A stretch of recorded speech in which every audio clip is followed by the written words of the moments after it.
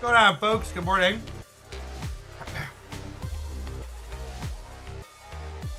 Happy, whoop.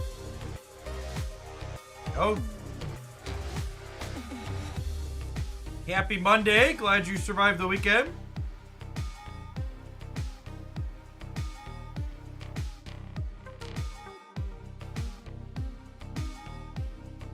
Yeah, the auto deck tool. All right, lights, glasses. The auto deck tool is obviously a good base, but it definitely falls short around the idea that sometimes it just does like sometimes it just does what I like to call the content creator special, where it takes a card and just shoves it into a stock best deck because there's legitimately no good decks with that card. And I think the auto tool as a whole would be better served if it, instead of putting a card in a deck where it doesn't belong, just like gave you a deck where the card makes sense but might not necessarily keep up 100% with the other top things. That would be my preference, at least, that I just like taking cards and putting them places where they shouldn't be.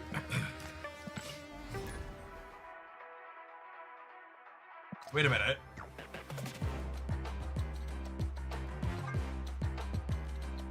Is this bugged? Should I restart here?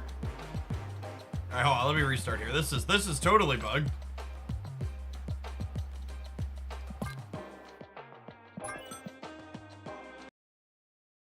Yeah, it shows infinite and cubes like we had before they added stat points. Oh, is it fixed when you play a game?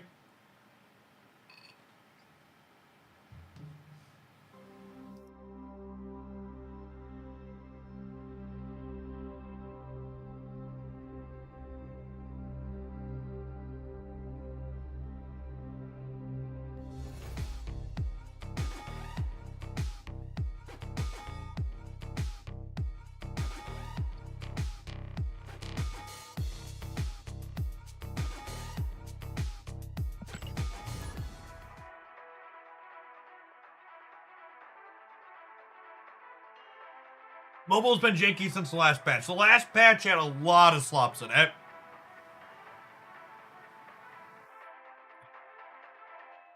Jeff, this deck's too big brain for me. I tried to play it over the weekend. I lost 80% of the games I played with it. Legitimately, decks like this that aren't playing tech cards are the hardest things to play in Marvel Snap. There's no get out of jail free with your Shang-Chi or your Enchantress.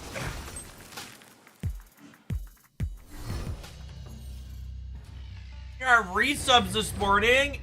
Arnagath, thank you for the entire year. Let's get you a sword to go with that shield. Velius, thank you for the 11 months. Unlucky Magician, thanks for being lucky enough to sub here for 5 months at least. Chat, what did I pork? I was looking at chat. What did we pork? Samurai. Okay.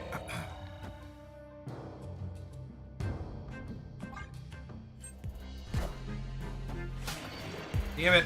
Oh, nope, we're good. There was a pause on the animation, so usually that means he's dying.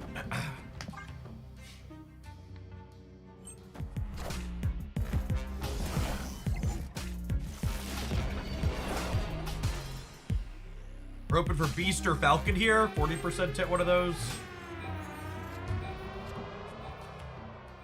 Forge.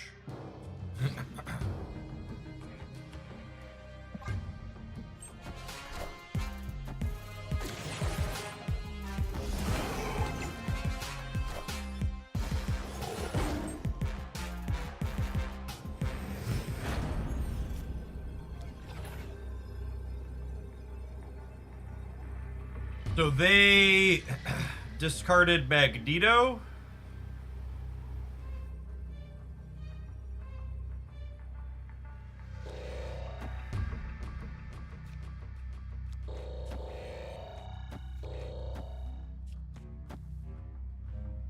We're losing the right, obviously. This plays out 1, 2, 3, 4, 5 cards, which leaves us at 13 here in the middle. We go -1. Oh, they discarded Black Cat as well. We win a lot of permutations of this, I think. Danger Room. Danger Room triggers involve some of the ones that we missed, though. Minions to me. We unfortunately lose that permutation.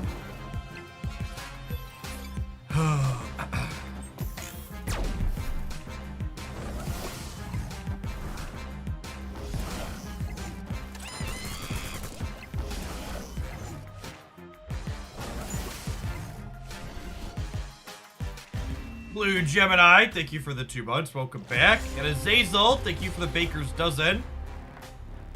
Raven wants to send in decks, by the way. I'm going to vibe and play the Black Swan bounce deck for a little bit, but I am going to take viewer submissions this morning. If you want to inflict your deck list of choice upon me, you can send it a $10 tip at the Stream Elements link with a deck list. Ideally, a link on somewhere like snapshot. Is it better to bring the wolf left? I can't both bring the wolf left and play Mysterio, the way Mysterio clones work.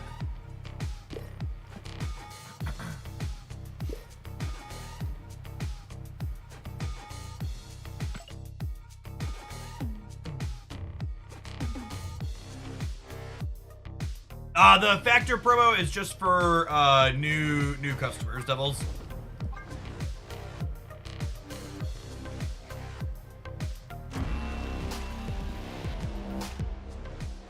If you're someone who's a returning customer and you do a Google search, there's some generic returning customer codes, but if you have active subscription, they don't give you extra discounts.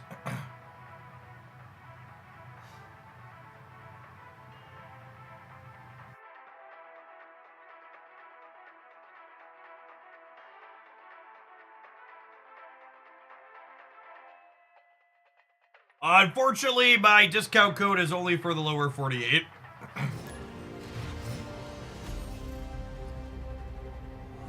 Have you tried combos with Dakin and Super Giant? What's the combo with Dakin and Super Giant? Can you explain?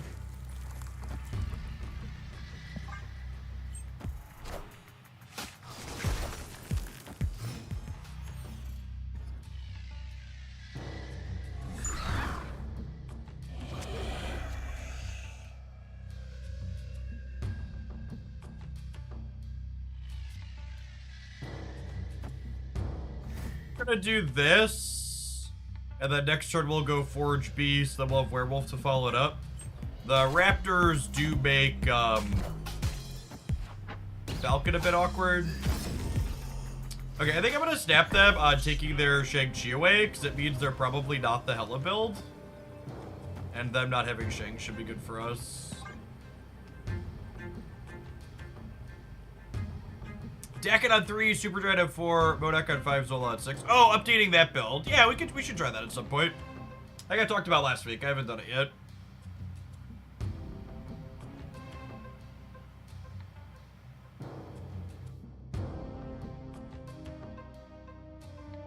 Victory.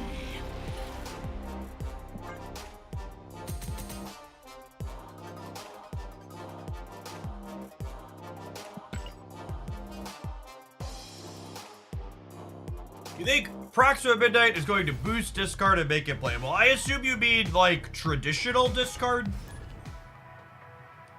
Like Dracula? You mean, like, Dracula Modok style discard? Because Hela discard's been one of the best decks in the format for a little while. To answer that question, I don't know. An extra 7 points off of Modok certainly can't hurt, though, right?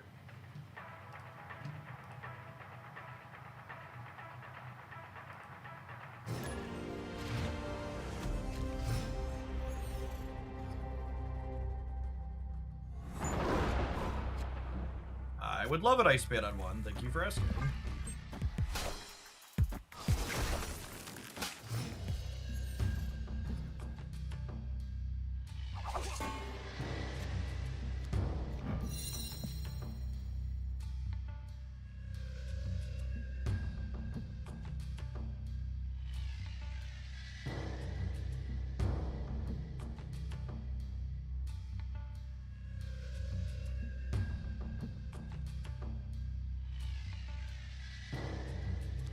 Part of me wants to just do this. I was watching a random video about parasocial relationships. I was like, hey, I know what that is. Thanks to you. Yep.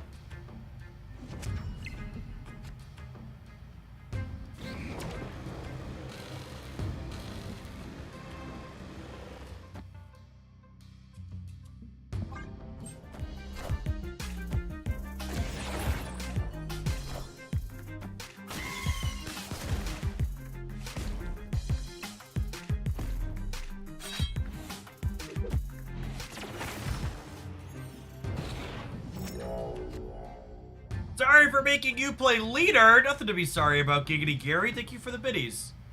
Appreciate everything you've done here. We'll get that loaded up after we're done with this ladder match. Thanks for kicking off our viewer submissions today.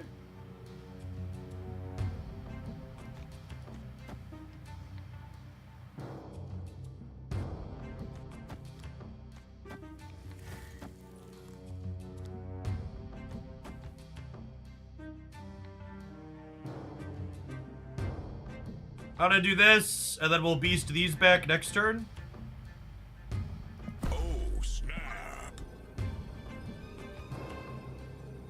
Griffin Flyer, thank you for the third of a year. Welcome back. What's going on, Yolm? Thanks for shipping a primer again this way.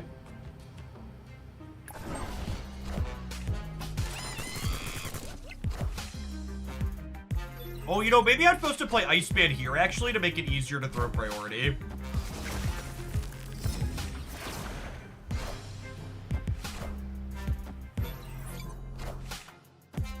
Killmonger, rip.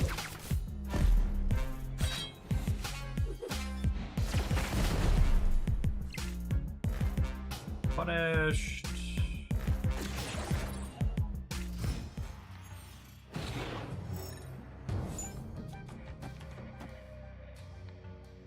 Getting a second beast actually kind of okay, huh?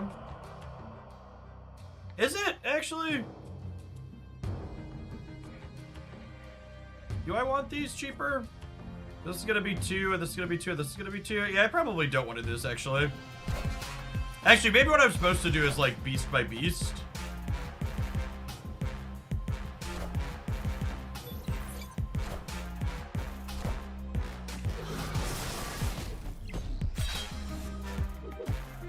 Yeah, I needed to fade Killmonger for one turn. We're dead here, unfortunately. I'll be interested to see what / if they hit and destroy this weekend. Also, LOL.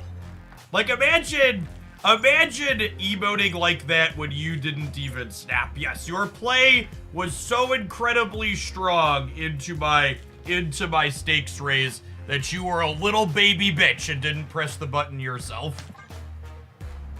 If I'm willing to press the button when I need to dodge a Killmonger for a thing, what does it say about you that you won't even push it when you have the thing you need?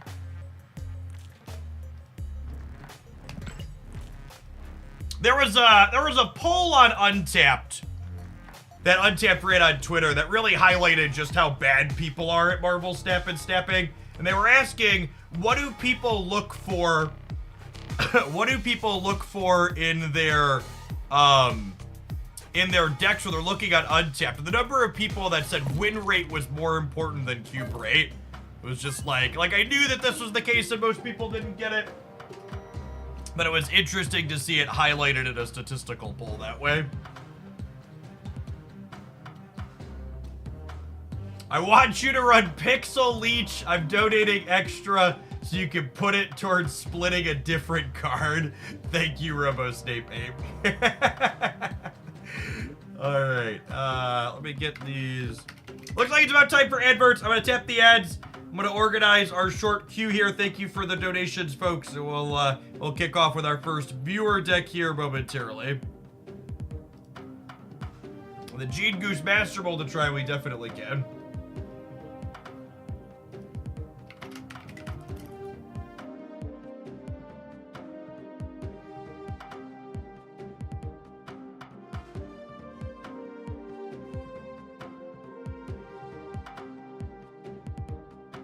Yes, Jester, I can definitely do yours last.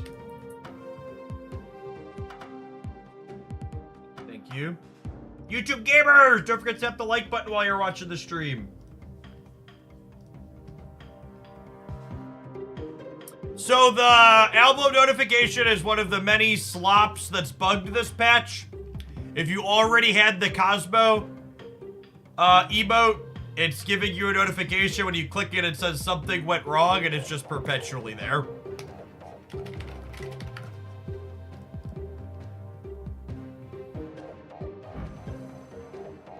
It's not a good scene.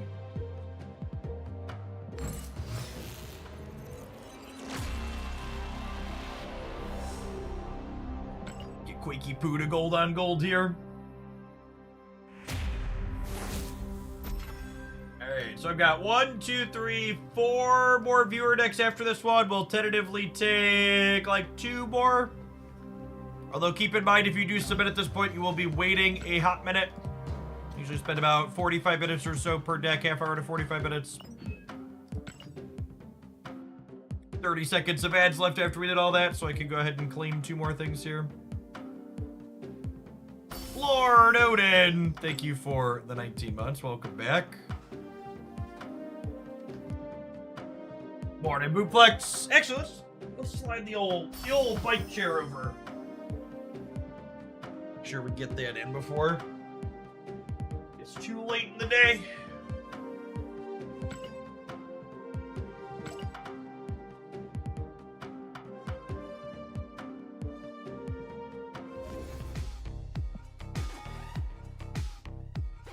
I'm reading about Genshin. It seems like there's a lot of stuff going on with that, but I will have you mentioned about it being a really good card game. Does that side that you play not have those issues?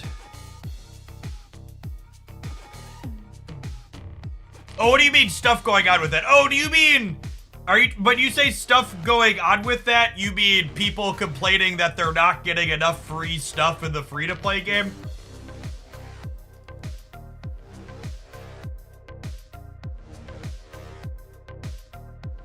Is that what you're talking about? Because that is typical of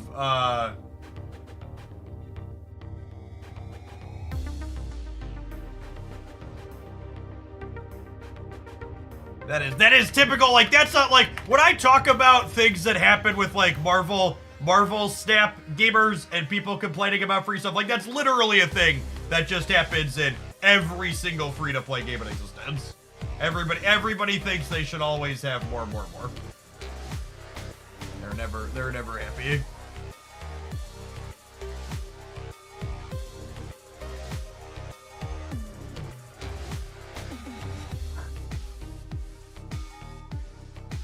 Do you get the same amount of money through bits, or does Twitch take a cut? So the way bits work, you pay Twitch's cut up front. So like it costs you more than $10 to buy 1,000 bits. But when you cheer the 1,000 bits, I get the full $10. So when you cheer bits, a streamer gets 1 penny per bit cheered. Or whatever is most convenient for you. You've been about 6 months into your bike chair experience. You notice any weight or quality of life improvements since starting. So again, this is a really important thing to hammer home about exercise and exercise equipment. Your exercise equipment does not change your lifestyle.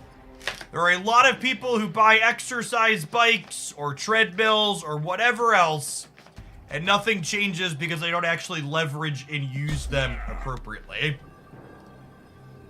So I've always been someone who's done a fairly reasonable amount of cardio. The bike chair simply allows me to take that cardio and do it while I am working. It is a time-saving device for me. It is not my lifestyle has fundamentally changed. Also, the best thing to keep in mind if you're someone that's interested in losing weight is that while exercise is a good part of keeping you healthy and can burn some excess calories, if your goal is losing weight, what you eat is the most important factor of that. I've got room for like 2 more deck submissions tentatively today.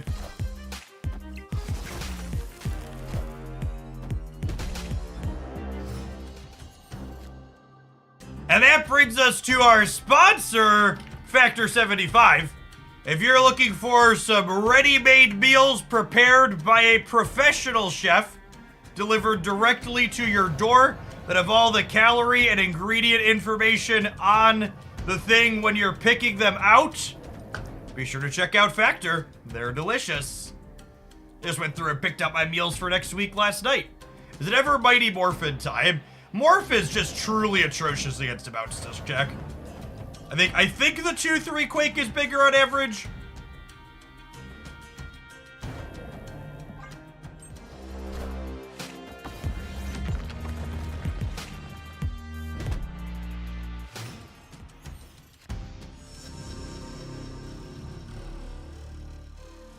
Oh, you know, I should have Quaked here, so that way we could have priority for Warhead this turn. Oh, yeah, I could have shrunk the Iceman too. Yeah, that's a good call. I'm gonna take a mulligan on this one. This matchup seems bad. We had some slops while we were talking. Escaped. Anyone that tells you to do anything other than eat less is trying to sell you something. Yep. The bike chair is great, though. 10 out of 10 if you're someone that's looking in to get more cardio and wants the convenience of doing it at your desk. I enjoy the bike chair.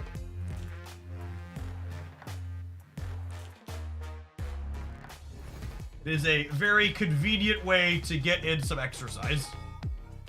I just like to be very clear, because that's a question that happens a lot is, Jeff, how much weight has the bike chair helped you lose? I did not get the bike chair with the goal of making it lose weight, because I understand how that works. You can be fat and have good cardio. Yeah, and I talk about that a lot, right? Like my goals in exercising. My goals in exercising aren't strictly necessary to lose weight. I'd be eating different if that was my goal. My goal in exercising regularly is so I could run 2 flights of stairs to see what the children are screaming about, and then go back to my business without feeling like I'm about to die. That's why I exercise, chat.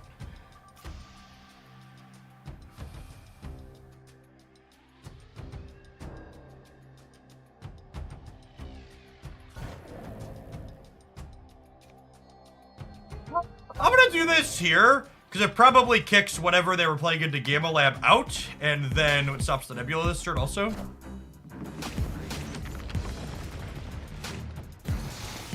It's funny. Speaking of weight loss and what you eat being the most important part, something that basically always happens when I have a meal sponsor is people comment on the portion sizes, like the portion sizes aren't big enough. It's like, well, I have bad news for you that the portion size is appropriate for this. You just normally eat an incredibly inappropriate amount.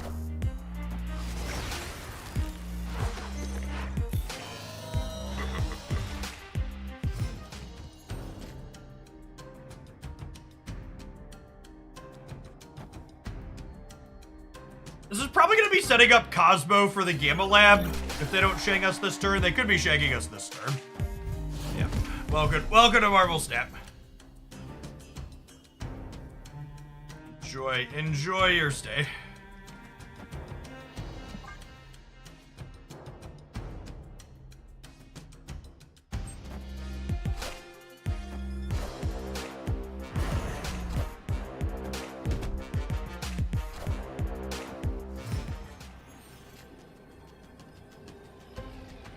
Oh, we're gonna lose to a Heimdall, chat.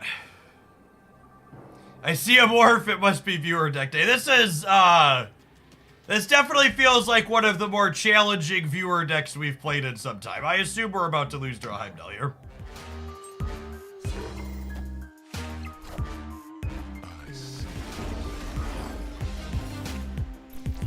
Oh, you know, I wasn't expecting them to move the Vulture. I guess that makes sense, though. I was expecting them to play the, what's it called, the middle. Maybe Morph hit something big here? Nope, never.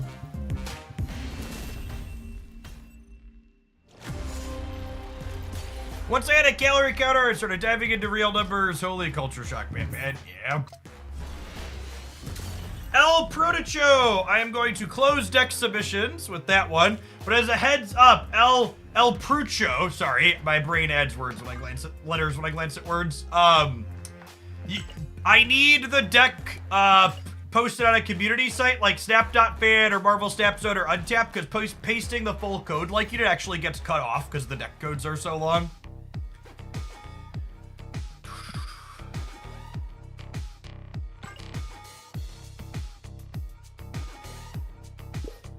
So speaking of dieting and weight loss, I did actually about a week ago start attempting to manage my portions and stop snacking outside of meals.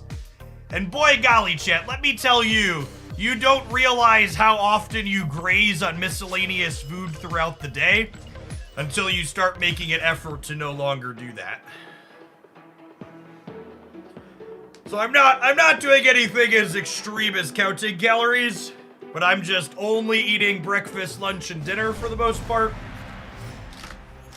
And then only eating half of my restaurant portion sizes.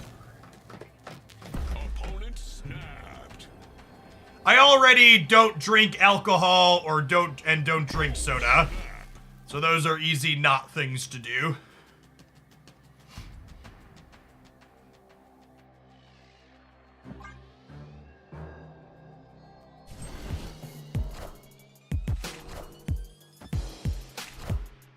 Doom rules all.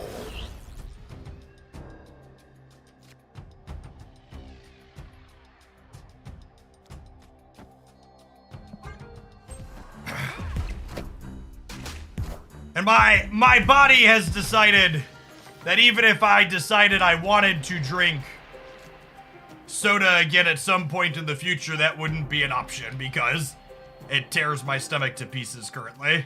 If I drink dark colored soda.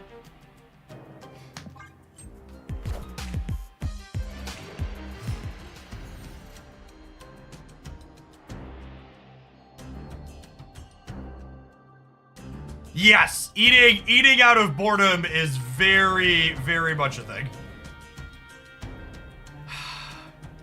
I kind of want to let my friend slide into here, huh? I think I'm just doing this. You're a vegetarian, right, Jeff? How do you find the meal so much? I think they're pretty reasonable. Pretty much all of the meal services offer a good range of vegetarian stuff. Like, I would say Factor is probably the least variety of vegetarian stuff I have, and even they have 4 to 5 different meals per week on average, it looks like, when I was going through them. I picked out some meals from them last night and had a pretty good range of stuff to pick.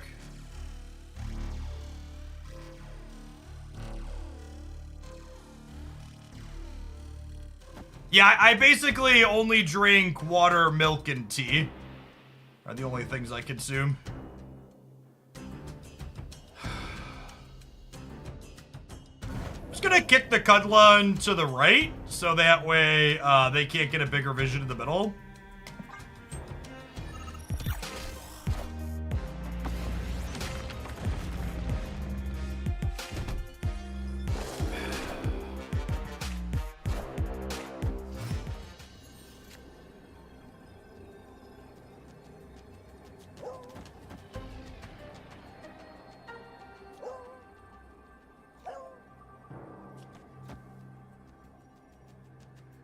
I feel like I need to put some amount of power here just to keep them honest.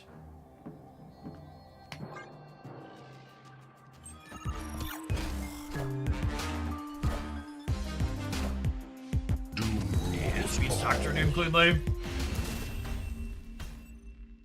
Victory.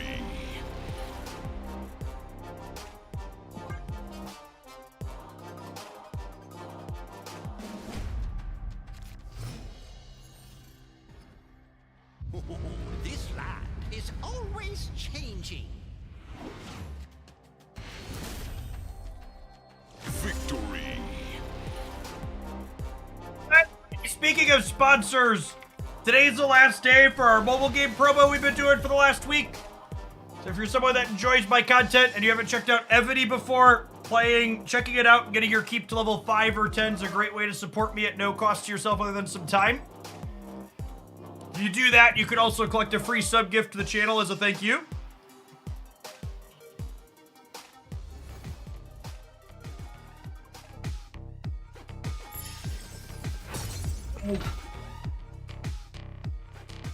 And we're into silver with crossbones and leaders, gamers. You've bested the lockdown.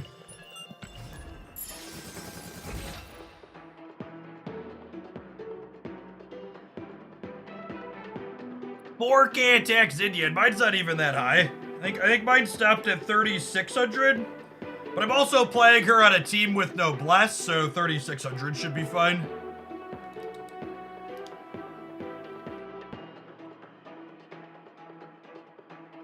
Any thoughts on Star Trek Fleet Command? No, that's not what I've played outside of sponsored things much. It's a fine city builder, but I'm not really a huge fan of space IPs typically. Oh, snap.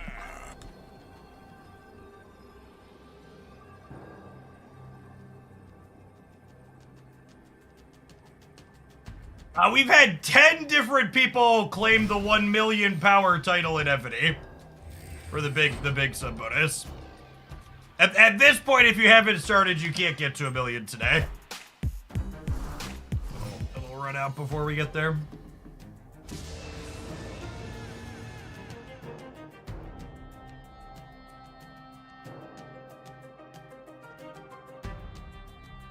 Well, I have the signature weapon on mine, Poro King. She's tooled up.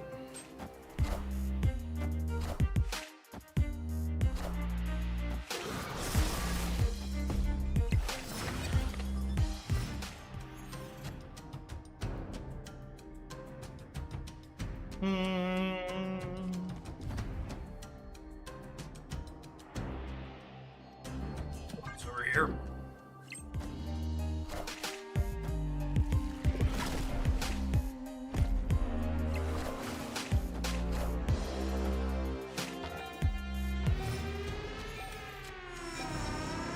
Show me your secrets.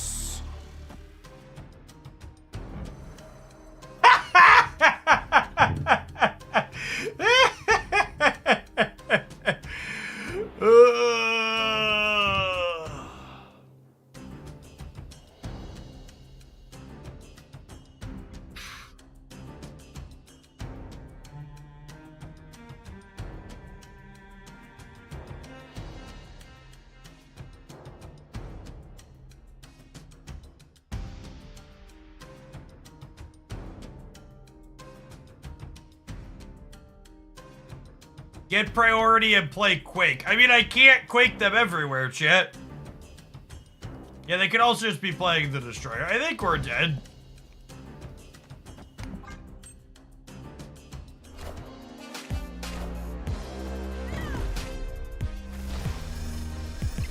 Believe it or not.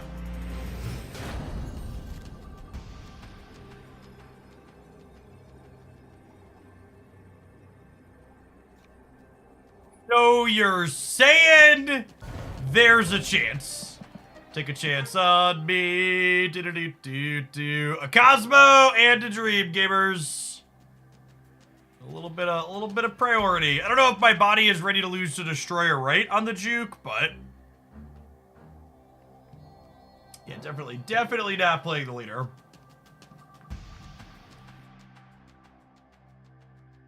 New Marvel Snap patch means new Marvel Snap data mines as...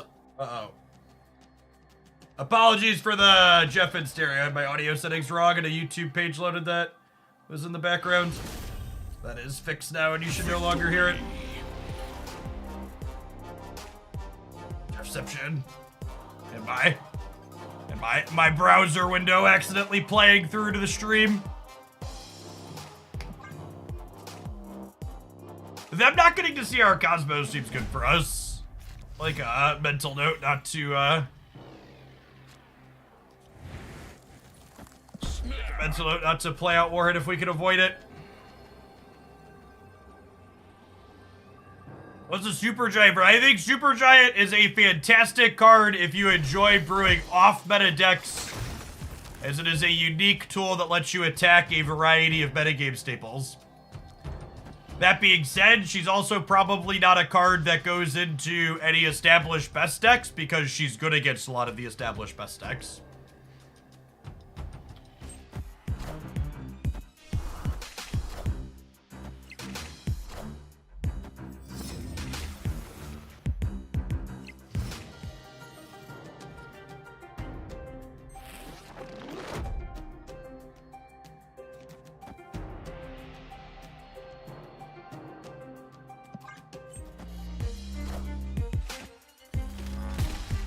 Okay, if we don't get diffed on this expansion, Quake should look pretty solid next turn.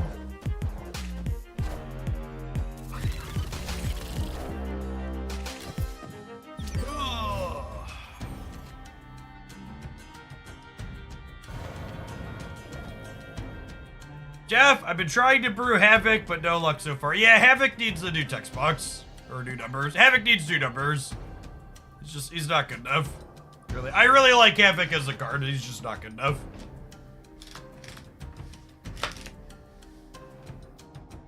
So, there are a number of lockdown decks that have good stats that are playing Supergiant. However, I would be surprised if they have good stats because they're playing Supergiant and not they have good stats because lockdown is good.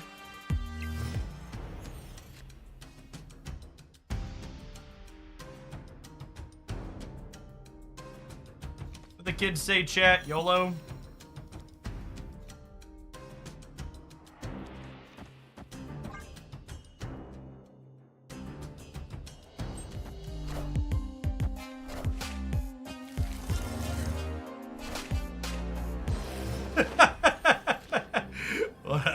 What a Marvel Snap card, chat. What a Marvel Snap card. Morph is one of those Twitch chat favorite style of cards. It's just like so atrocious, but people love to see it. It's just so bad. Victory.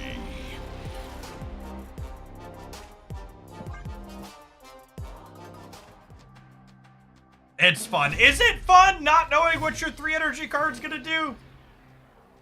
You people have very different ideas of fun than I do.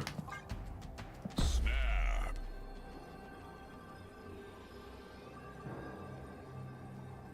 Opponent snapped.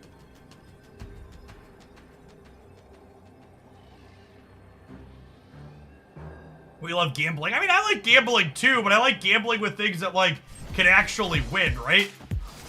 If I'm gonna gamble, why don't I gamble with something like Hella or Lockjaw that's, like, actually good? It is an S tier Doom Split. You're not wrong.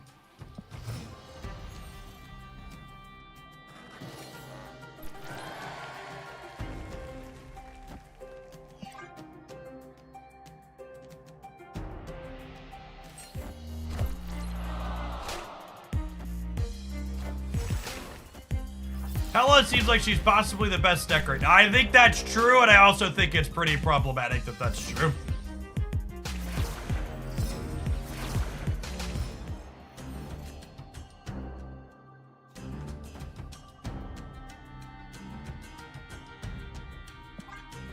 I think it's not particularly good.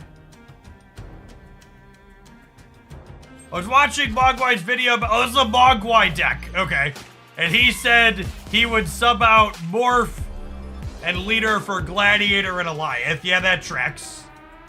It definitely tracks that the card choices in here are card availability issues.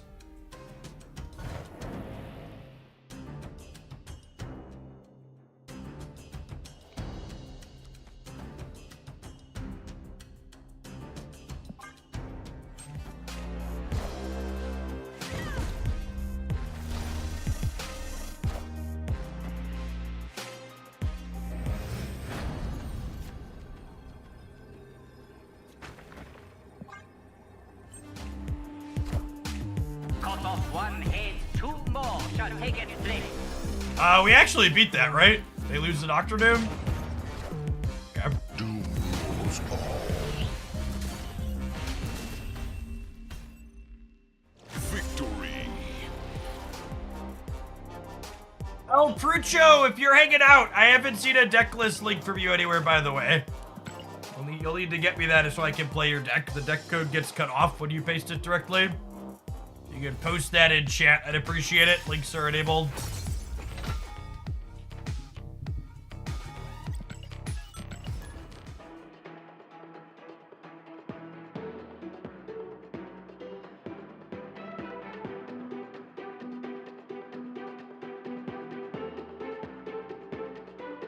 I mean, I'm glad Mogwai's back to Snap, but I just think it's funny to frame it as he's making content around not being collection complete, as if he has some other option. Oh, snap. I'm pretty sure when you're not collection complete, the only option is to make not collection complete content.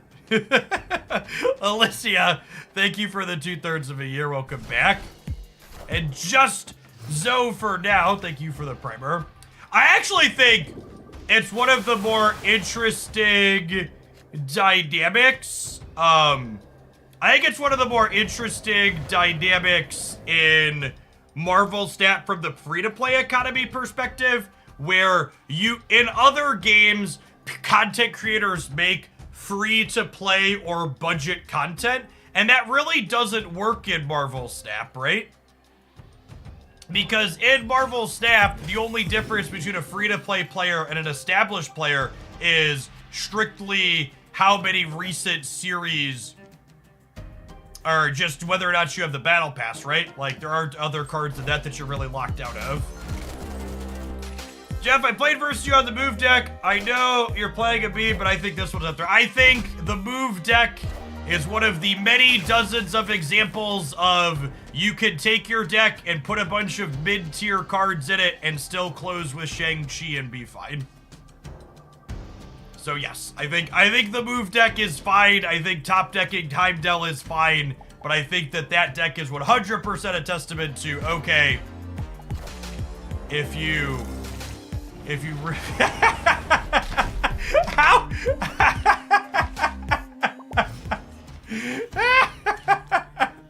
This is just too fucking perfect that Twitch chat gave me a morph deck and we've queued into back-to-back destroyer decks in a row. Like, it's actually like, you actually just can't script this television better. Doom rules all. See, morph is fun. It's something. It's fine. We're gonna win anyways because we're on a heater.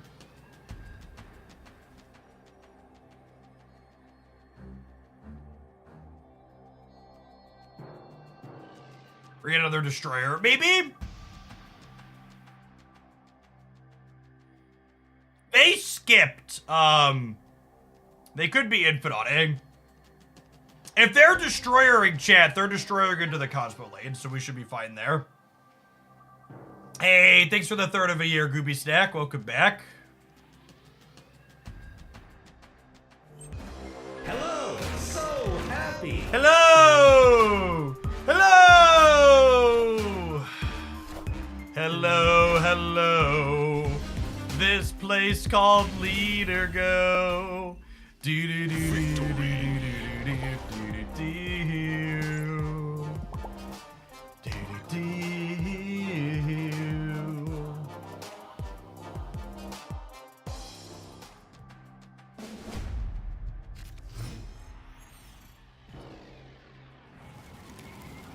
Breaking news.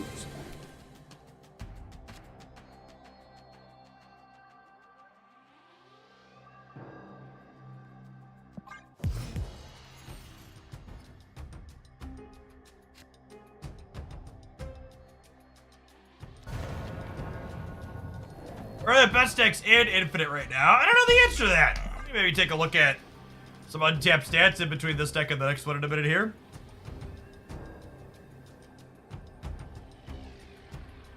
Scissor, thank you for the 56 months. Welcome back. Yeah, the opponent's deck's been running around a lot. It's one of the start of the season content creator scam decks, for lack of a better term, where like content creator makes it to infinite playing bad deck so people think it can be playable when it's not. It's like when I posted I got to infinite last season with Human Torch Kyeria Bounce. Like, that was true and it was honest, but did that deck fucking suck? Sure did. Sure did suck.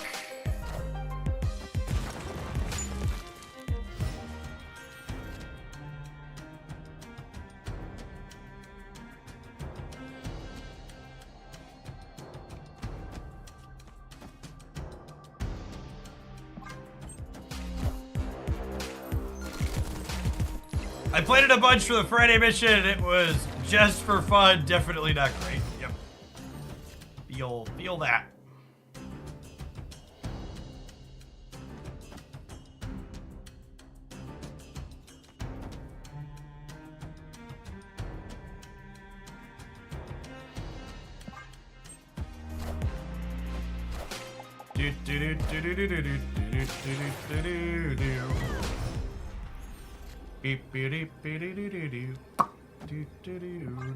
Oh, I tempo Maximus the Black Swan deck. What could possibly go wrong, chat?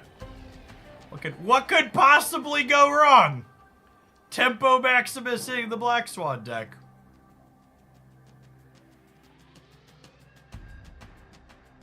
Our deck is an atrocious Maximus deck. I need to remember to leave space under our Cosmo. Maximus and decks playing 6 drops, a fool's errand. We also gave them a Cosmo for their destroyer, like. Alright, we're letting them have their fun with their emotes for a little bit. But you want to thumbs up me while I'm staying inside of games in Silver. You can go right to the Shadow Realm. Be gone, interloper.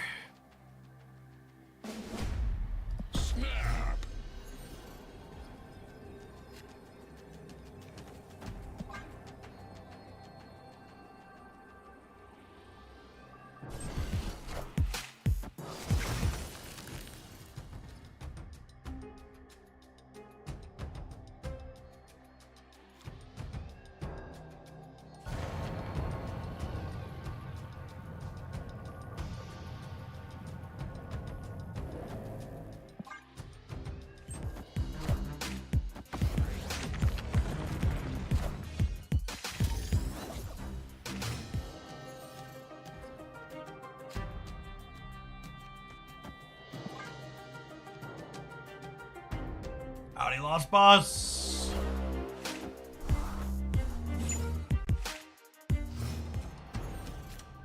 Your verdict on Black Swan. Black Swan is a niche card that's probably optimal inside of Bounce and likely optimal nowhere else currently.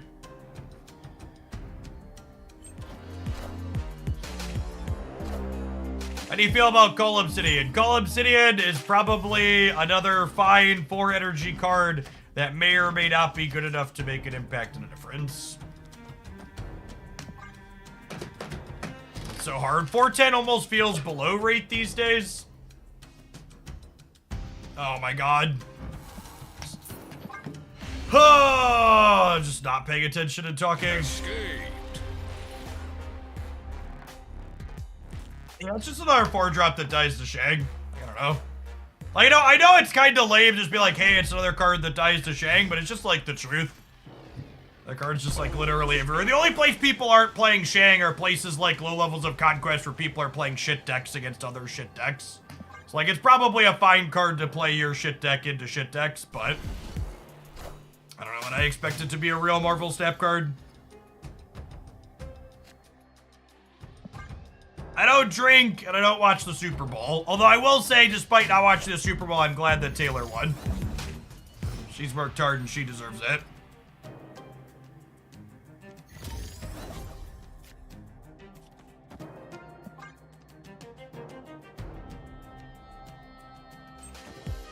Did my Black Swan missions today with Thanos doing it seems okay. I think saying a card is good in Thanos is basically always a cop-out because the Thanos deck doesn't really care about any single individual card in it because of your decreased likelihood of seeing that individual card.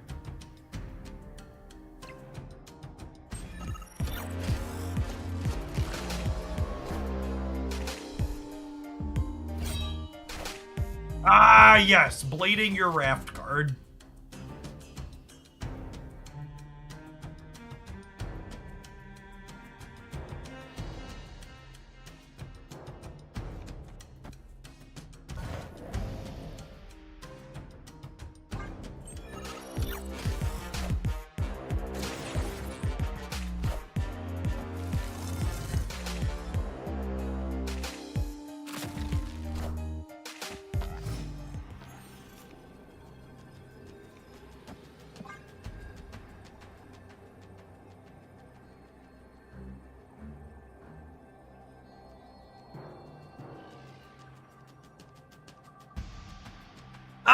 I'm gonna fucking reference this tweet for the first time on stream, and I'm sure I'm gonna reference it a fucking lot because it's an election year.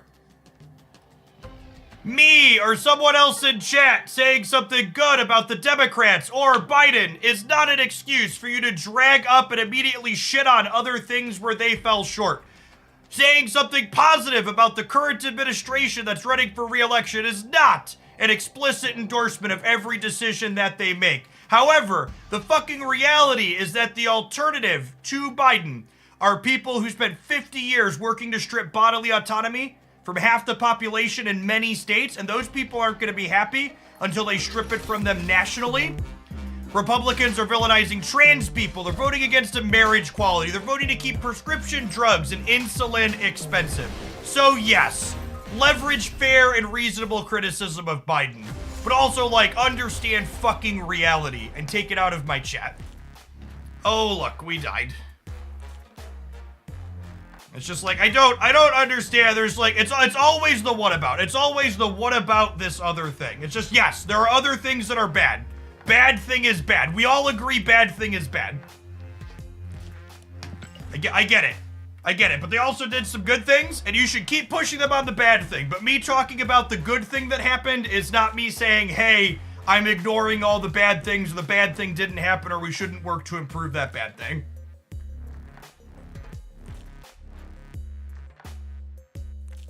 Something can be bad and good. No, some things are good and some things are bad, and life is varying shades of gray. And the reality is, when push comes to shove, Republicans are passing legislation and voting for a bunch of really abhorrent and terrible shit. Is Biden also doing some abhorrent and terrible shit? Yeah, probably. There's also a ton of other stuff that he's doing that's actively good. So keep pressuring him on the bad shit. And accept that we're getting some good out of it while it's coming. It's gonna be a hell of a year, chat.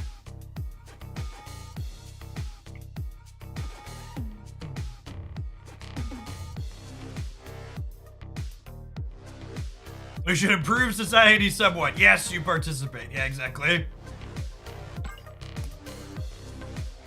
Hard to pressure a guy who barely knows where he is, and you, motherfucker, can get out of my chat. I don't know how you could listen to what I just said there and think that coming into my chat and posting a right-wing bullshit talking point like that is a thing. Chat, I am 33 years old. I am very good. Very good. My brain is very reasonable. I sit here and talk in front of people 8 hours a day, and I misspeak or say the wrong card name or say the opposite of what I intended, that in the context you can derive what I meant despite me misspeaking several times per day. But it doesn't mean that I don't know where I am or that my brain is mush or any of this other stuff. That's just how public fucking speaking works.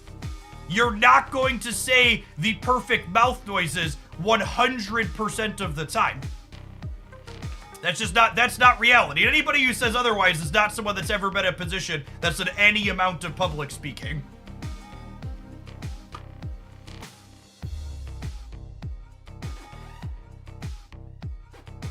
Yes, Biden is old as fuck. Trump, also old as fuck. It's just, yeah, yes, they are both old as fuck.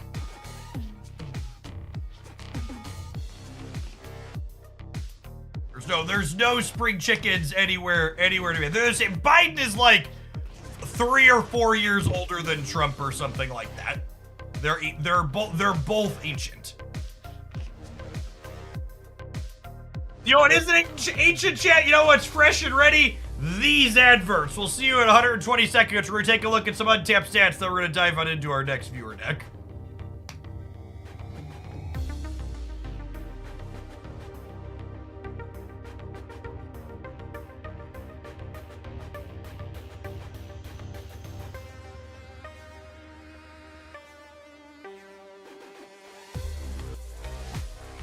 Our submissions note. I am tentatively full on deck submissions for the day, yes.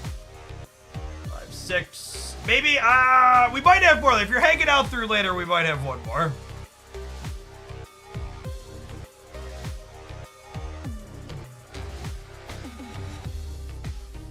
Can we talk about the card game now? Shut up and dribble is never an appropriate commentary to have in my stream. And it's always funny to me how 9 times out of 10, the person that's saying shut up and dribble is some entitled twat who doesn't even support my content directly. So if the content that you are consuming for free isn't to your standards, rather than telling me I should make content that appeases you, you should go watch somebody else. Thank you, Scissor, for escorting them out of the room. Thanks for the 51 months, Mr. Wilson. Welcome back. Matsabala, thank you for the 2 years. Appreciate it. Chat, I know it's gonna lose me some viewers, that it's gonna lose me some subscribers, but politics are important to me. They impact my friends, they impact my family. I have a daughter who I would like to have bodily autonomy when she grows up. I have 2 sons who are in grade school, who do fucking drills in case someone walks into their school with a semi-automatic rifle and starts shooting. That's fucked up. That shouldn't be reality. So we are periodically going to talk about it. And if that bothers you, you should go somewhere else. It's just like that's, I would love to not have to talk about it, but not talking about it is how we got to the fucking place where we are today, because it's taboo. Never forget that silence is compliance and not talking is an appeal to help the status quo. Neutrality isn't a real position. It's a vote in favor of what exists. Thank you for the gifted subs, Pannon. Nephilim, thank you for the quarter of a year. Jerkman coming in hot for the 15 months. Alright, what are we looking at? We're looking at the meta. We're gonna take a look at post-infinite stats. Beta Ray Billy! This has gotta be the Zombie Darkhawk build, right? Yeah. Oscar Delta, thank you for the 5 months. Welcome back.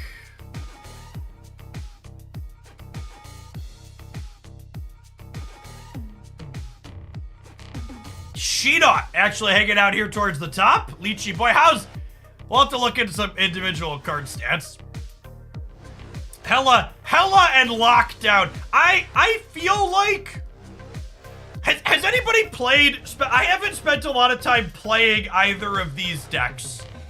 Can anybody in chat who spent time playing either of these decks tell me, how does this matchup go? How does like, is Lockdown favored into Hella or vice versa? Like, I know they're both good decks. Does my gut says Hella should be ahead here. Lockdown usually is the, okay. So like I would assume you could like hat game or shell game the Alliath into Hella sometimes. Hella's favorite, I've been playing a lot of Lockdown. Okay. That makes sense. That was my intuition, but I'd prefer to defer to people who have more experience. Gray Connect with the 2024 donation. Thank you for that. Giggity Gary with the absurd fucking biddies. Thank you for everything you've done here. I appreciate the support.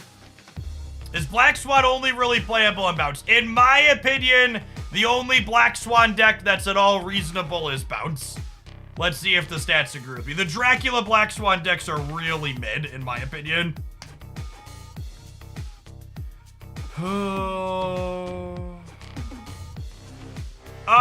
Maybe we should play. We'll make a point to play this one tomorrow, probably, when we're off of viewer decks. But this build looks okay. I think the Spectrum Thanos is kind of okay, and Black Swan's probably fine in there. Like I said, I think it's a little bit of a cop-out to say a card's fine inside of Thanos just because you're not going to see it most of the time, and the rest of this deck is good. But this is probably fine. King Cow, thank you for the 15 months. Welcome back. How bad's the Dracula build? Pretty fucking bad, chat's the answer. Okay, these stats match my anecdotal opinion on this archetype. So we're playing against this deck earlier, and I called this one of the content creator scams for the season, which is, and everybody does it, myself included, we post whatever deck we got to infinite with, because you can climb to infinite with literal anything, and a lot of the time those decks aren't very good. There are a couple of content creators that posted, hey, we got to infinite with this, and they definitely did, but the deck is also definitely bad.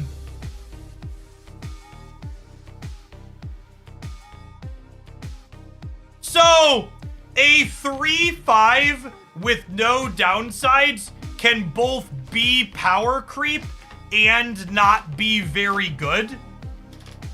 Is something that's worth noting. I honestly, I've talked about this a little bit, and this is one of those problems why balance is so hard, and I don't know the answers. But part of the reason why we assuredly have a Shang-Chi problem in Marvel Snap right now is because the numbers in Marvel Snap have been power crept. 3/5 with all upside would have once been a premium card in the game, and it's not anymore because the numbers on the cards have just gotten bigger. Thanks, Strogan. Appreciate you hanging out. And I don't like it's that, and that isn't like, that's like a systematic problem with the balance, right? It's not something where they can just like tweak a couple of cards and suddenly it's fixed. And I don't know what it is. So, there was a Team Answers thing that Glenn Jones commented on about White Queen not being playable is one of their kind of canaries in the coal mine, about how, this card has been power crept because a 4/6 isn't good enough. And in his post, he commented that he also didn't think a 4/7 White Queen was playable either, and that was perhaps a problem.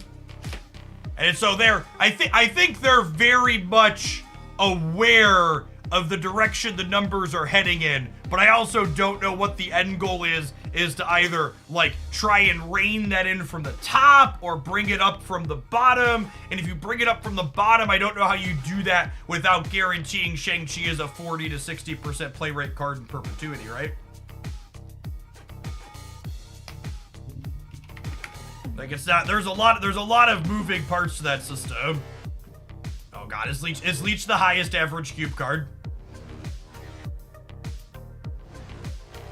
For any somewhat reasonable play size? So the things that are above Leech have very, very small play rates. Black Knight's above it, that's a pretty solid play rate.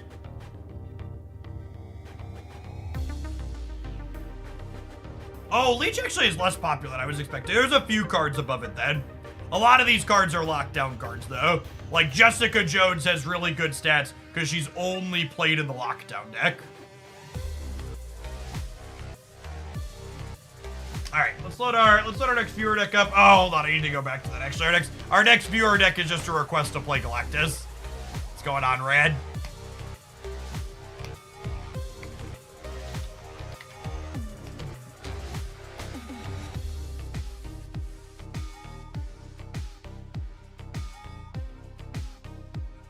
Hell is this? That's a new one.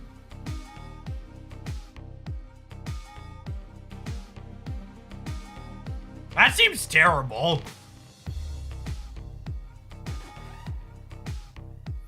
I I think I could be persuaded to play this one. I don't want to play the junk build because it's relatively stock. This looks fine. Let's try this. They have to fix Zabu. Yeah, I wouldn't be surprised if Zabu's a part of the power creep mess for sure. Ah, yes, Jubilee into Galactus. Yeah, exactly. Classic Jubilee into Galactus gameplay. Galactus is relatively good, so I'm just gonna go ahead and fire off a gold ticket with this one. I gotta start burning through those at some point.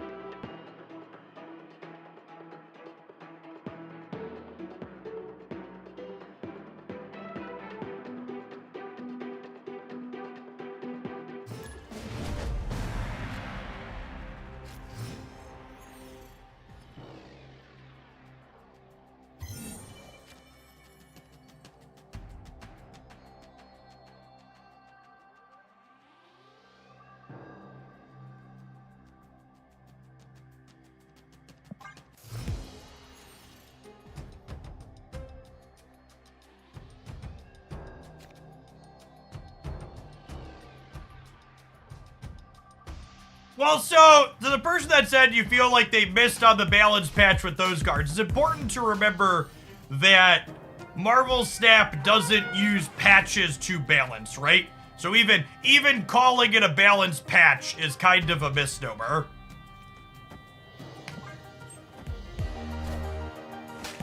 I am Iron Man.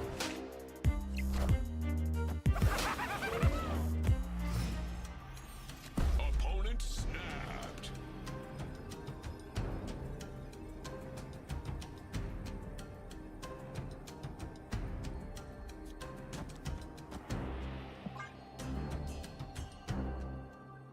I'm probably supposed to play these over here.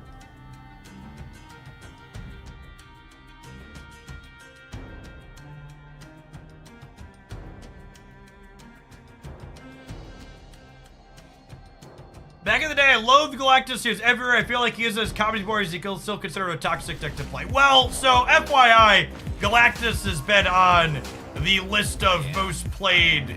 He's been the second most played deck for a little while now. Oh, they're just snapping a Grandmaster here, sure. My last two deck update videos had Galactus listed as one of the most played decks.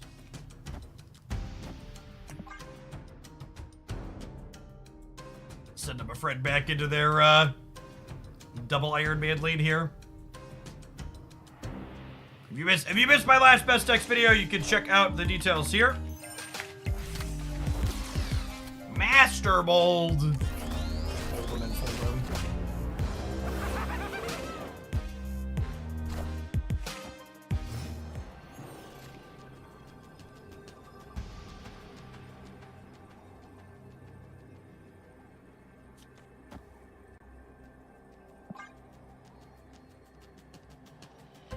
Twice! Thank you for the 13 months. I appreciate that. Welcome back. I think they probably play middle and ignore right here, especially if they have a Ronin for the Onslaught Citadel. Negative X! Going on, Young Baba Mata. Thank you for that. Ghosted.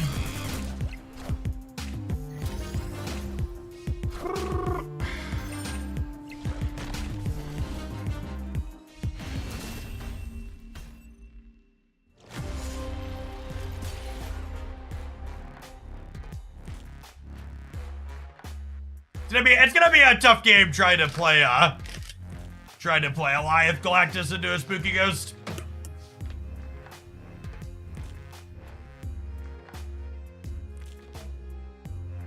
These decks are all coin flips for the most part. Abe Sapien, thank you for the half a year. Welcome back.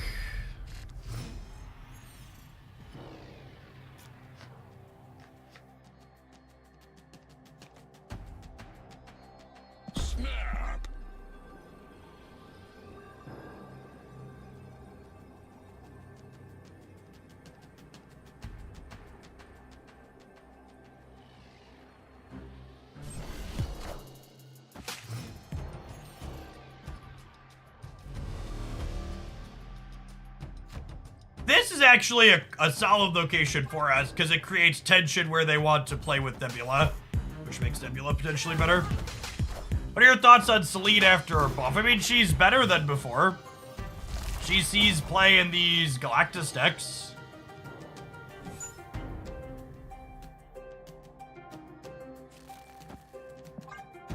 It's fine.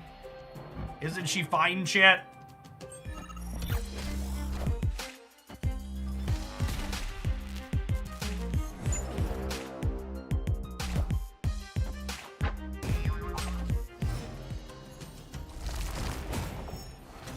Yeah, so something to think about here is I want to prioritize goblining center so they can't grandmaster the goblins back.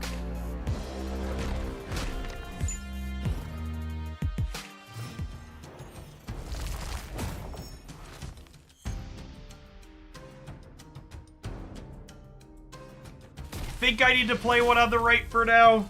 Victory.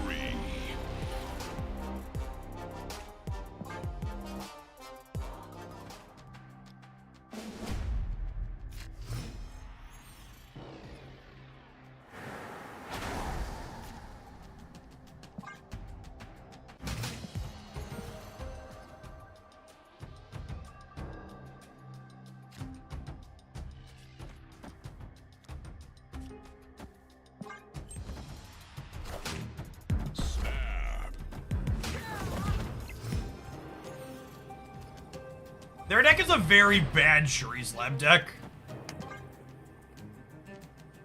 All their big things are ongoing.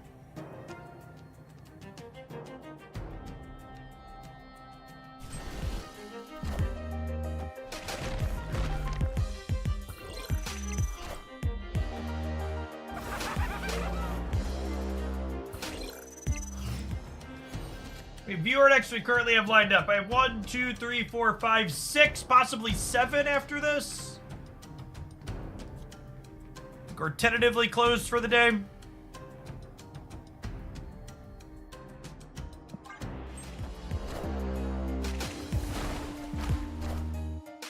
I am Iron Man. Oh, I should have played the Rock for death. Yeah, that's a good call. Death could have been one cheaper here. It probably doesn't matter. We're probably just a lie thing.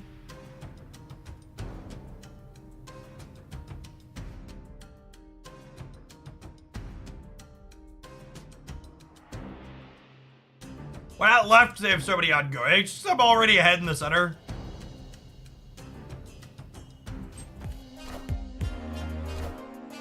Kneel before Galactus. Oh, having the Rock in my hand is bad against Ronin as well, right? Victory. That's another reason to have played it out on 4. Past just the death.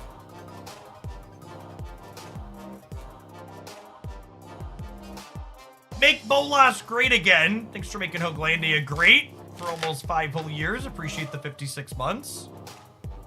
Morning, good morning. That was a high APM retreat.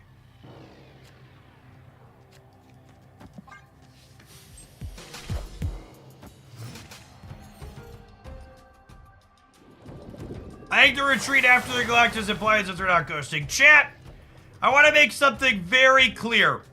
Whenever I or any other content creator suggests or says directly that our opponent was ghosting, 99% of the time we are wrong and we are just being a salty little bitch because we lost a coin flip.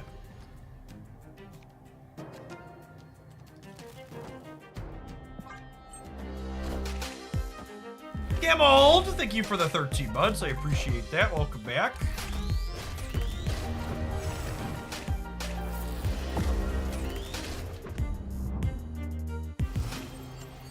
He's out of line, but he's right. Accurate. What's going on, Jim? Hope life's treating you well.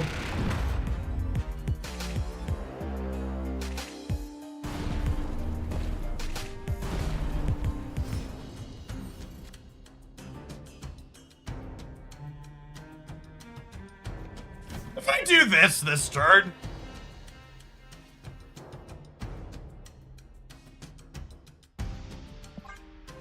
Come into it. It could be too cute. It could be right to just like Goliath into Orca, but I've seen worse plays. Accurate. They could get us here. This play loses to Ronin into armor.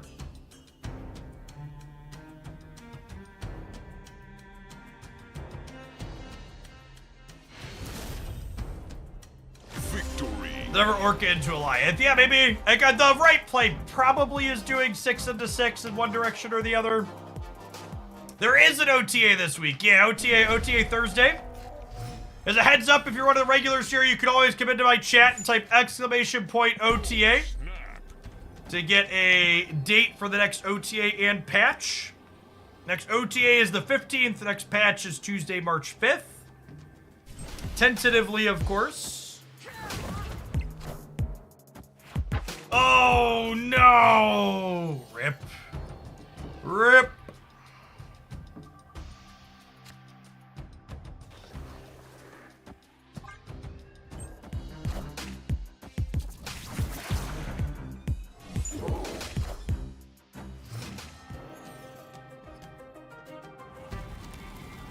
Parker! Parker.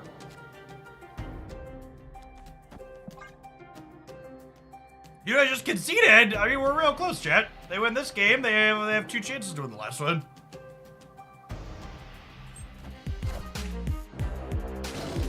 This gives us a 6 drop here at least. Mjolnir. When's J. Jonah Jameson getting his own card? Asking the real questions. Minions to me. It's clobbering time. RNG. RNG. RNG.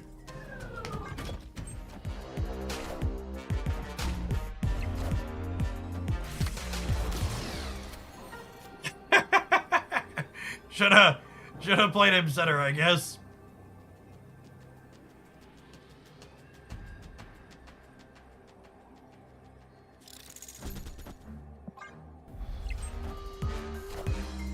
Rip.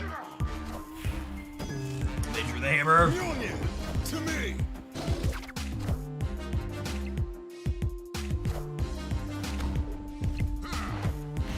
Oh, Mr. Baku, you tried. If I would have played Ironland middle, we would have been +5 here, which would have tied, and then I could have, like, blobbed on the last turn or death, and then maybe we win the breaker. But they also probably play different if Ironland's there, so they know. They know where our stats are. All right, we gotta win. We gotta win 2 in a row, gamers.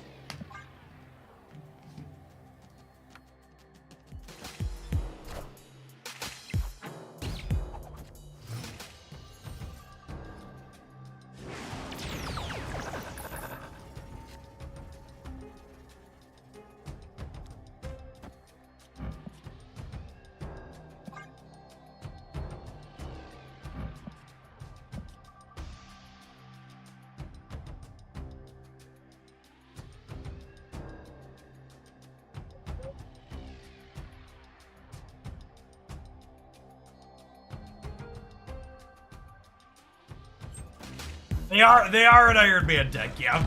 Truth, that's scary.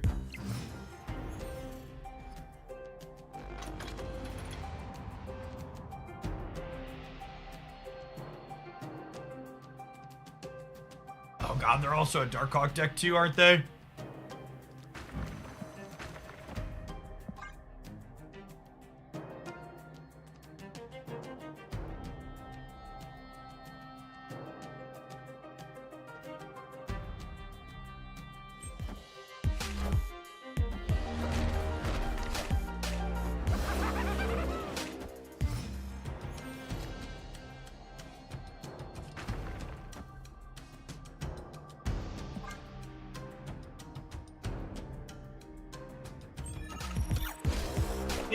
Fingers crossed they're not thinking about fingers crossed they're not thinking about Galactus this turn.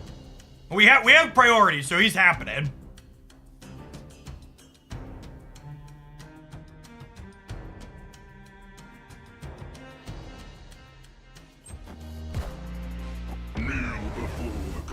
Okay. Let's go. Let's go. Kneel before Papa. Papa, can you hear me? Papa, can you break the board now?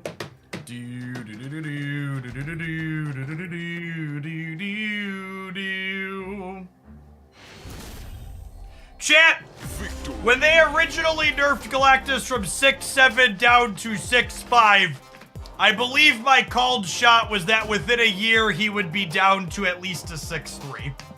So we haven't quite hit that timeline yet, but Galactus is legitimately very good. This build had reasonable stats. The build with Sentry and Annihilus has been one of the most popular builds that also has had good stats for a little while.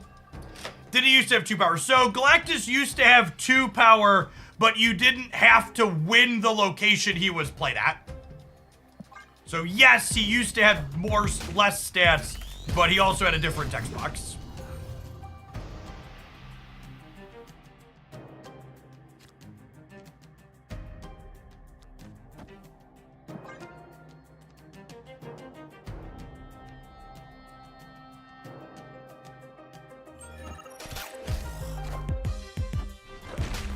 This gives us priority going into this turn, right?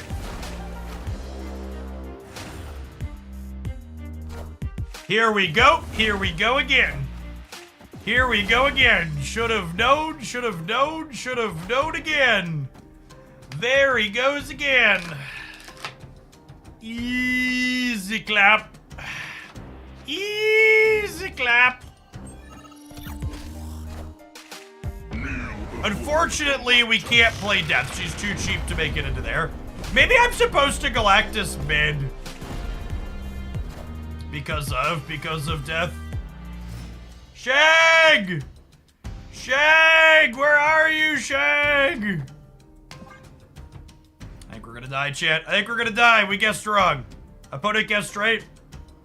That's right. I don't know. I feel like if you're someone that's trying to play reasonable games of Marvel Snap, this is such a miserable deck to play. Just because, like, there's, like, no player agency in the games you play with this deck. Very little. It mostly just comes down to how did your flips go. I mean, they have armor in their decks. There's a chance that Shang wasn't good enough regardless, but yeah, obviously drawing Shang here would have been better.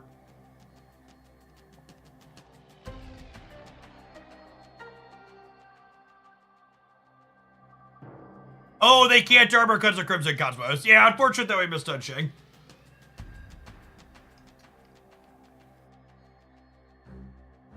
Good job. That's actually a reason to Galactus Crimson Cosmos as opposed to the center, knowing that they can't armor there. So I'm happy with my choices then. We just needed to draw Shang. Shang Chizosen.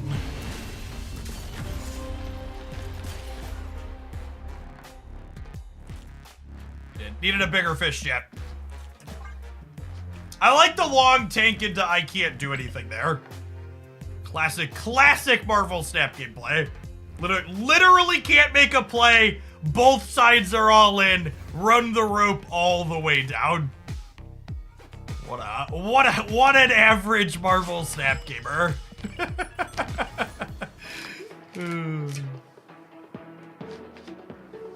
It's actually bad for the game to have a card like Galactus endgame as a game design perspective. I don't know.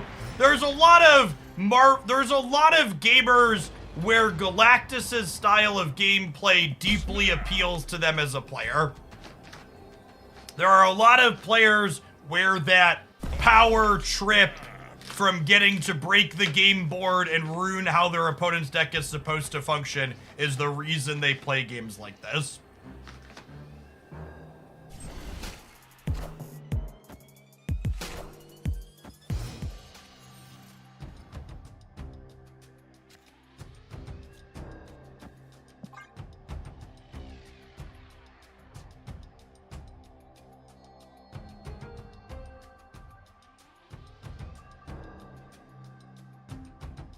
I think Galactus is mostly fine with this current design. I think he probably will end up having a little bit less points of power at some point, but I don't know that I view his current design as problematic.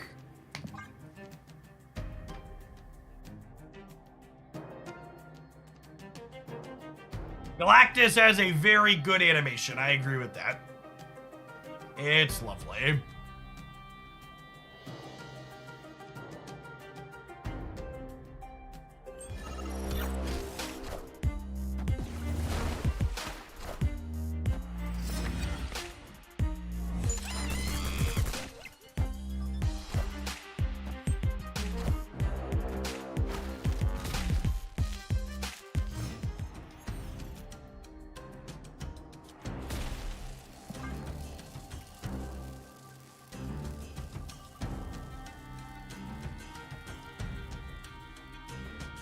With Sakar on the right side here, we can just play Galactus and then, you know, get 2 shots basically.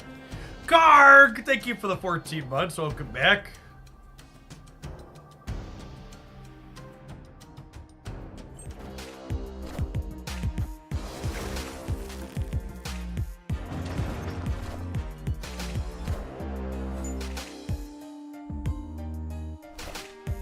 Kneel before Galactus.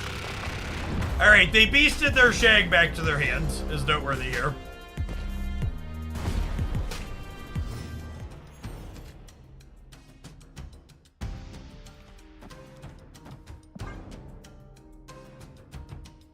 We'll actually be able to play our 7 energy Orca because of Electro, which is nice.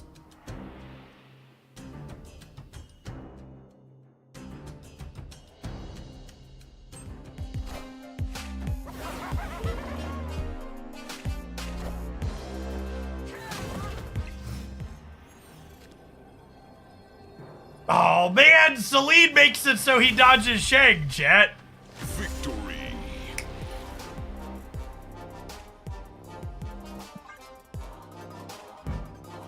The gal.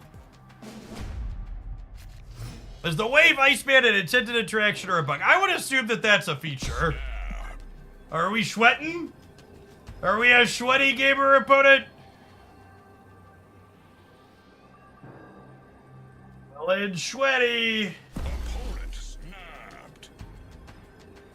Knees weak, arms heavy. All right, we gotta pedal extra while they sweat in the proving ground shit. I'm not capable of sweating in the proving ground, so in honor of them, I have to sweat in real life.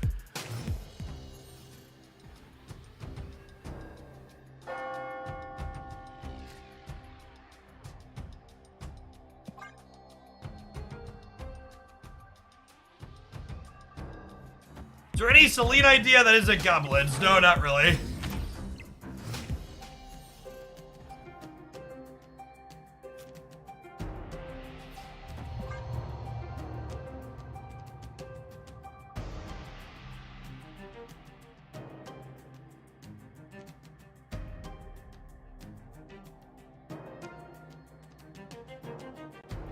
No think, chat, only jam.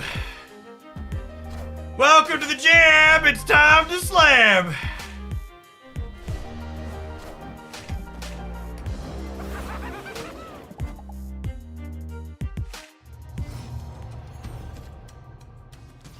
We'll emote sweaty gamers, chat.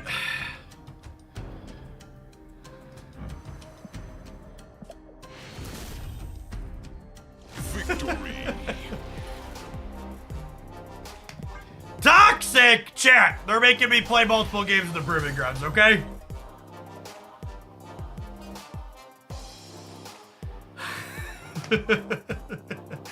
Alright. Galactus change. We're gonna go out on top with a peak amount of toxicity. It's like it's time to run an advert. Chat, while these adverts run, I'm gonna run 2 flights of stairs and grab a pair of socks. Because my toes are cold and I forgot to grab some before I started shooting this race. Let's see if I can do 2 flights of stairs in 120 seconds and back. We'll see you in a couple of minutes. BRB. Ads are toxic. Have some toxicity.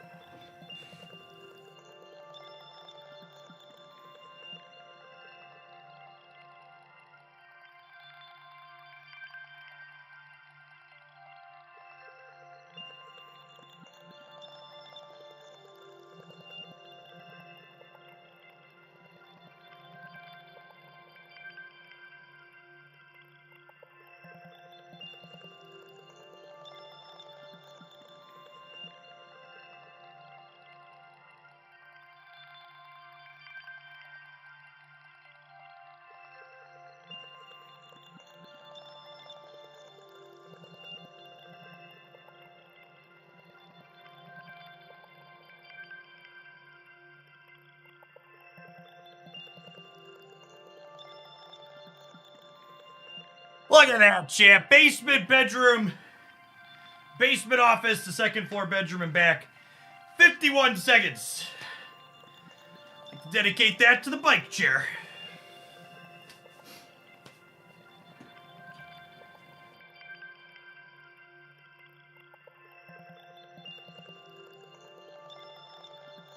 Stand up for a little bit, huh? You thought it was a fake office? Chat. It is honestly offensive when people make accusations and implications that my very real human backdrop is not there. Okay? I work very hard to upkeep my background with lots of goods and doodads and knickknacks. Please do not imply that it doesn't exist.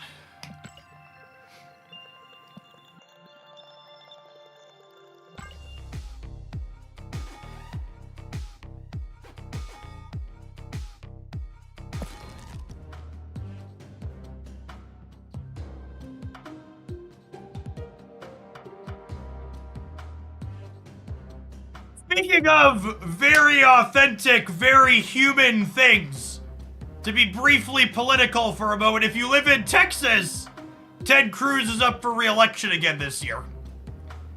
You know what to do. Send it back in chat. I think you can do it. You got real close with Beto, and Beto is not the candidate to run in Texas. I think the other person running might have a real shot. Full cope, full hoped and coped.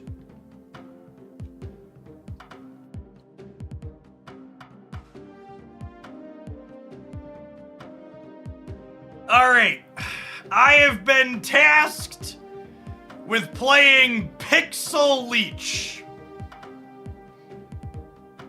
I have been tasked with playing Pixel Leech. Chat is donating for all of the toxicity this morning. I think we're gonna thousand. They did actually donate triple. They donated a triple of their own accord. They were like, Jeff, I'm donating extra and you should split your favorite card of your choosing. So we're gonna put Pixel. Money is the root of all evil, he says as he loads Pixel Leech up into his deck. What a coincidence. It's a Pixel Leech.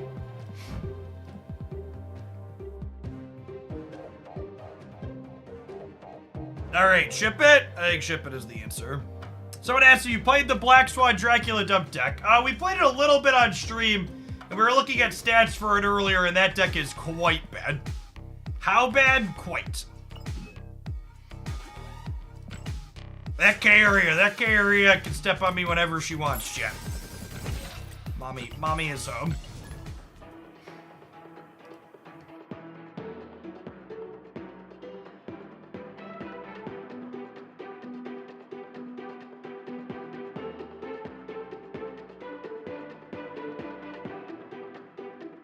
Tokyo Whirlwind, thank you for the 50 months. I appreciate that. Welcome back.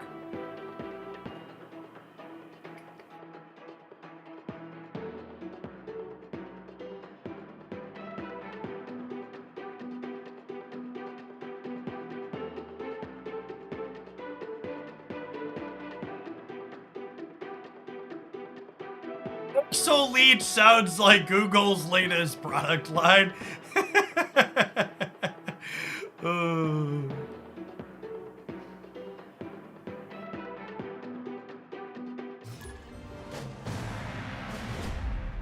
Destiny will arrive.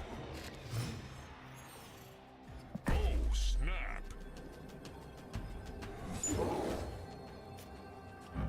How gorgeous our golden stones are, chat. Just gorgeous.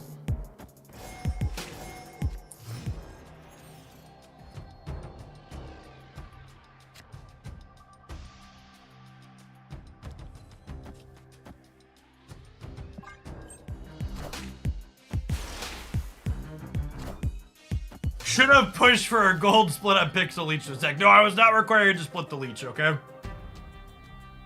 I won't do it. You can't make me.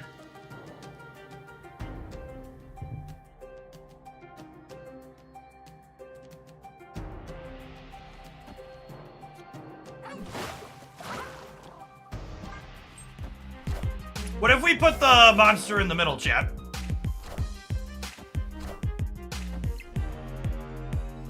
I am reborn.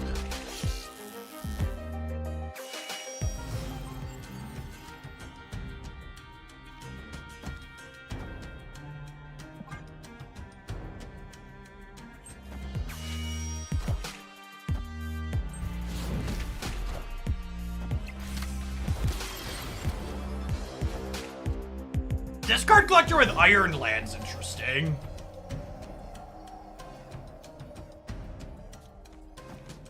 My deck's like actually all bangers, huh?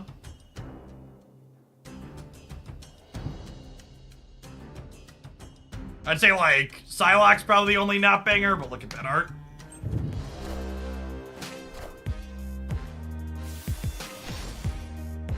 Oh no! Squirrels! Squirrels! Damn it, Psylocke! Damn it, Psylocke! Inevitable.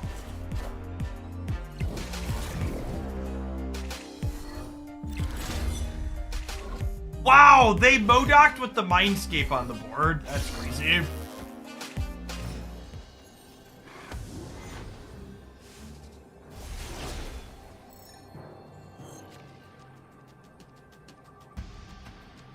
I assume Cull goes into this deck tomorrow. What does Cull do?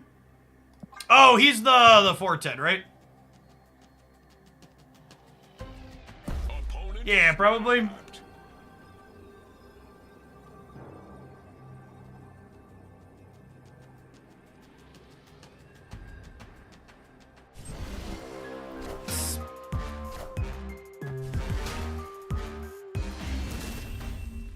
Magneto lets us win mid. That's a good shout. Would we have won mid and left with that? I would have pulled 7, 12 power into the left, putting them to 19. And I would have only been 12, 15, 16. No, I would have lost either way.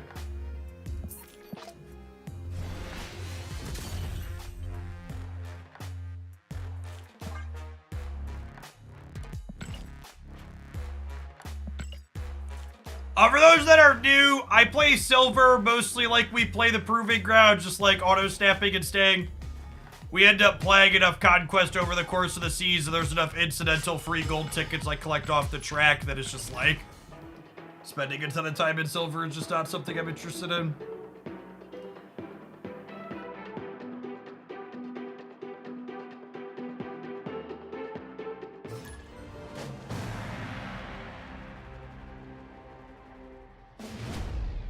Destiny will arrive. Oh, snap. Play Silver that way too, otherwise the season just takes too long. Yeah, exactly.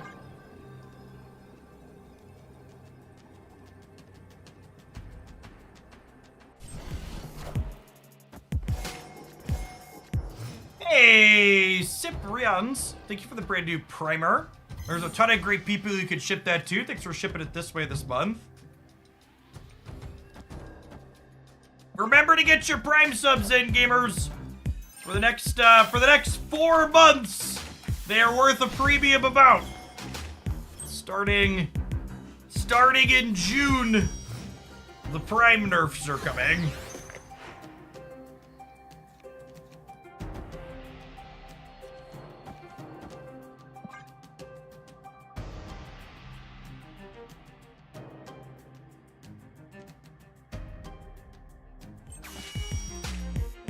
I forgot about the Mind Stone rework. It gave Bounce a Mind Stone off Machine World. I did not win that game. Nope.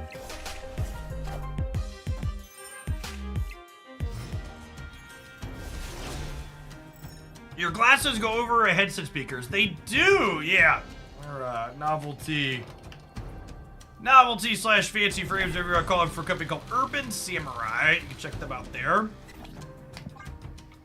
The Prime Nurse, for people that haven't heard that, Twitch has announced that starting, I think it's June 3rd or June 8th, sometime in June, that Prime subs will pay out different proportional amounts based on the country of origin that the Prime is coming from and how much the person there pays for that Prime.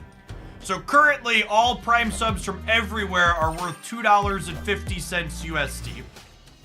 Once the changes happen in June, the most valuable Prime subs will be worth only $2.25, and some countries' Prime subs, like Turkey, for example, will be worth as little as 9 cents USD.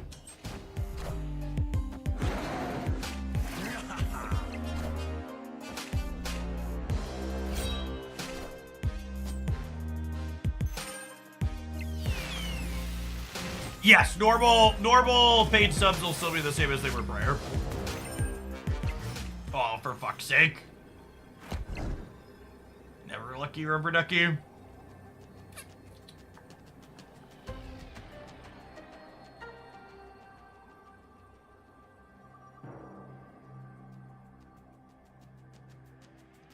So Blob's only 12 right now.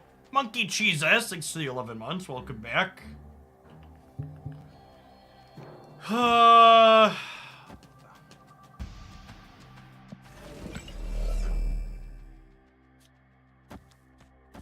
This never wins the game, right?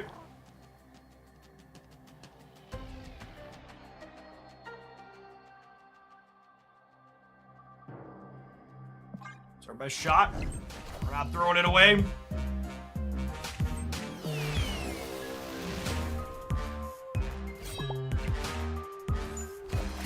Puppy?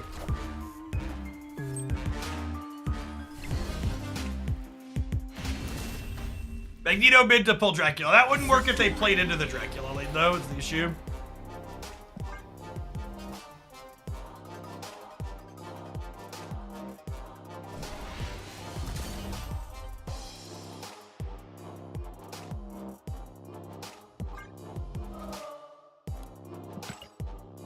Yes, I'm actually, all things considered, I'm gonna be one of the more fortunate people when the Prime sub change takes place, because upwards of 80% of my subscriptions come from the US and Canada.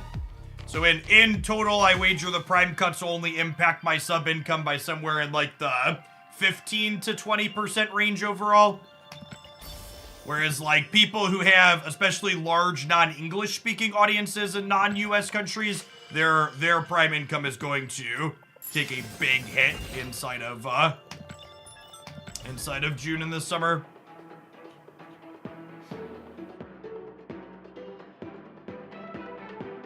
$15 to 20% is still crazy. It is noteworthy that it's only like 15 to 20% of my sub income. So like overall, it's probably somewhere in like the 10-ish% range of what I make per month overall. So yeah, it's still a cut, but it's like important to have perspective and understand that like it's gonna hurt other people a lot more than me, and I'm one of the more beneficial ones.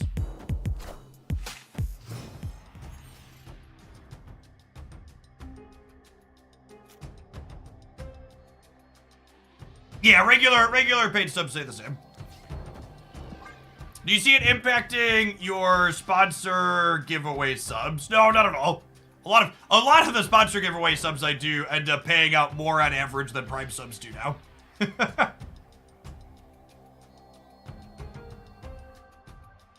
So long as I average, like it costs me $1.50 to gift a Prime sub or gift a sub.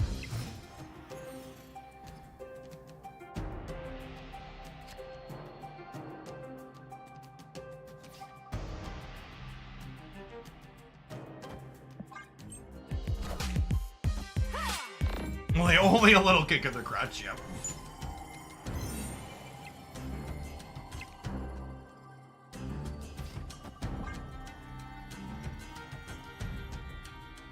Yes, paid subs actually went localization change a little while ago. So like if you're somewhere that is in a country where your dollar is worth significantly less than the US, you pay less than 5 USD for your subs there. It gets localized to your currency. And then the streamer gets 70% of, or I get 70% of what people pay, and other streamers get 50, 60, or 70, depending on where. Yeah, I've actually debated, apparently, Argentina has the lowest sub-gift, costs. If you look at it.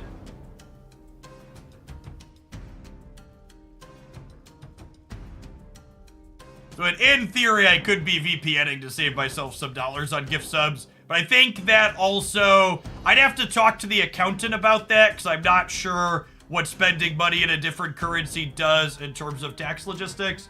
That just sounds kind of messy / annoying to try and coordinate.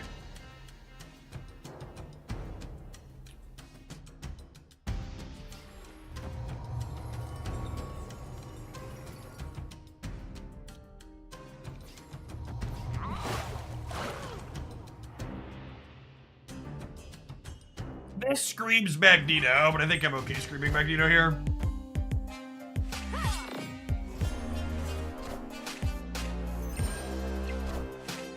Not sure that the juice is worth the squeeze there, basically.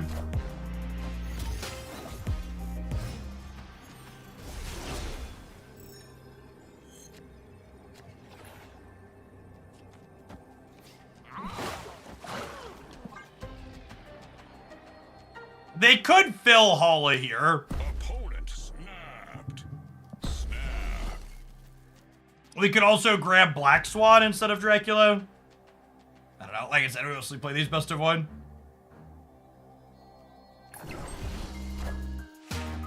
They have to fill Hala, and they have to beat 16 on the left too. So let's see.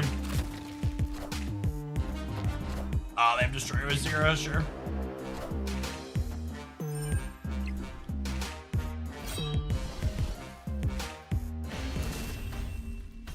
Oh, we lost the Breaker because they bladed their last card for Dracula. That's funny. Oh, you know, I didn't even consider that as a line. That if they played their hand, they were going to empty. I guess I should put the Jeff middle to hedge that, huh? We could have won this. If I hedge them having to vomit their hand and have this go to 1. We just put this here. As a heads up for the regulars, if there are room for deck submissions, there'll be a message pinned above the chat. So if that's down, we're tentatively full for the day.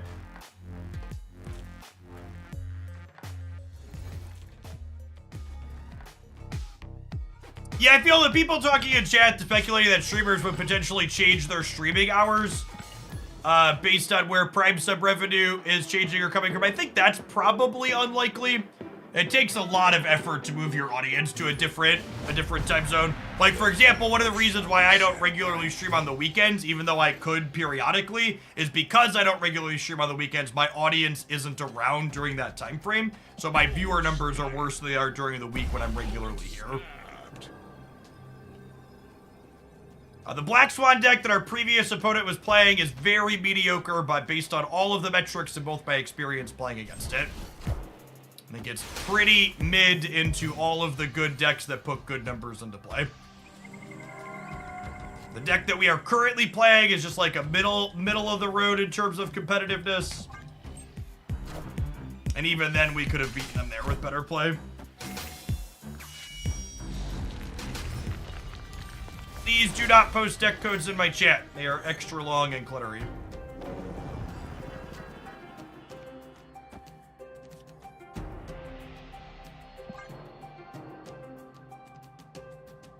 How Psylocke felt over Wave. I don't have a strong opinion on that. Only played a couple of games. One of the things you should be aware of when I play stock good decks like this one is that I'm really not going to give you opinions on card choices or individual slots in them, because the amount you need to play a deck like this to have an informed or educated opinion on something like that is more than I'm going to play it on stream. I give you some broad strokes typically by the end of the session, like, oh yeah, this seems why this deck is good or stuff like that, but more specifics like that is typically not what I'm going to get into. Right, top 3 decks of the current meta. Check out my most recent best decks video here. I'll give a breakdown on that.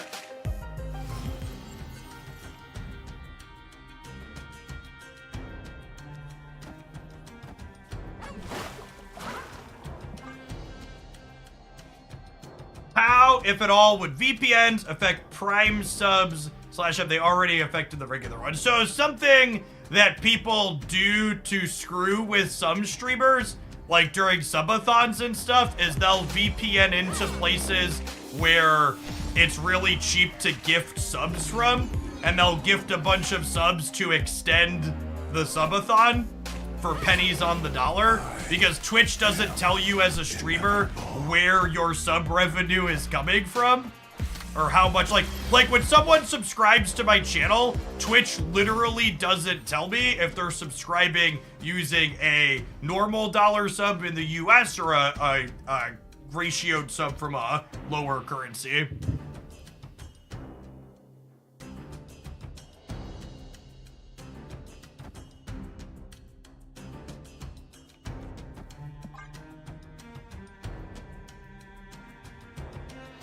I think this deck generally doesn't play Leech on 5. You want to either ramp into it with Psylocke or Time Stone, or you want to wave it out.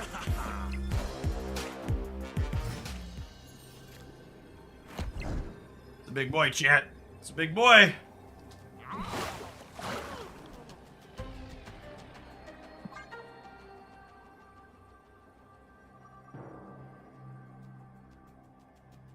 Magneto left could be spicy. Maybe I just want to play my 20-pointer.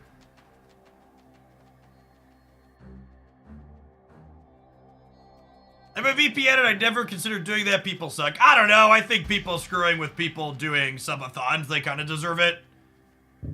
Subathons are deeply predatory and crappy when you actually break down what they're doing and why. So people doing something crappy to them, I can't really knock them too much. They're kind of getting back from the world the energy they're putting into it. Zafa, thank you for the 58 months. Welcome back.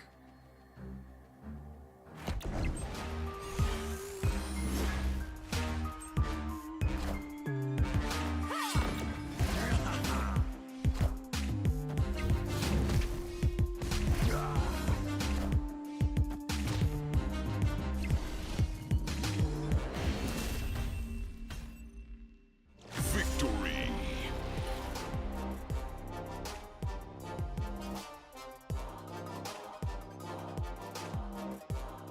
Oh, that's interesting, Kyle. That PayPal's putting a stop on that. That makes sense.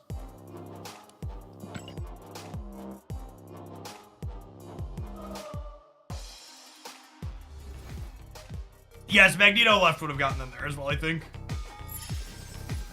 Or a couple ways to eat that recess. You know what, there's not a couple of ways to do, chat? End through this conquest with 800 different screens.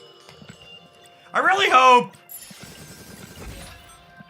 I hope Second Dinner has, like, a quality of life patch to work on their roadmap at some point in the next year, because it feels like, in addition to, like, the various slops, a lot of these could use some devotion to getting streamlined. The universe shall be set right.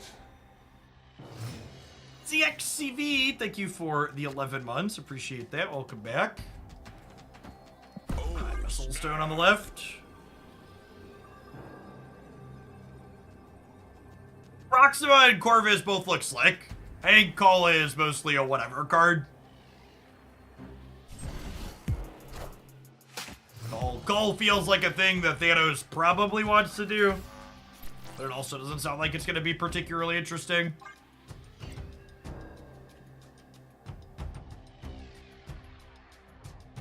Second Dinner get paid per click, lol.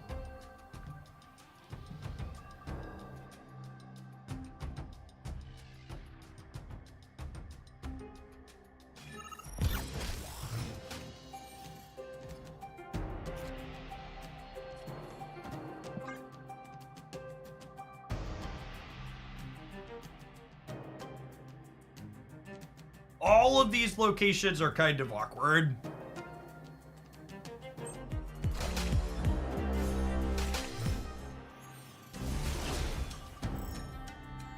I will say, one of the interesting things to note about Cull Obsidian is that Glenn Jones had answered a team answers question about you can play a 1 energy card the same turn you play Corvus, which seems really like a pretty big deal.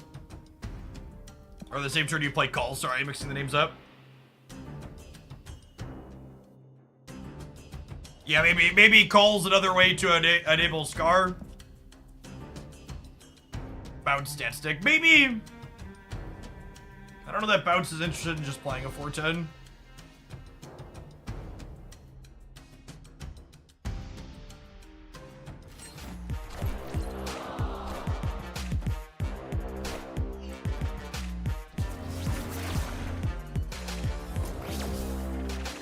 Okay, now that's funny.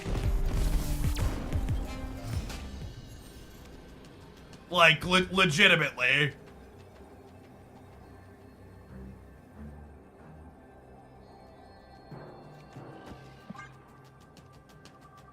Alliance, me daddy.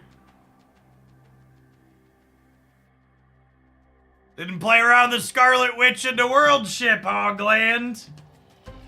Got your comeuppance.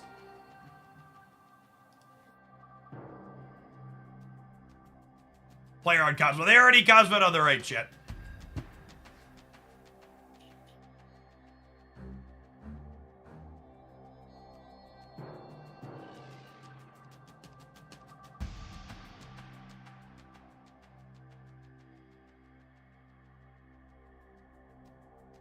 I don't think they have Alliance, they would be faster. I mean, if the players in this game didn't constantly rope when they have their best possible play, I would agree with you, but it's probably like a full rope into a snap.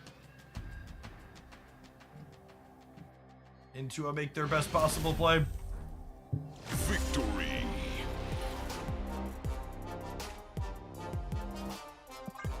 This is an Alliance rope, I'd break my phone. Yeah, that's why they do it though, right? Destiny will arrive. They know roping people makes them bad.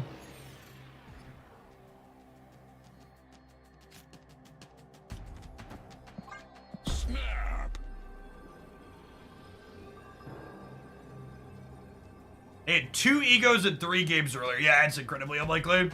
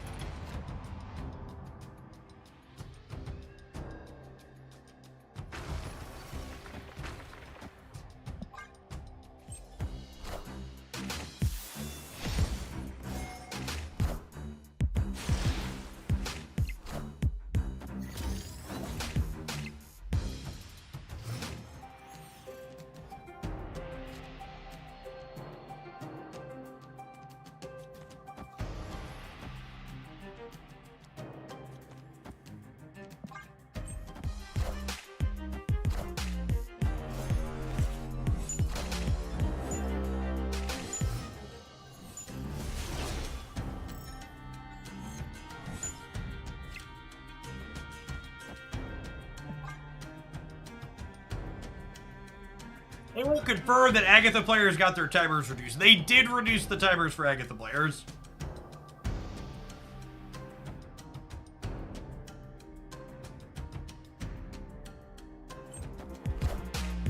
I assume that was their band-aid fix for people roping with while playing Agatha.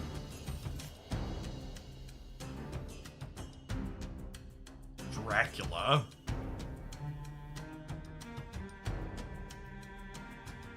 Oh! Are they playing... This is that stupid Destroyer deck again, right?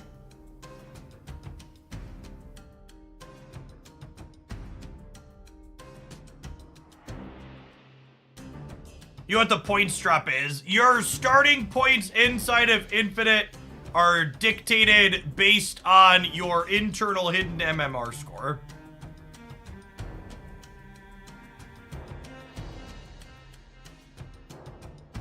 I keep queuing into this deck, so it makes sense why people keep asking about it so often.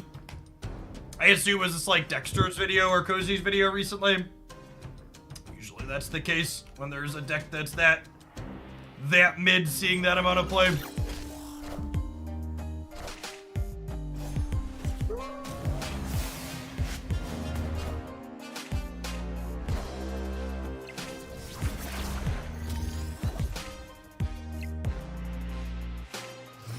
I guess leeching them is actually bad then, right?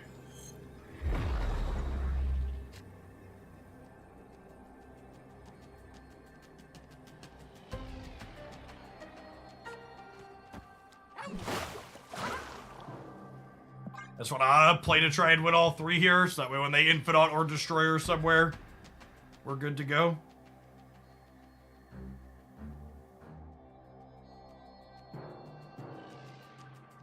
It's about showing off the Pixel Leech. That's true. The deck donation for this viewer deck was, please play Pixel Leech.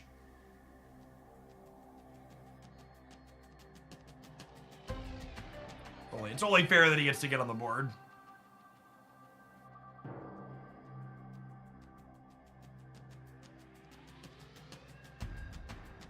It's like classic confirmation bias too, right? Like every time my opponent plays a leech, it wrecks my hand that I need to leave the game, and every time I play leech, it's like, man, this was kind of mid.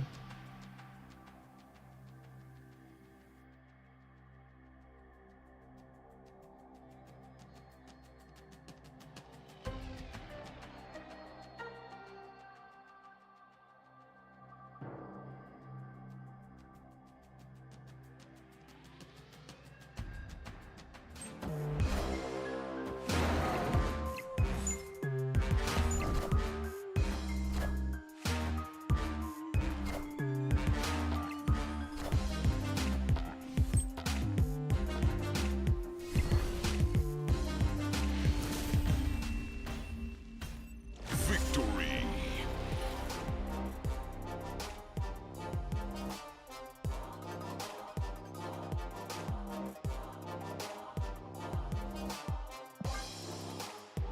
What on, Erratic Gamer? Thanks for choosing to be consistent here for the last 7 months. Welcome back. What Conquest is this? Silver, I think?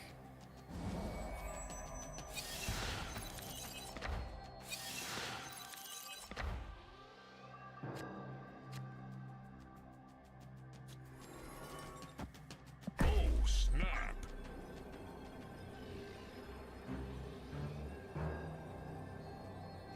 I'm pretty sure vampires aren't supposed to feed on other vampires. Yeah, it doesn't work very well. That's why he only got +1 power.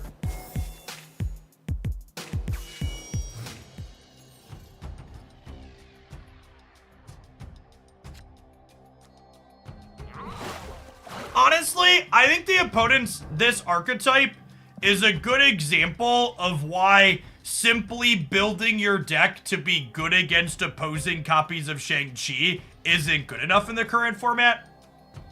Because, like, their deck is assuredly good against Shang-Chi, right? Like, it's got armor, it's got Cosmo, it's got things that doesn't play until the last turn. But, like, the decks playing Shang-Chi also have lots of other good things typically that they do past that. Just being good into Shang-Chi is not remotely good enough.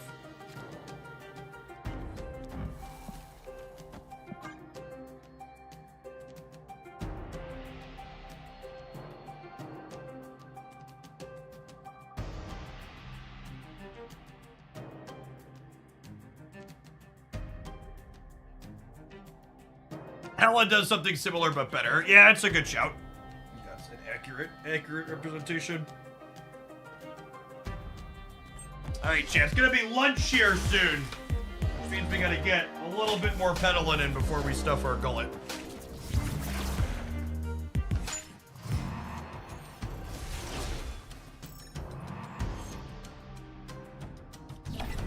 It's some laser beams dance in the head.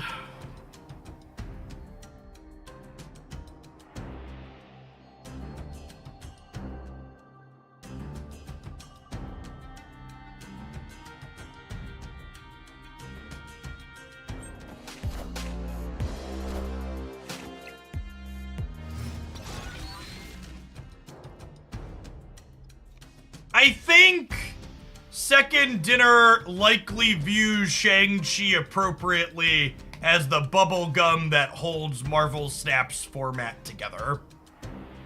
So I don't know that it's a fair assessment to say that they think that it's fine, but I would 100%, if you asked any of them, they would tell you they think that it's necessary. I think you could have some debate about whether or not it's actually necessary, but it's about where it's at. My hand's kind of awkward. I'll leave, I guess. Now we are full up on submissions, tentatively, Grummelcade. May or may not take some more later. I got a solid viewer count today for a Monday especially. Set right. Floating around 2,000, so.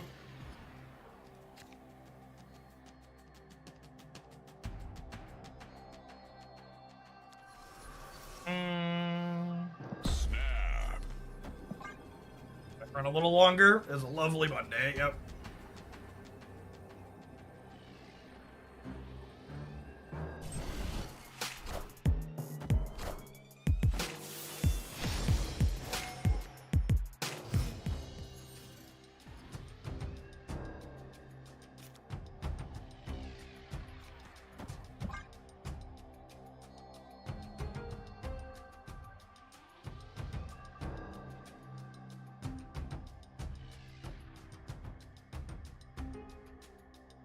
How much is it to split a card? 15 and then 25. Let's split the Pixel Leech. Dude, I missed that. Apologies. Yeah, we can split Pixel Leech, I suppose. I suppose, if you insist. I'm sorry I missed that one a little bit ago. I did see the Deadpool teaser trailer. It did look good.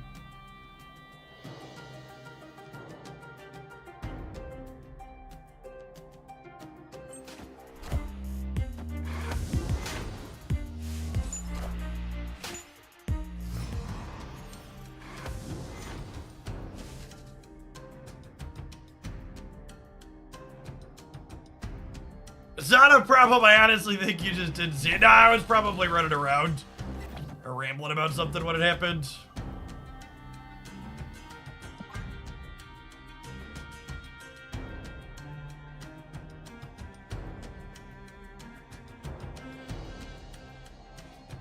You think they need to release more counter big cards roll before nerfing him? I think we already have multiple cards in Marvel Snap that counter big cards, like Shadow King and Valkyrie exist. It's just part of the problem is that Shang-Chi is the best one of those by a significant margin, right? It's hard to justify building your deck around playing Valkyrie when you can just play Shang for free. They did confirm that the whale track is dead this month, unfortunately. As much as it hurts, I'm going to make sure that we don't spend very much on the Hooglandia side to let them see the difference in my dollars. Because I would like the whale track to come back, please and thank you, Marvel Snap.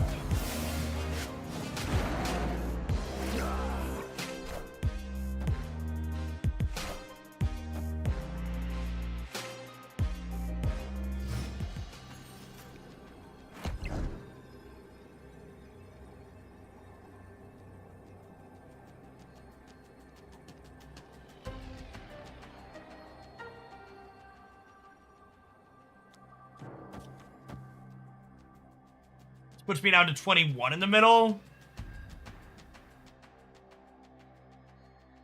Which loses to them playing Destroyer there. Yeah, I'm supposed to Time Stone middle. Means I don't draw, but I get a big thing.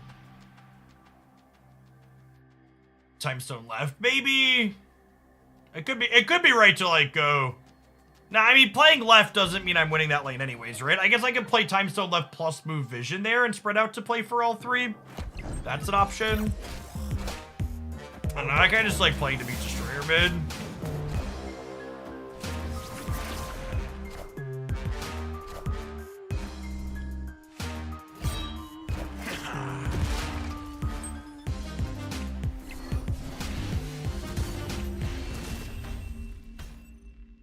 Victory.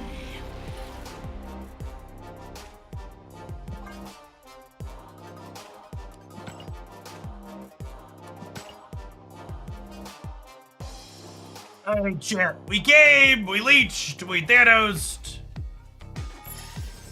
I think it's fine. It's been consistently in the top performing category for a little bit. It's just one of those, it's very close to almost an Electro deck, right? Where you have some sequencing decisions in the early turns, but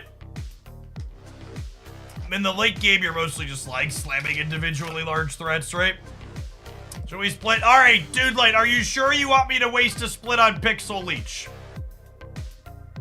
It would actually be the first and only Pixel card I've split, I believe. It's Dude Light's money, chat. They can choose. Thanks for the gifted sub, Astrid. I appreciate it. Do you want my first and only Pixel split? It's not funny. Okay, that's what I thought. There's a different card you have in mind, you let me know. Oh, thank God. All the pixels stay green and white borders of shame, huh? All right, gamers. I'm going to go ahead and hit the adverts button. We're going to load back up with another viewer deck when we get back. Thanks for hanging out. Don't go anywhere.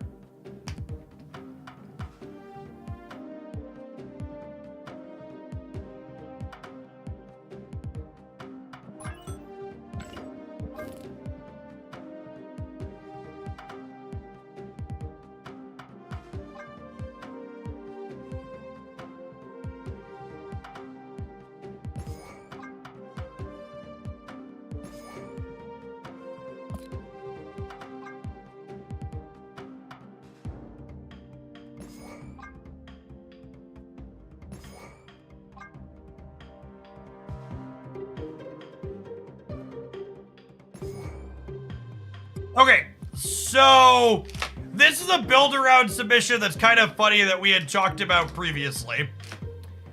So for people that aren't familiar with this interaction, if we have Jean Grey in the goose path, and your opponent has any 1, 2, or 3 cost cards in their hand, they have to play them out to the Jean Grey path, meaning they won't be able to play a 5 or 6 drop if they have like a 2 from Master Mold in their hand. Is the basic idea here. We can kind of screw with people's big plays by setting up Goose and Jean. I don't know how necessarily good or bad that is. It is rude though. Thanks for hanging out, man. Rude is definitely the word.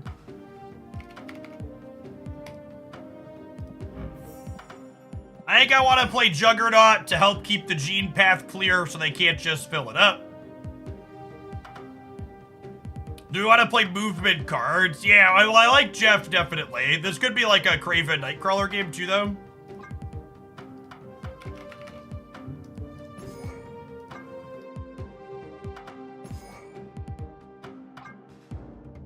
Probably Shang, cause Shang.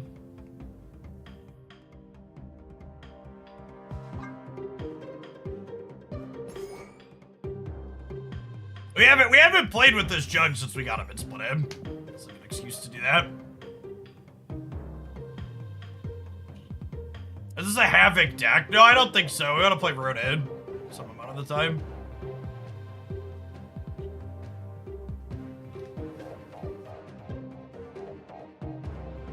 Warhead to blow up whatever they're playing into the Jean path to keep it open. Sure.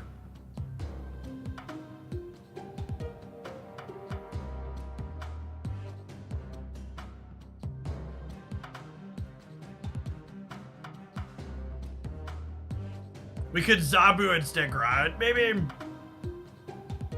All right, let's start. Let's do this. We'll see how it goes.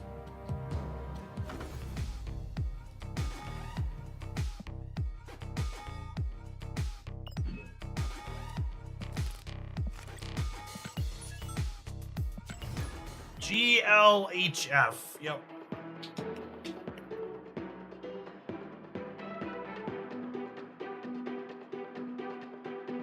Oh, Silk's probably a good shout.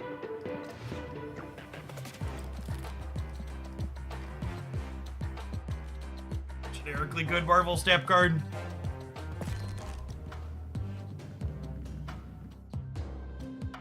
I don't know who I'd cut though.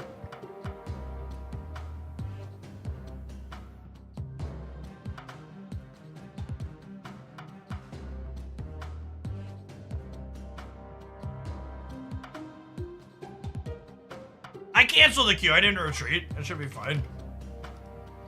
Yeah, it'd probably have to be like Crawler.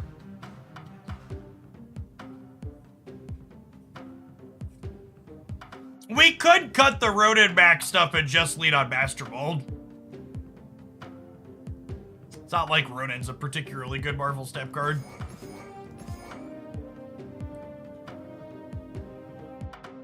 I hate that, honestly.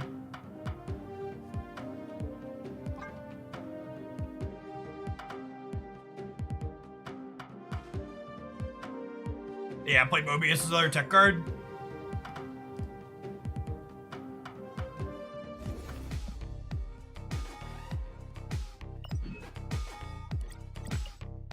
I fucking hate their neck code is so atrocious, chat. Escaped. Well, I just like, this is honestly this should be the highest priority known bug in Marvel Snap. Like, unironically, Second Dinner, if any of you out there are listening and watching this stream right now, I hit cancel in the queue, but you put me into the game and you didn't tell me I was actually in a game, so I come back to play it, I'm just timed out and have lost, is just the most unacceptable user interface bug in the client.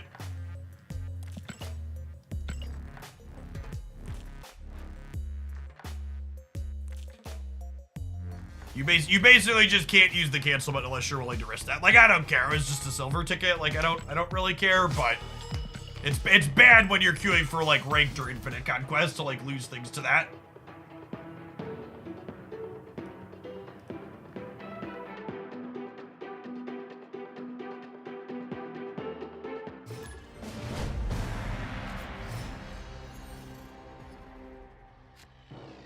If it doesn't work, don't have. I mean, to be fair, the cancel queue buttons does work. It's just sometimes it pairs you while it's still up.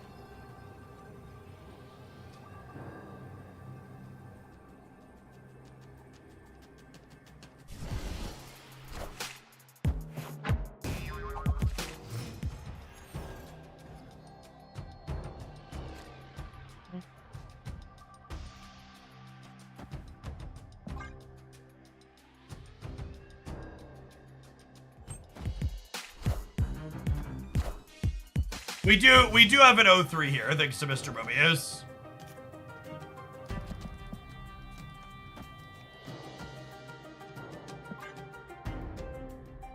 Vouching for Factor. My wife and I have been getting meals for a couple of weeks now, and it's awesome. What's going on, Mr. Photon? Thanks for the 4 years of support. I am Iron Man. All right, so they're Luke Cage deck then.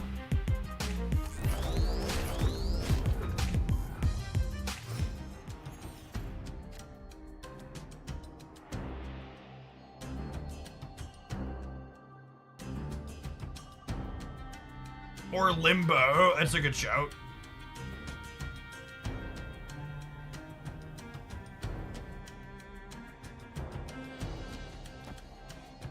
I feel like I'm just vibing on this for now.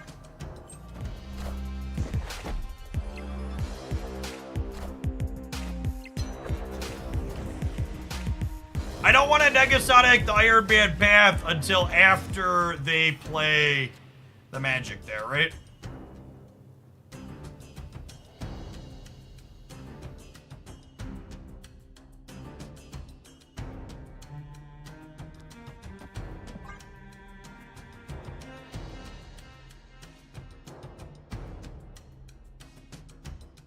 Does this deck have enough numbers to win games? Probably not.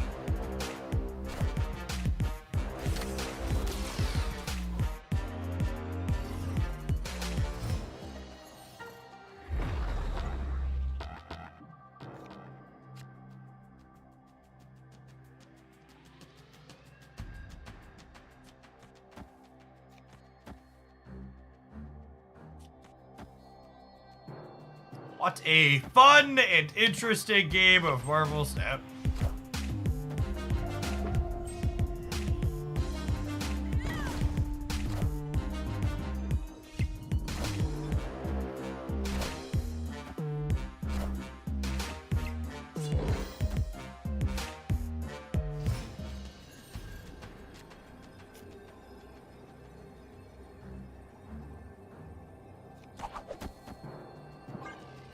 Obviously, we're dead to a living tribunal here. Spider ham is a gateway leech drug. LOL.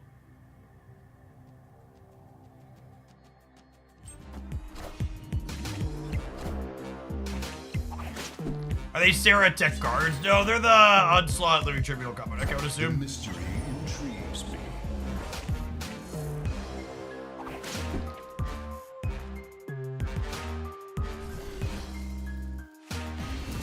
Relatively close.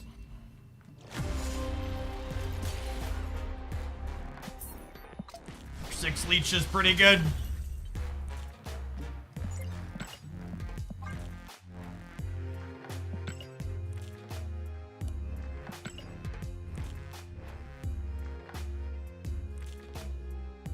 I think it's cute that chat thinks having a rodent in my deck would have let us win that game.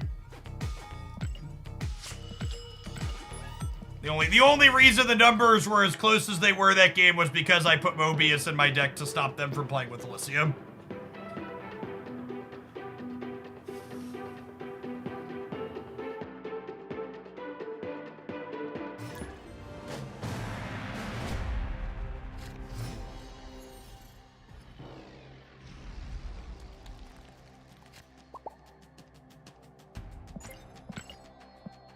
Oh, snap.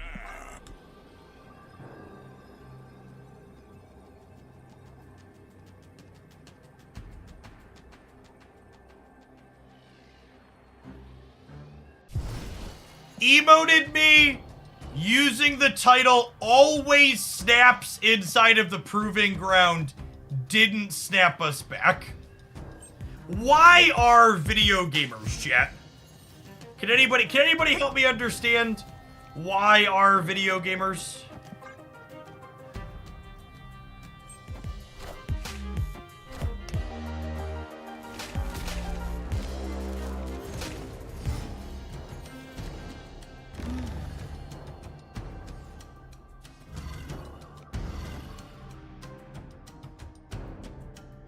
It's a shame we don't have Master Mold, because Master Mold would mess them up. Victory. And they're likely playing Electro Sandman. LOL. Snap. Sometimes I just forget to snap back. They didn't forget to snap back. They didn't leave after they lost. Opponent snapped.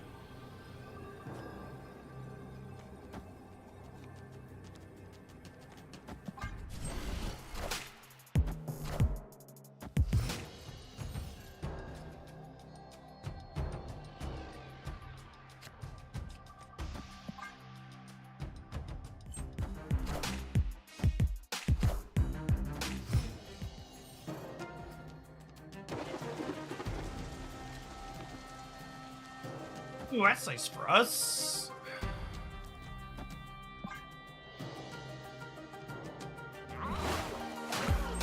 Nebula on a Spotlight cash recently.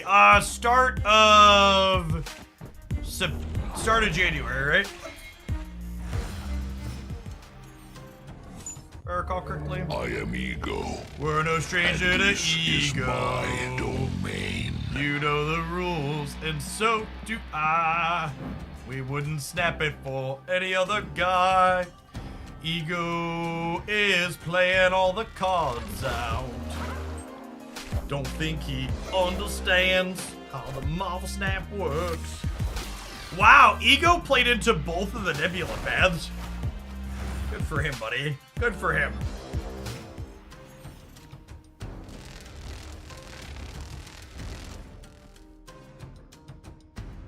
Why are so many people playing Darkhawk into the feature location? Because most people don't think about or change their decks into feature locations. They're just playing Marvel Snap with the one deck that they really enjoy playing. That's why the feature location system is kind of mid overall, because it means people can't just play cards and decks that they like, which is sad.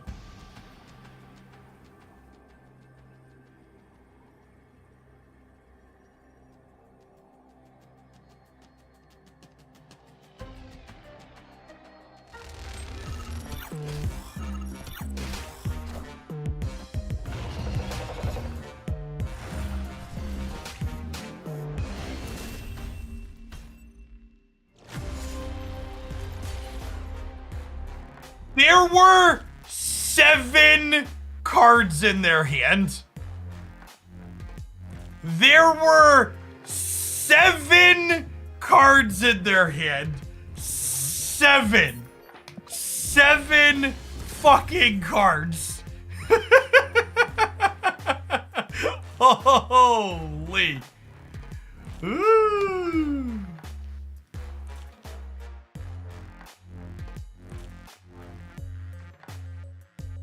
Oh, golly.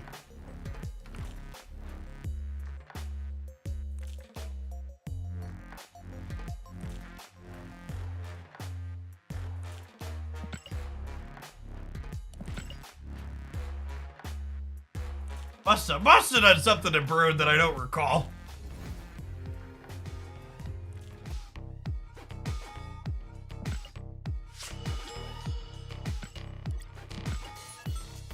This is why you should be kinder to your inevitable AI overlords, Truth.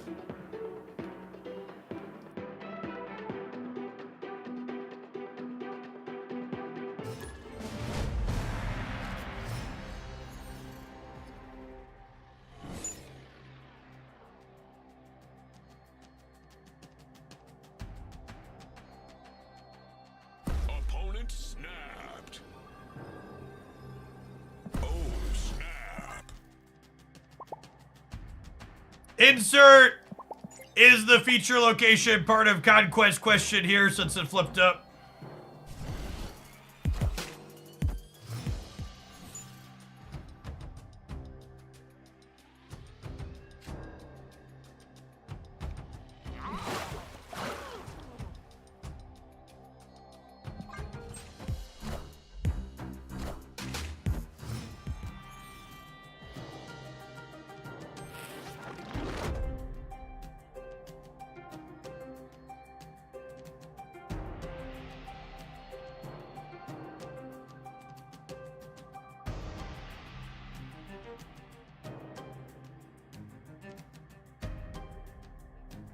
Of all the locations in Marvel's Snap, these are some of them.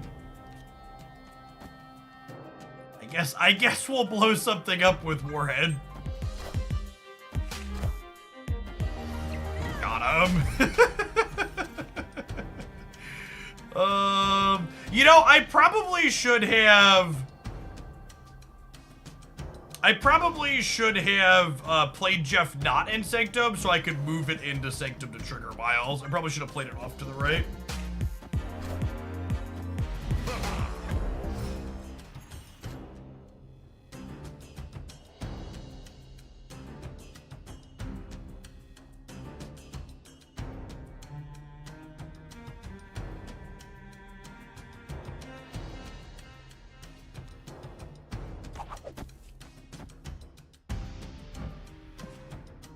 Oh no! Their Super Scroll. Their Super Scroll means that my Miles doesn't get cheaper. Edge.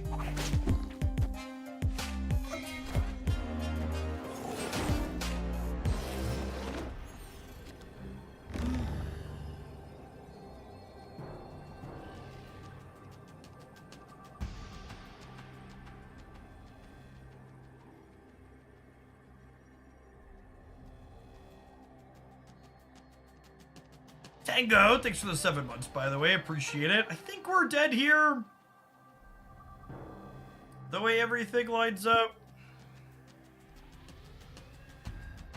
Patriot owns us. We Teenage Warheaded a Patriot, chat.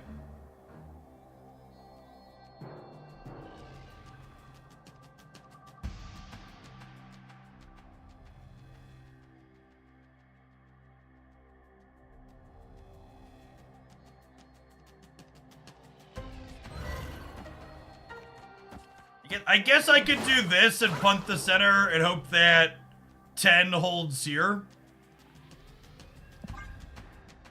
It's the play to win line. Oh, we're gonna lose to Dr. Doom, right? Valk! We beat that one by 1. Victory.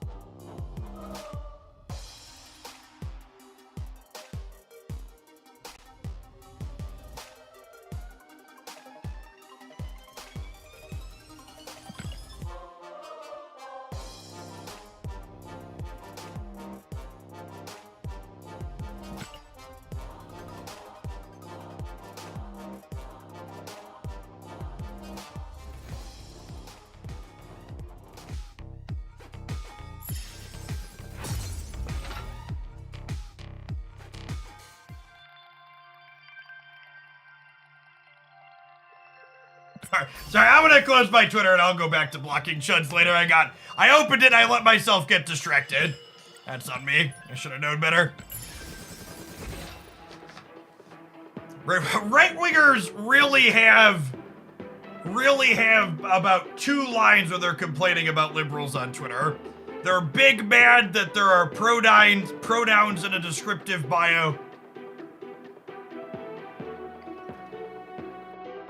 And or I am closetedly queer or my wife wears the pants in our relationship.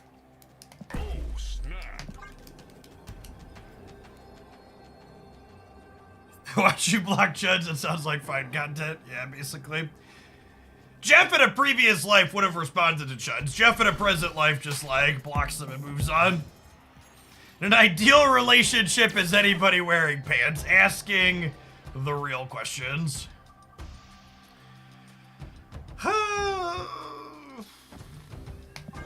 We'll put one thing into Gabalab, and then ideally we'll just draw our Shang. LMG, thank you for the prime, I appreciate it. Welcome back.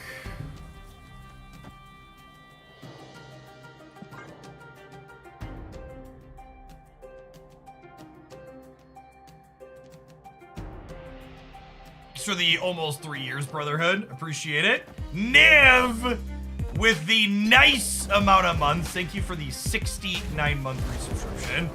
Welcome back.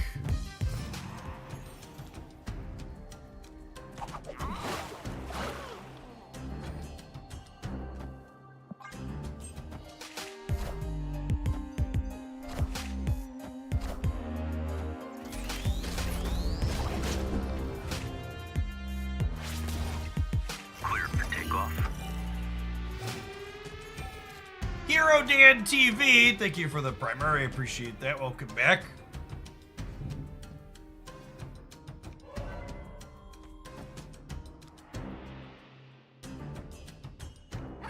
I'll play this over here. 1, because Avengers Compound is not my real dad, but also 2, because I would like to kick Silk into the center if she swings right.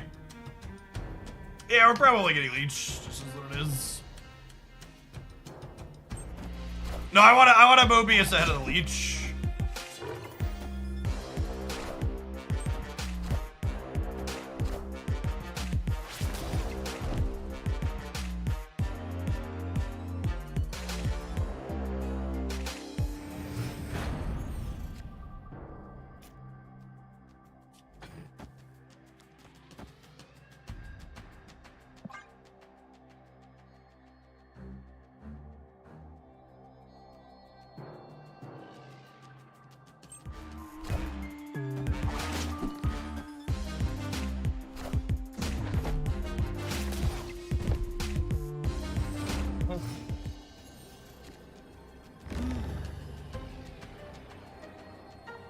They have priority here.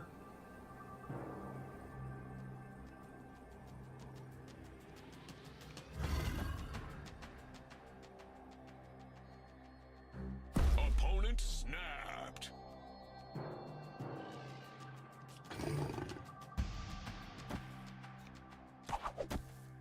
My warhead hasn't popped yet. Hey, Hero Dan, thanks for checking it out. I'm glad you're having fun with Destroy. It's a very good archetype. Jeff mid. So the Nightcrawler is going to beat Alliance regardless. I usually play Alliance. We're not playing around that. Why not move Jeff? Because I want to keep Jeff on the right to have the most points here, I think.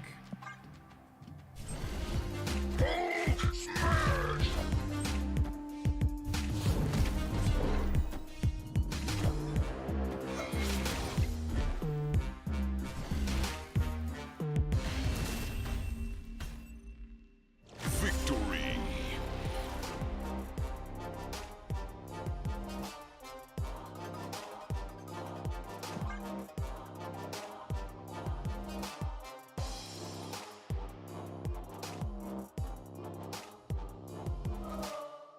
They not know Shang exists. I don't know. I can't tell if they wanted to play this as a best of one or if they just, like, realistically weren't respecting Shang and thought they were legitimately going to win.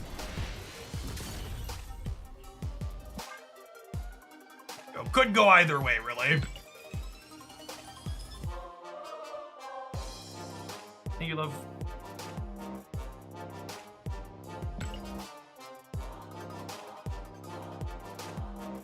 $423 if you count Hulk's last power. Yeah, but I mean, who's counting, really? Alright, chat, let's just, yeah, that means we're done pedaling and ready to stuff our face.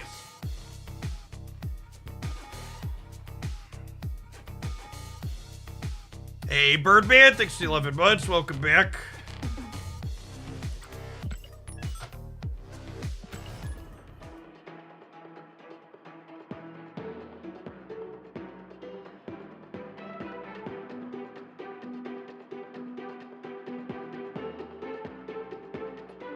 Leftover eggplant parmesan from Olive Garden's dinner last night.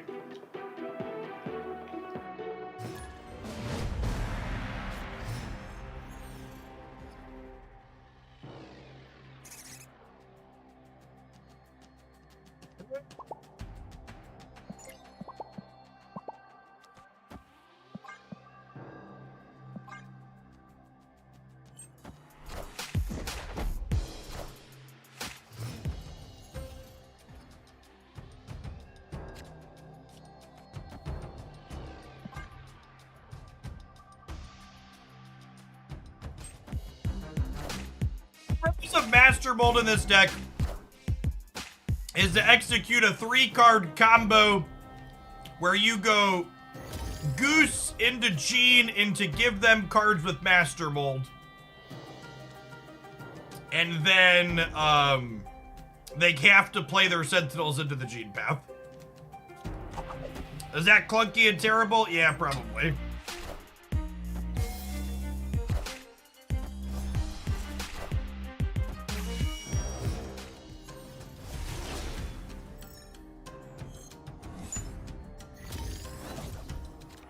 Was the Sarah bundle above rate for tokens? The ongoing rate for tokens is 1,000 tokens for 1,400 gold as your baseline.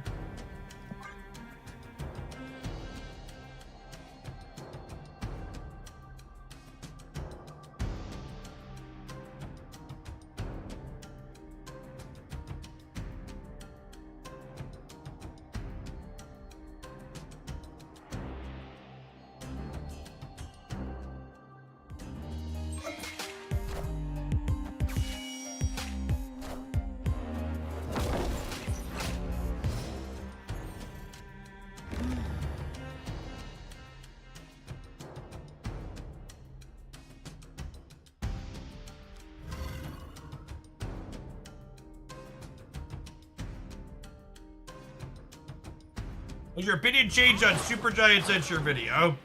No, not really. I think Supergiant's a very reasonable off-meta card. Probably not going to be very good in any established decks, though, because she's good against a lot of the good cards.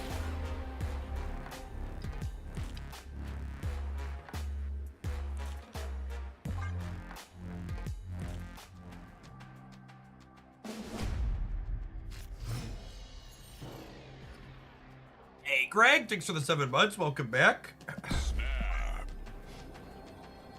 I only skipped snapping on one last game because Central Park was kind of bad for us. Otherwise, I'm generally snapping on one in this, in Silver.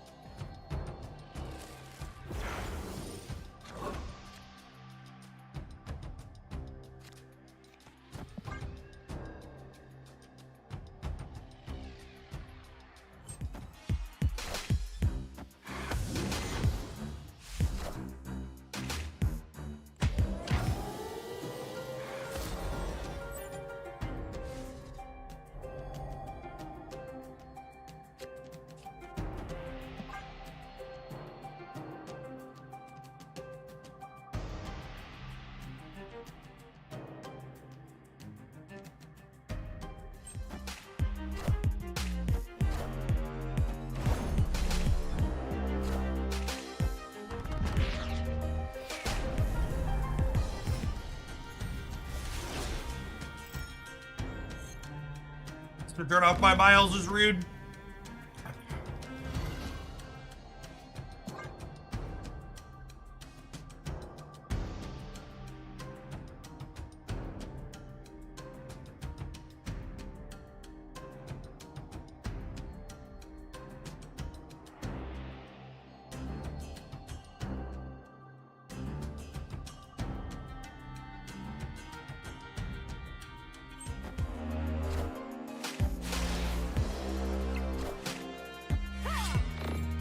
Oh, I forgot they had priority here. I should have jugged them. This was bad on my part. I should have jugged this turn. In my brain, I had priority. Blame my pasta on that one. Escaped.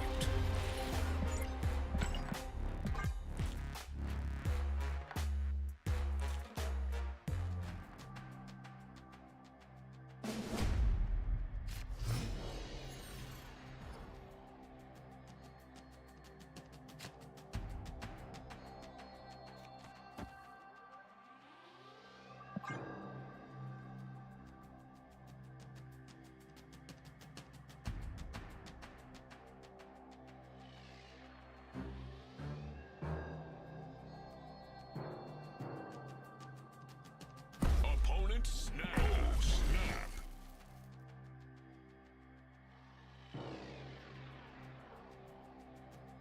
I just make this the game. The Thanos matchup seems bad for our pile of little tricky cards.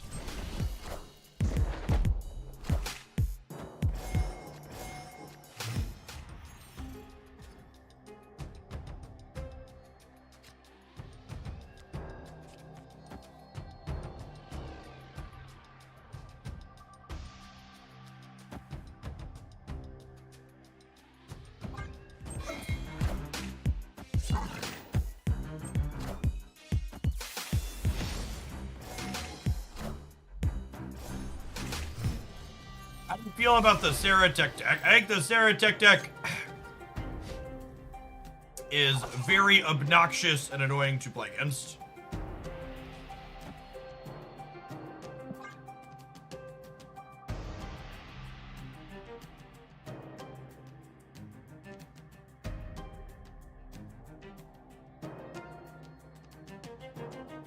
If you're asking for something objective in terms of power level, it's been in my last 2 or 3 best decks video. It's very good.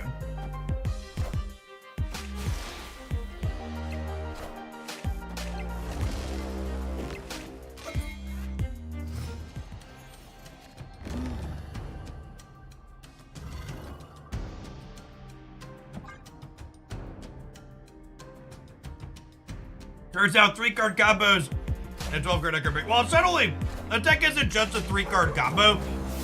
It's like a 3-card combo that you need by a very specific turn of the game, right?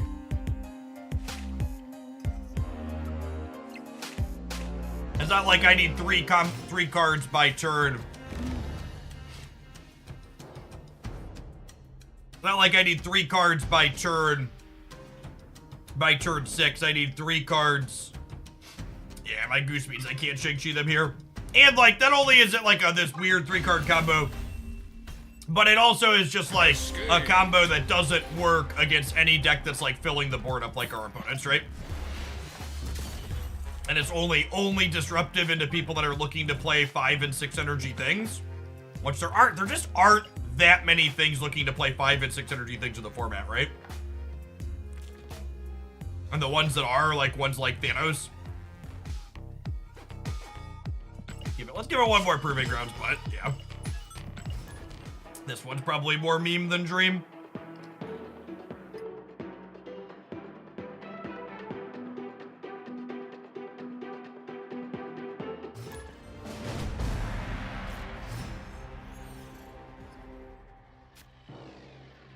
Snap. Opponent snapped.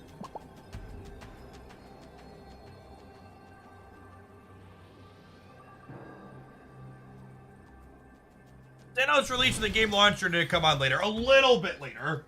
It was, Thanos was a part of the... Thanos was a part of the initial release of Series 4 and 5 cards in November of 23.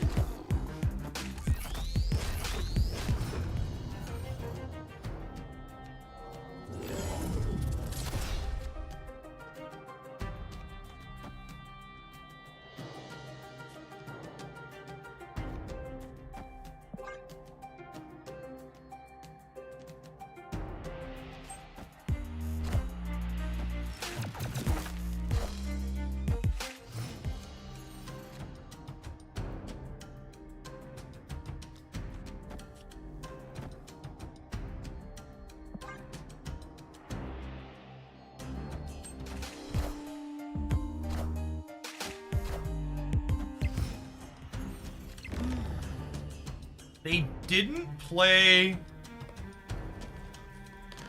Darkhawk into the Nexus. Interesting.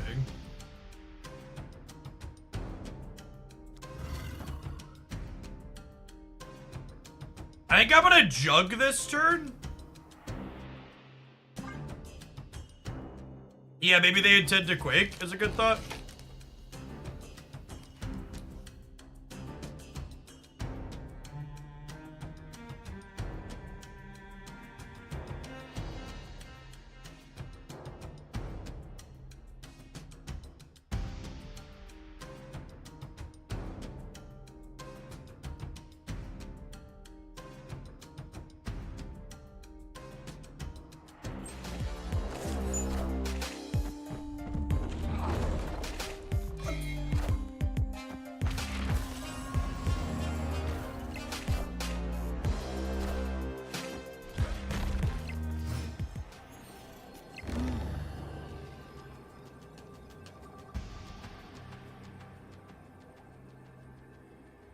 Yeah, they must be planning to Quake.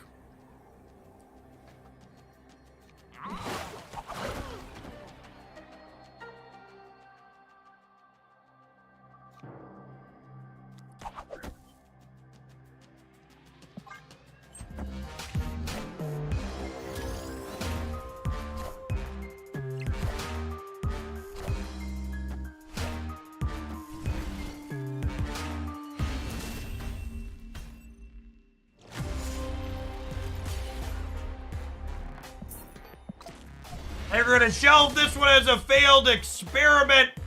We're gonna farm the eyeballs of people who failed to sub, and when we get back, we're gonna play some Abomination High Evolutionary as our next viewer submission. Thanks for hanging out. Don't go anywhere. YouTube gamers, there's over 300 of you watching on that platform, but only 112 like button pressers so far. Can we pump that up?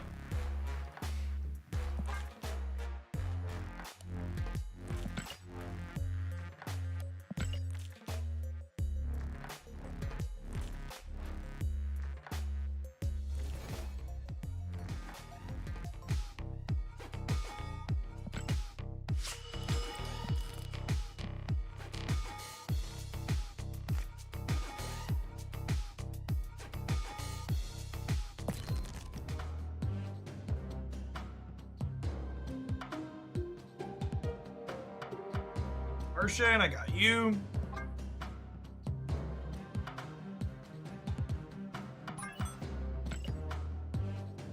Look at all these green guards. What's a Moon Girl Abomination deck?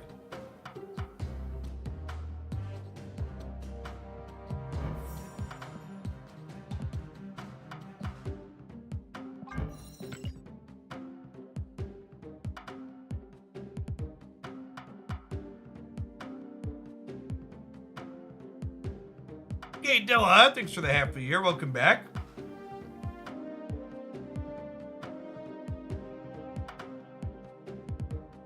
Does Affliction have better stats than Shoutout? I don't think so.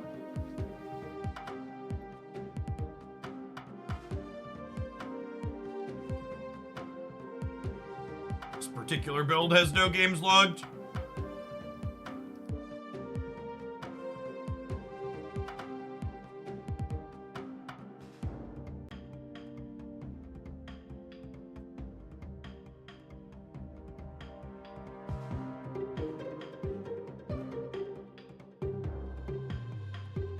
This version's playing Hazmat over Quinjet.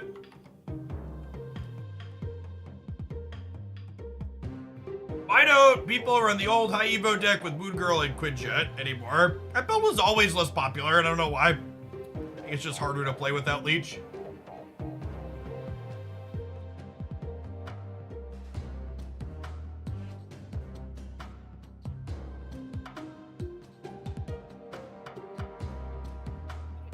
Seer, thank you for the 7 months. Appreciate you re-upping. Alright, let's dive into it, shall we?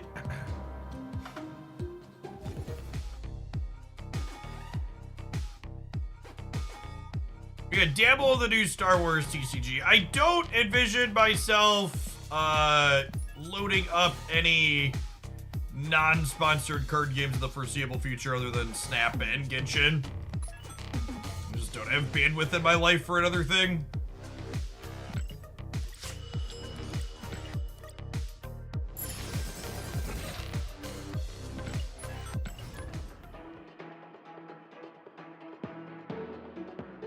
It's so difficult to play card games. I think Snap is one of the easier card games out there to play casually, just because there's not rotations and things tend to be relatively stable. It takes a lot of work to like be even a little bit good at a lot of other ones. Like knowing meta games is a big thing. It takes a lot of effort. Behold my creations.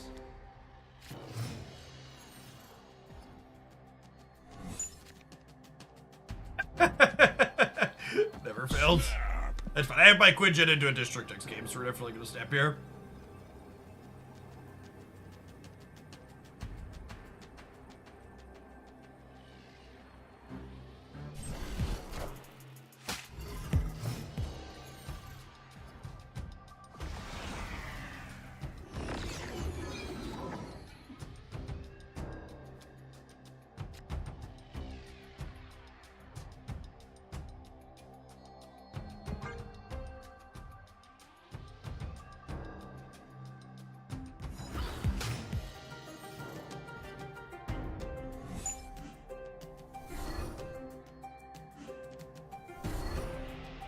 So probably some kind of lockout deck here. I'm gonna pass, and then we'll play She-Hulk next turn, I think.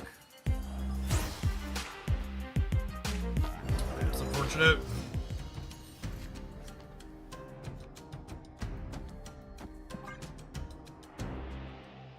If I Rhino the District decks, do I get my deck back, Chad? Is that how that works? So 2 of the 3 cards from their deck were Jessica Jones Rogues. Their odds of having Shang-Chi are low here.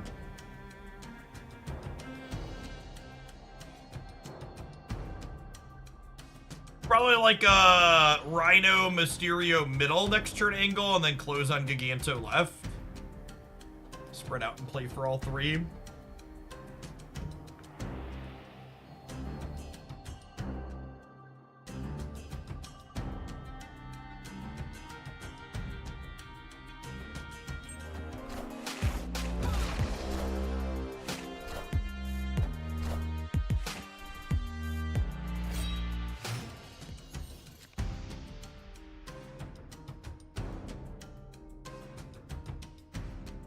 I guess this is technically better than Mysterio Rhino. They discarded Luke Cage as their last card from their original deck. I'm playing left seems good for us, since I plan to... Oh, come on!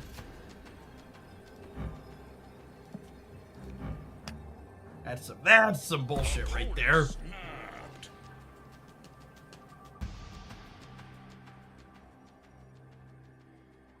Also, if this isn't an absolutely peak Marvel Snap experience, I don't know what is. I'm actually just gonna retreat the match.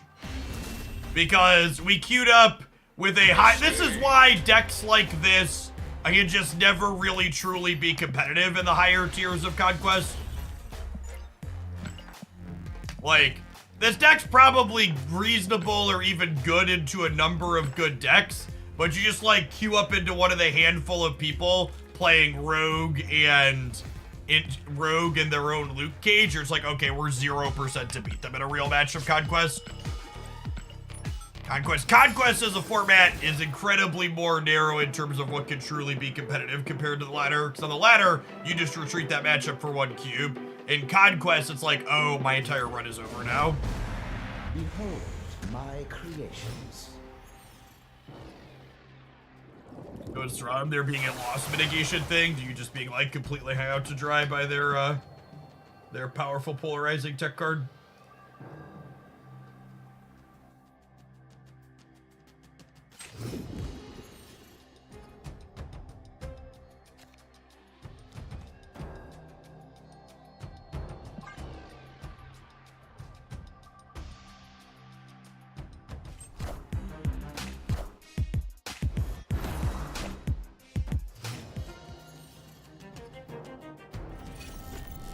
Zabu finding his way into every deck once again. Always has been, Beam.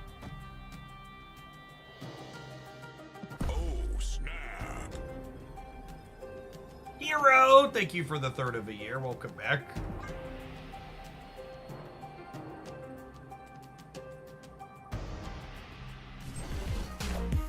I'm curious to see if this deck feels like it can appropriately leverage copying abominations without something like Hazmat to really discount them deeply.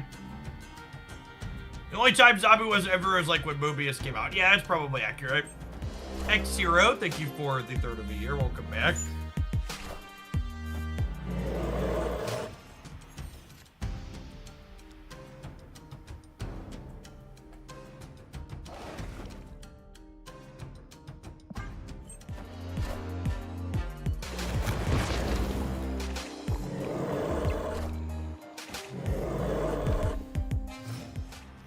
Okay, I mean that was a question asked and answered, right? Can we get these cheap enough to play? Survey says yes.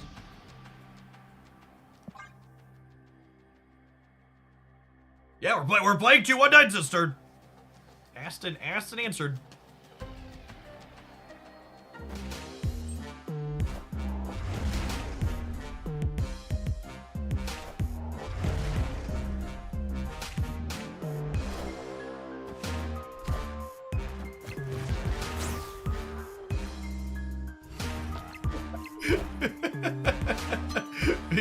Making up into another person with Rogue. Alright, we won that one at least, but at least we know we have to keep Luke Cage for turn 6 now. Man, that's funny.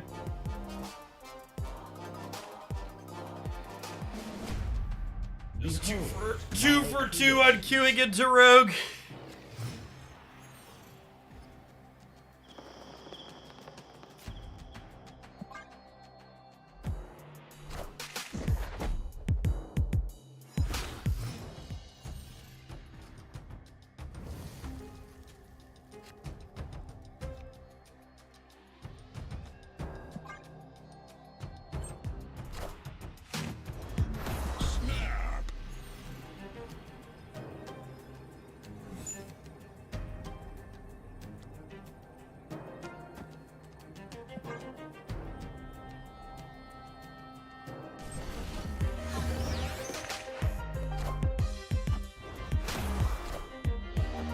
Wind, aid my hand. Playing Storm against my Cyclops deck.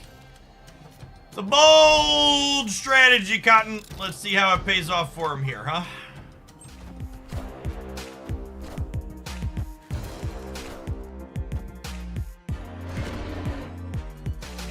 Thank you, Wasp. You ever wonder what her superpower is, chat? She gets things done.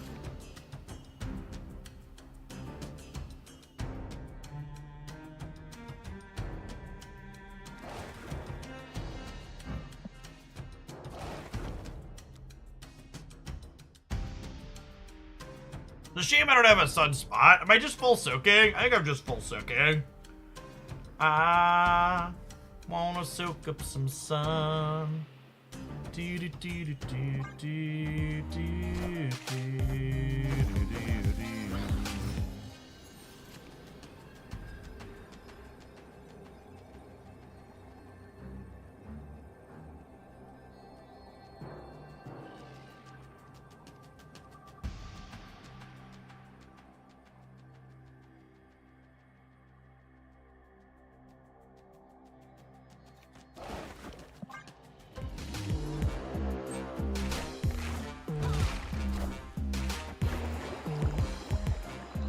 We're beating Dr. Doom, right?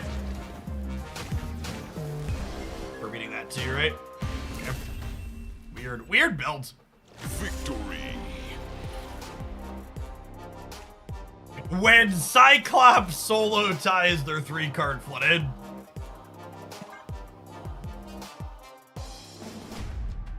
Behold my creations. Behold my creations. Oh, snap. 2 to 10.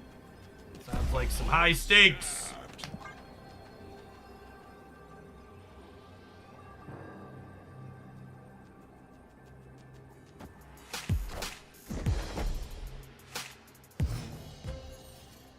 Low collectible opponent. Yeah, baby. Stegron, Rogue and Leader are their only Series 3 cards, Captain Marvel.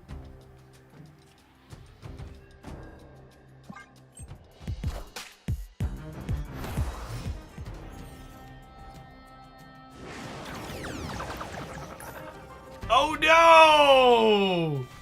Chat, we just supercharged their peak. Rip.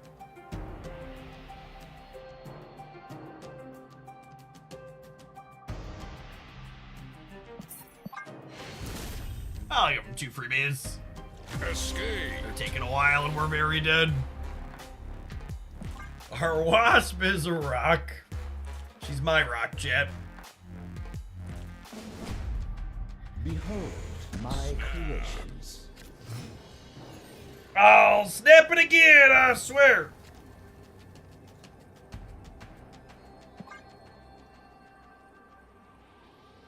Could have been a 1-1 with thing, that's true, you know.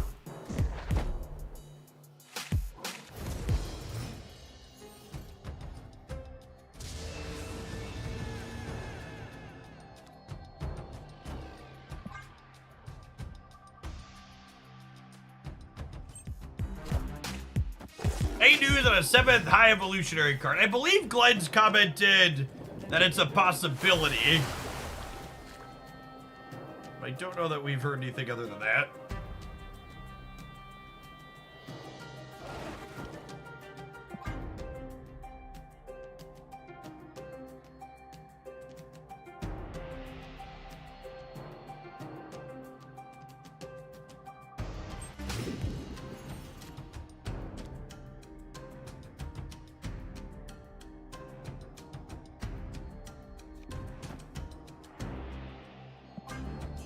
It's not the Sunspot or Quinjet I wanted for Christmas.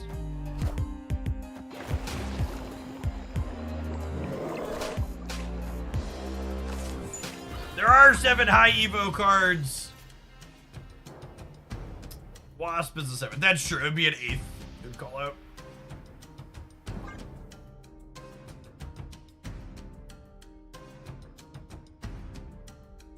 Yeah, you knew what they meant. They said 7th. They meant an additional high evolutionary card.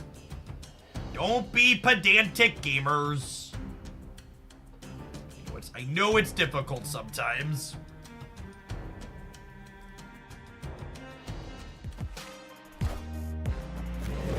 Wind, aid my hand. Classic Dusa into the Nowhere Center. We're already up solidly here, so I think I put my smallest one here. I'll just like spread eagle, play for everywhere.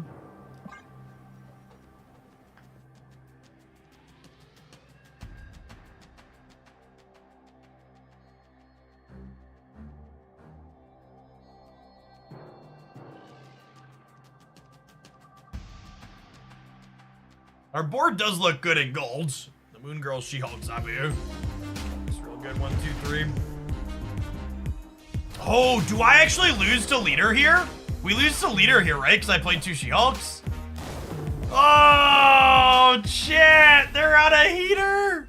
Oh no! I realized as soon as they only played 1 card, I was like, oh no, leader gets us. So if I would have gone Abomination here and She-Hulk here, we would have won. They are on a heater. Behold my creations.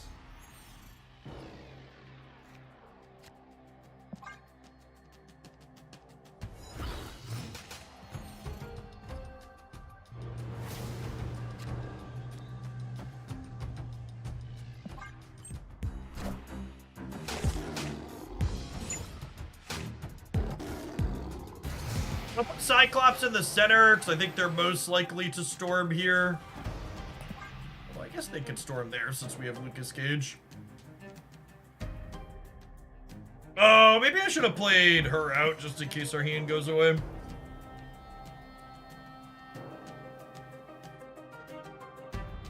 Is Steggy Boy pool 3 now? Oh, he is pool 3 now, isn't he? Actually, I actually forgotten about that.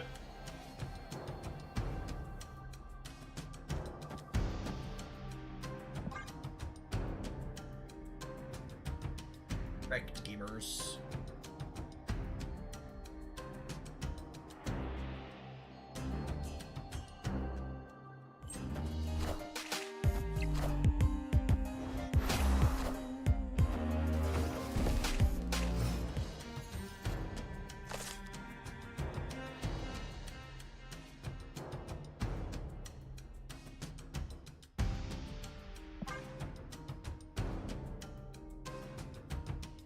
Anyone have a deck that works well for the win all locations challenge? I think it's just Living Tribunal, Onslaught stuff, and then play Proving Grounds and hope people don't leave against you. If you're playing that deck in real formats, people are retreating before you win all three a lot of the time, but inside of the Proving Grounds, you'll probably get someone. It'll throw you a bone occasionally.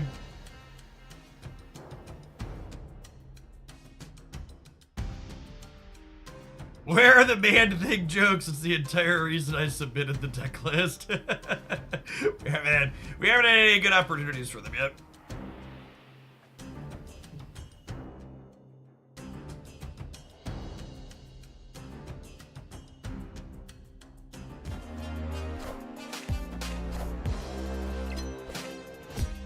Yikes!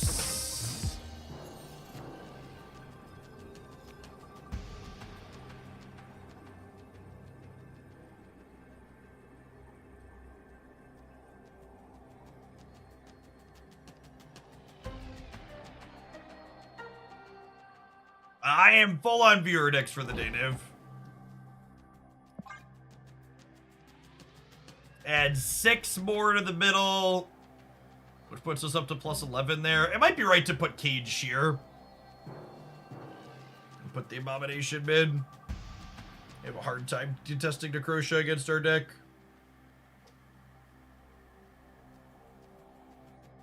The Rogue, right? Yeah, that's fair. And if they guess correctly on the Rogue with the Cage in the center, there's only a 50-50. Well, I held the Quinjet back because it triggers Cyclops. It's a wash, I guess. If they had murdered Sunspot, it would be better to soak one. But they did murder my Sunspot. Poor lad. Okay, and this beats Leader this time around. Alright, we're also beating that, I believe. Heimdall is their last card, wasn't on my bingo card. Victory.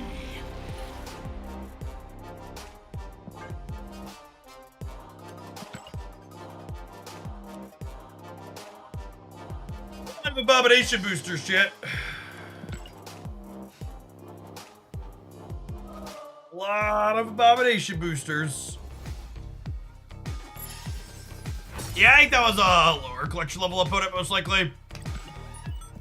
What if the people that are doing the, what's it called? The carnival prizes, you hit enough festival points or whatever they're called to get 3 gold tickets today, so I wonder if we'll have less experienced players burning those.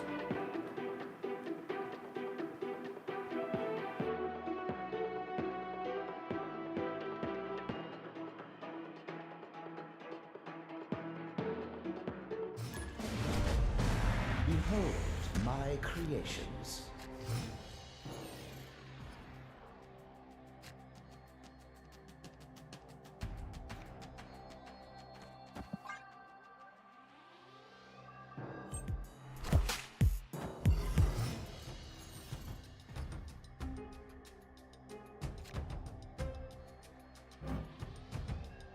And read.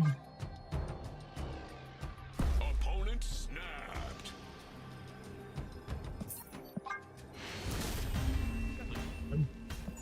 Escaped.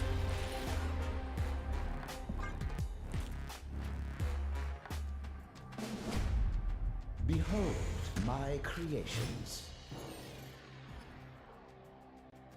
Quinjet got lost in space. Truth. Truth.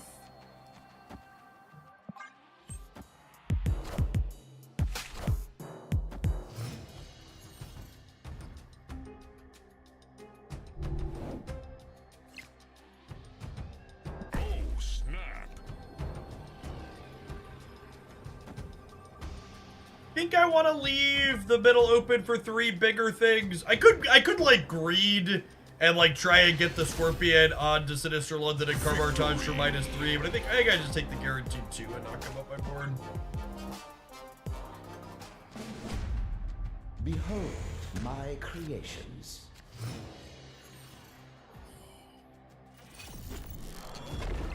Zabooby?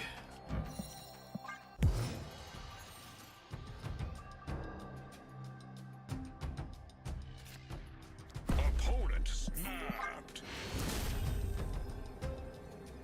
Escaped. You do not get an extra cube on Shuri Slam, Kitty Pride opponent.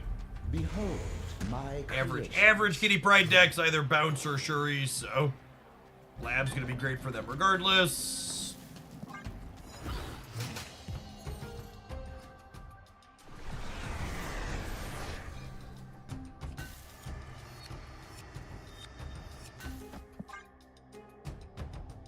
Snap.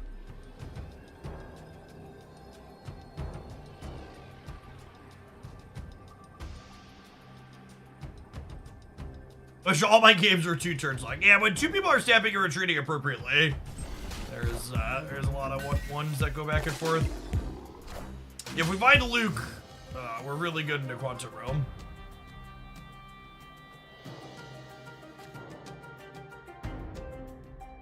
Love a Scorpion. This deck real, I would like to play a Man-Thing deck. Things close to this have pretty okay stats. Yeah, looks like Elsa, the Kitty Shuri.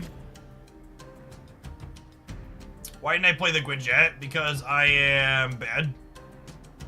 I'm not paying attention.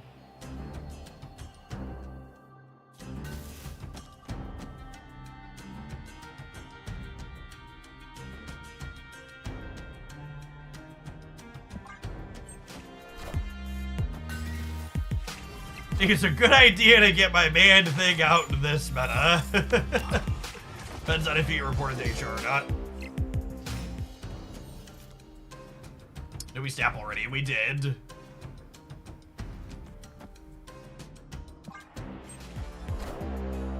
Was a vision?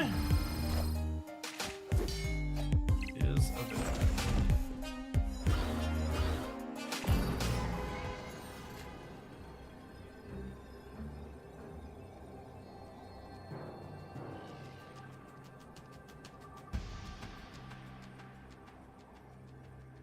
What's going on, Sap? 6 to the 10 months. Welcome back.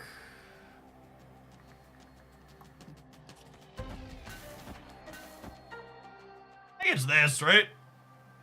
I think it's this. I think it's this. Victory.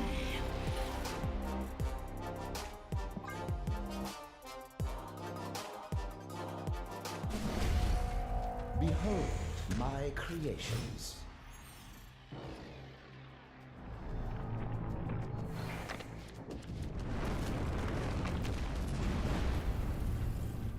Oh, snap.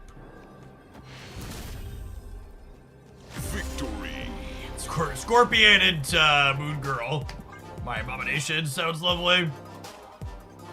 Scorpion, your every card you're gonna have for the game. My creations. Behold my creations.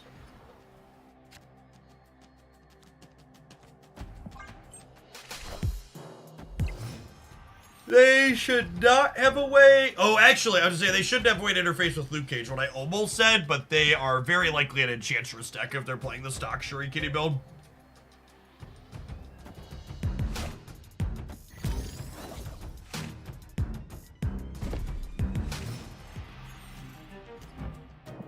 It is a lovely Cyclops variant.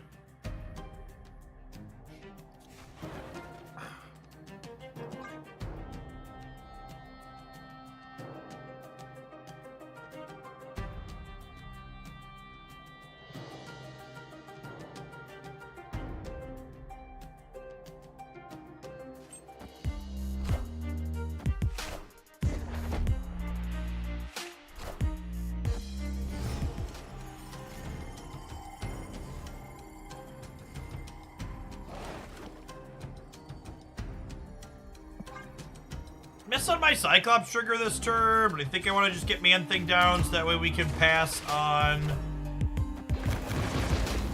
So we can pass this turn. Can you explain Wasp in this deck? Yeah, Wasp gets a benefit from High Evolutionary. It's about to snap, and they retreated me. She also afflicts a penalty that makes your Abomination cheaper. Bruno, thank you for the 7 months. Behold Yeah, my Wasp helps you creation. manage your hand size for Moon Girl, and sometimes doubling a 0 energy thing is like also pretty reasonable. Oh, We'll just snap the negative zone into our Luke Cage deck. We also only have 1 more cube here, so.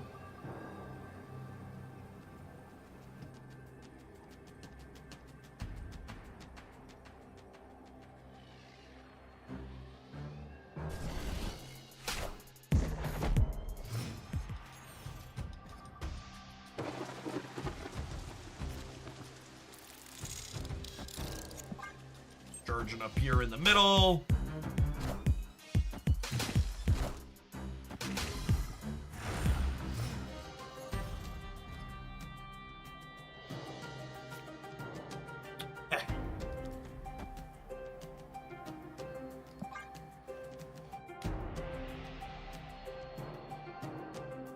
It just me, or does this deck feel good? This deck and other variations close to it have very reasonable stats up on Untapped.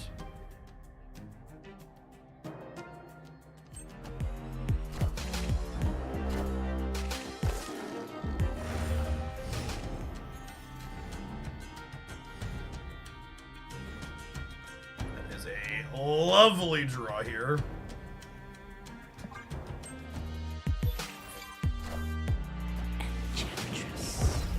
Ooh.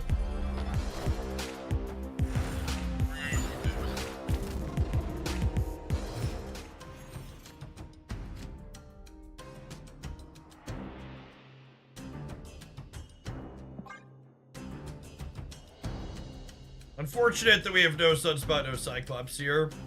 I kinda wish there was room for Misty Knight in this deck since we're soaking energy. There just really isn't a slot for her, huh?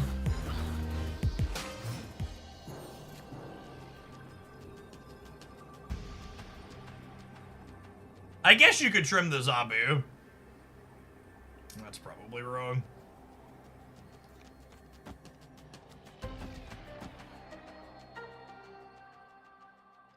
Zabu's just real good.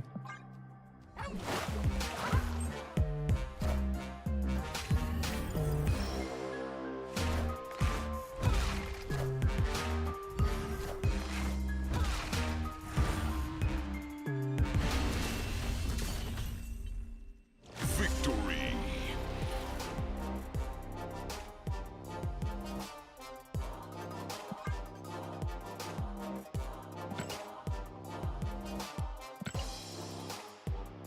Alright, we're gonna give this deck a chance to finish out this gold conquest that we're 2-0 in. We're gonna go ahead and tap an advert break before we do that. Thanks everybody for hanging out. Don't go anywhere.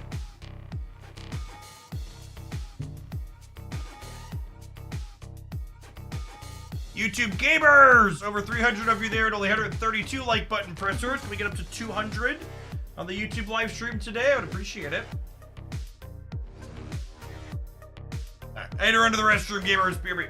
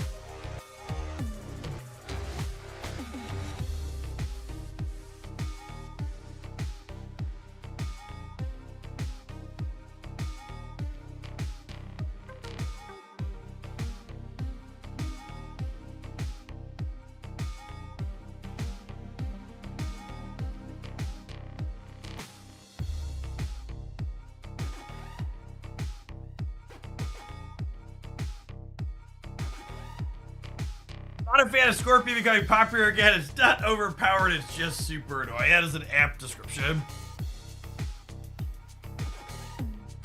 Accurate, accurate, accurate.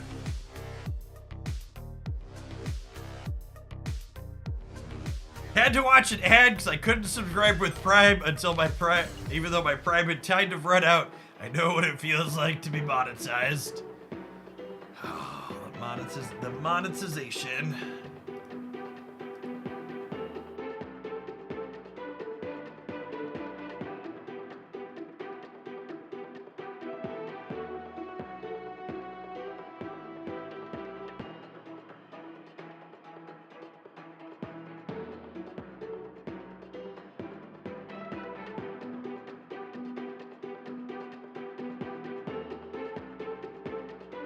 Scorpion is reverse Nakia. That's it's an interesting way to think about it.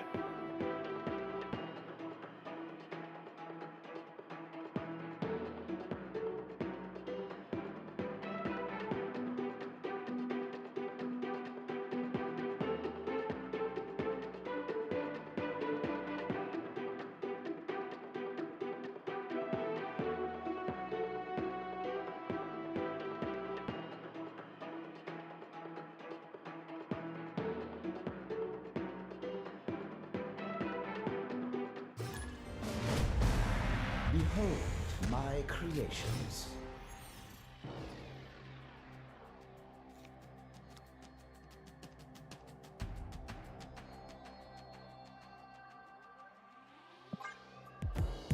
Okay, can we close out an infinite ticket?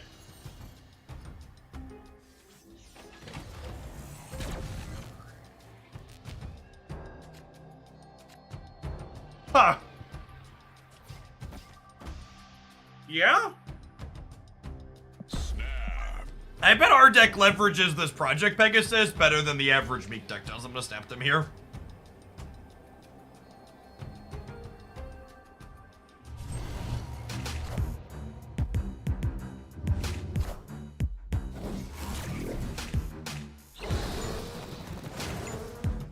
A pretty good Pegasus for them. Okay, so they have 2 swarms in hand.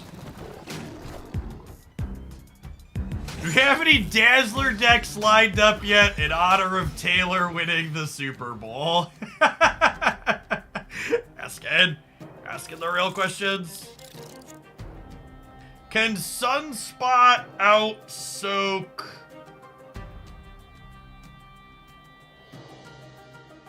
Can Sunspot out-soak Morbius? I don't know that he can.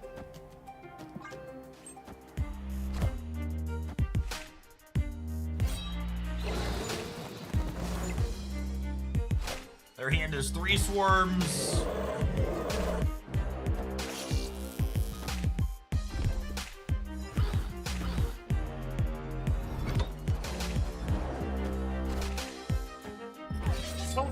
Come on! Oh, you've gotta be kidding me. Opponent snap. What an expansion.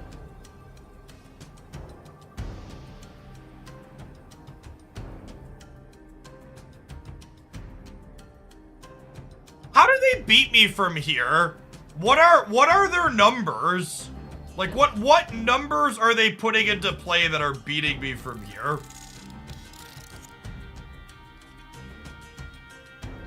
Like I play Abomination and then I go She-Hulk, She-Hulk, Abomination. They need to discard 2 more cards, right? To not tie us on the left. They don't actually have that many numbers, right?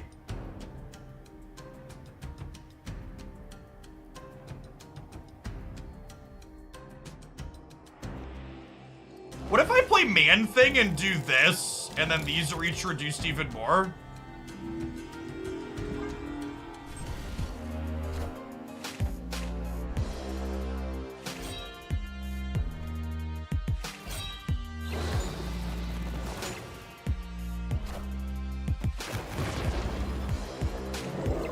Oh, Meek already had a penalty on him, right? So maybe this is wrong.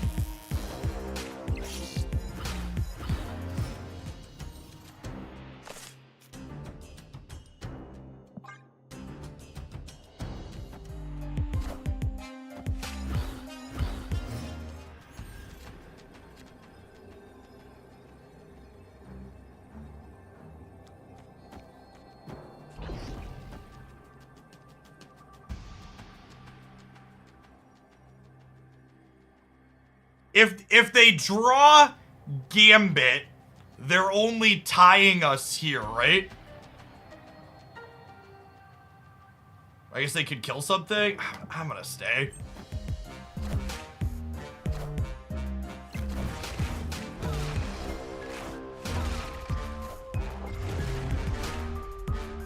Woo! Money in the bank, gamers. Yeah, I think they just couldn't. I think the odds of them making the Morbius bigger are just so low here. What a sick Innkeeper.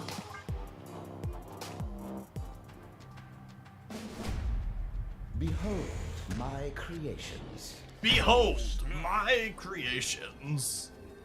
That's definitely a good example of you can't let the bad variants get to you. You need to take a second and think through the tilt. Be like, okay, what's actually beating us here?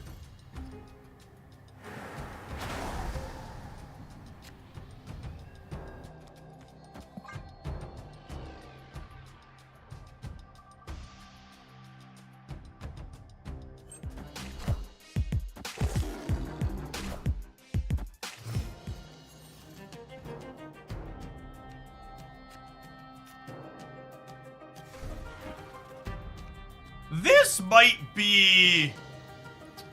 Cyclops here might actually be overcommitting. What if I do this so I guaranteed land one of them here, and then we just like and soak a bunch, right?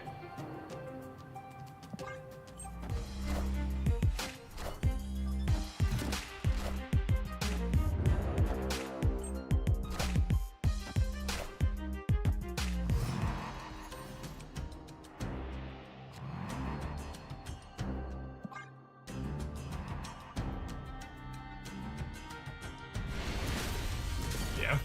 Victory. Absolutely crunched. Infinite ticket in the bank, gamers.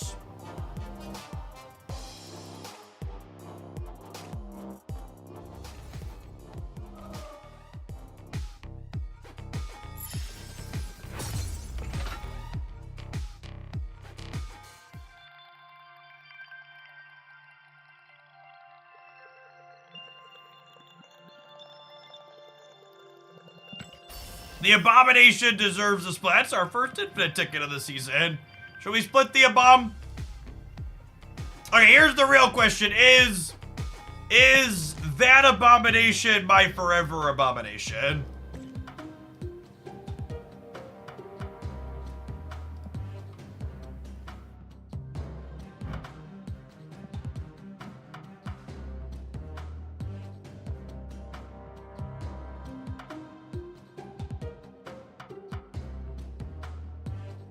Okay, let's look at Snapshot and see.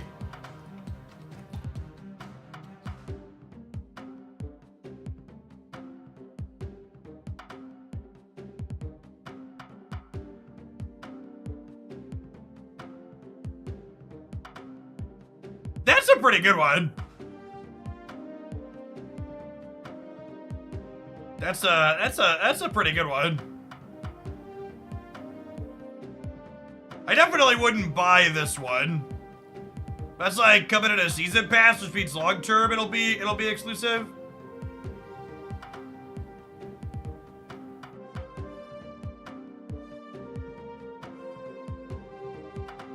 Yeah, I might vibe. Like I got plenty of time and I'm not in a rush to split him a bunch. Yeah, it one's fine.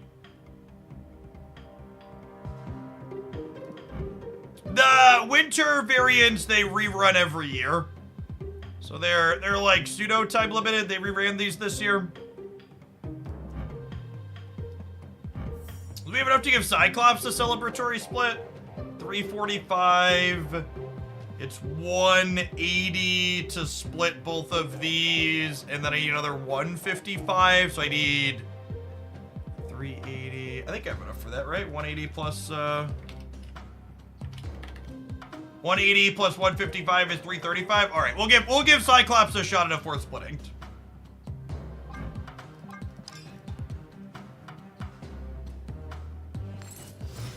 As we got an infinite token celebration.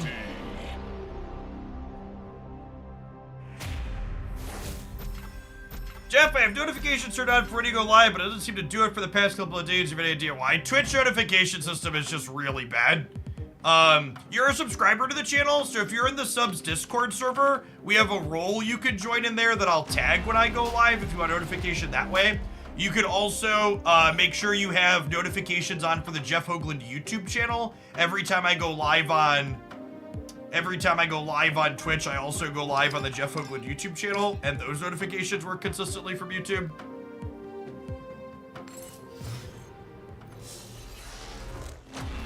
Infinity.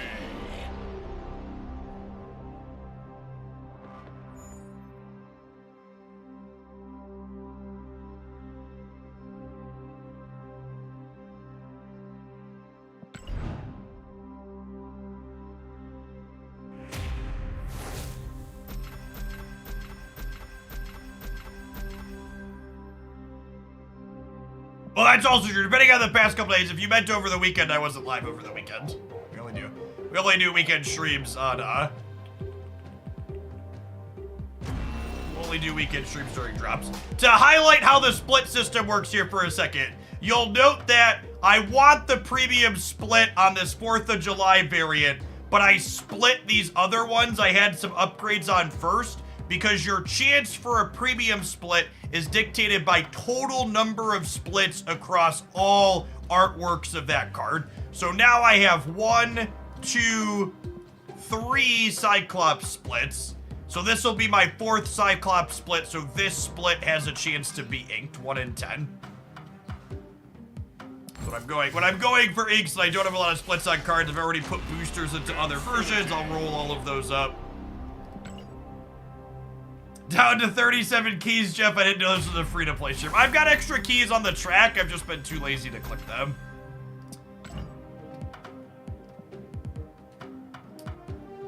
All right, bud, you can do it. I believe!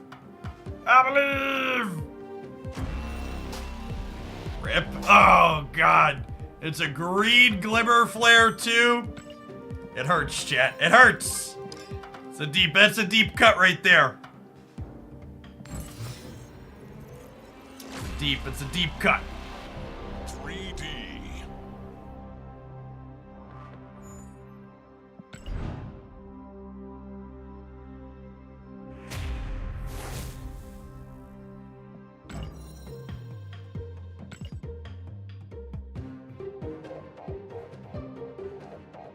All right, chat. Our next viewer deck is a Zabu, Darkhawk, Shang-Chi, Miss Marvel pile of cards, but it's also playing Super Giant. It's actually kind of close to, there was the day 1 Super Giant autocomplete deck did something kind of similar to this. It's playing a lot of the good cards. It's probably pretty reasonable. We'll fire this one off into another Gold Conquest, I think. See how it goes.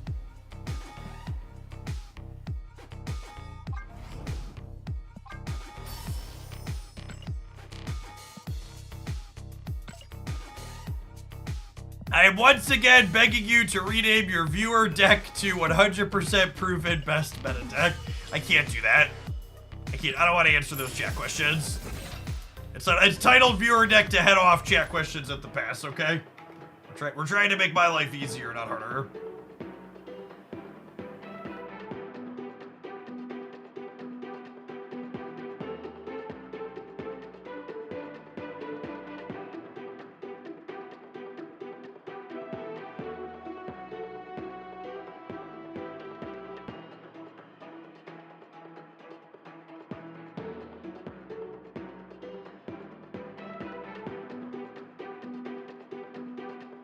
As a dust settled on Omega Red changed to a real boy. So I don't know that there's any established decks that are really playing Omega Red at the moment, but he's definitely a much better card than he was previously, just at a low bar. Low bar.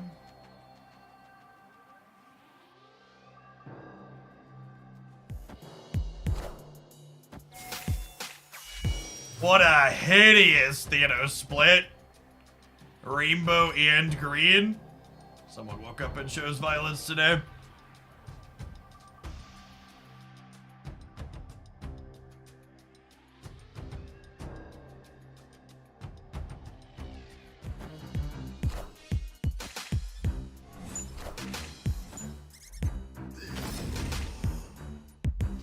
Squirrel Girl Thanos.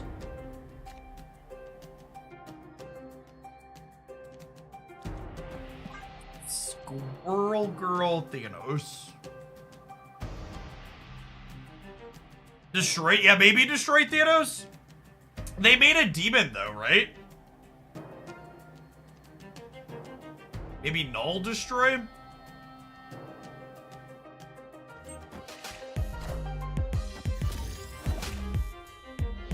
No, probably just Khazar Thanos.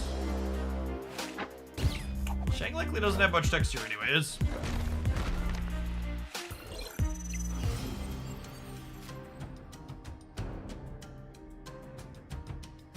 I mean, all things considered, yeah, worse straws. We were hoping for Darkhawk there.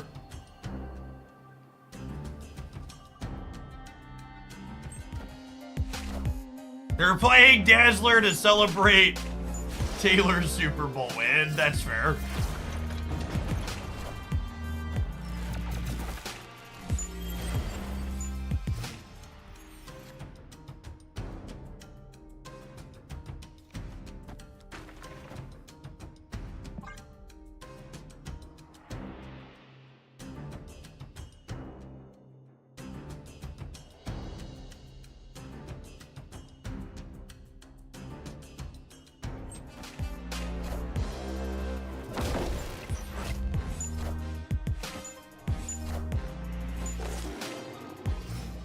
And we draw a Hawk.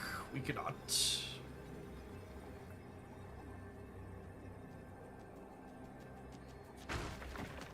this ever win a game of Marvel Snap? This puts us to 16 over here. It puts us to 16 over here. They're going to 15. They're going to at least 14. So I think it's time to go. Your recommendations for a try-hard Black Swan deck. Yeah, the Black Swan bounce deck at the start of my most recent best decks video is the best known Black Swan variation.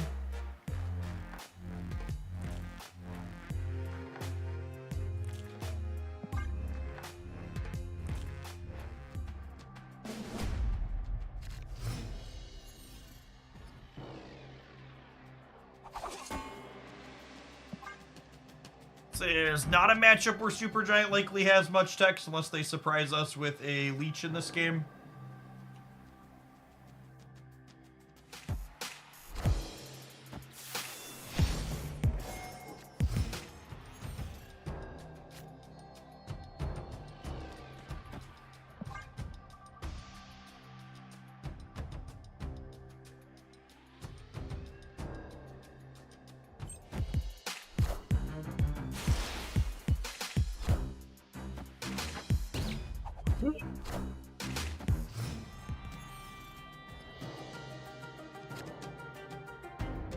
Well, shit.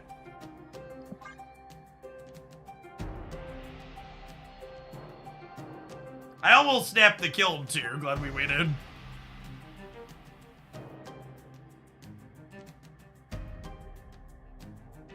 Can this deck win a game where it doesn't have Peg?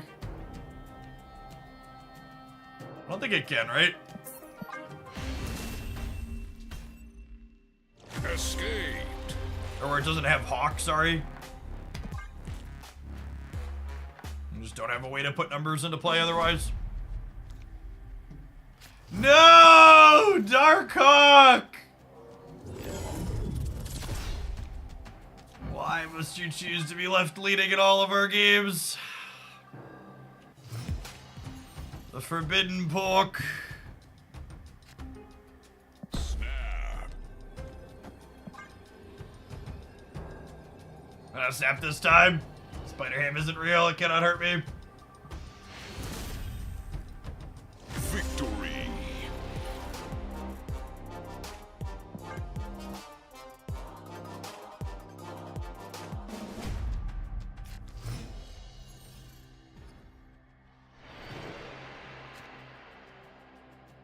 We detect Quicksilver. Alright. Miss Marvel getting porked is not ideal, but it's better for us than Darkhawk getting porked, I think. And now Miss Marvel doesn't work anyways, so, you know, glass half full.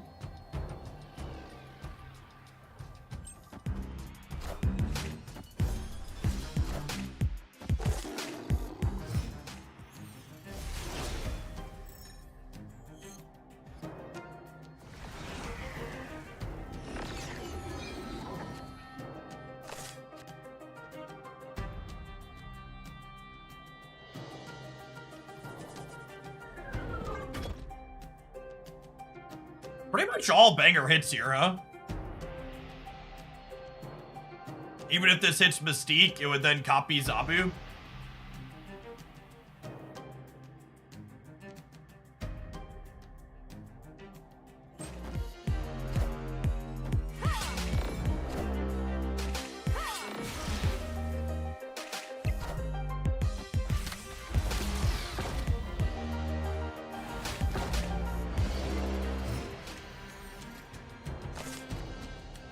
And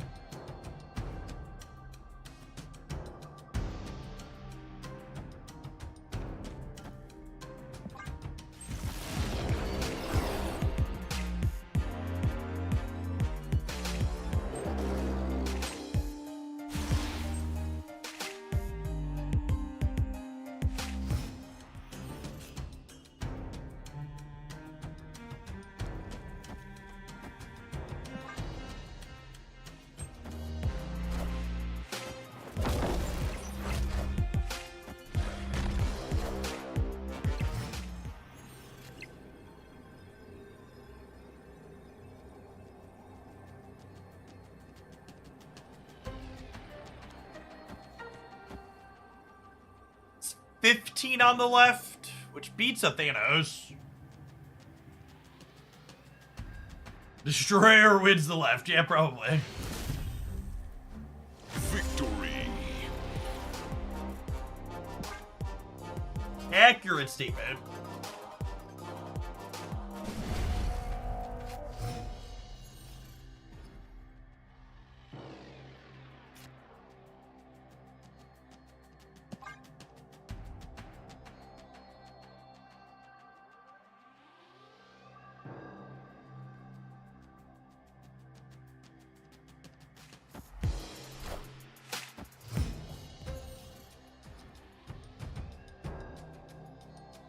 Or the next day, we've had a pretty solid mix. Had a few of the typical, these were misses, but we also just won an Infinity ticket with the one before this. Armor in the center would strongly imply that they don't play Shang.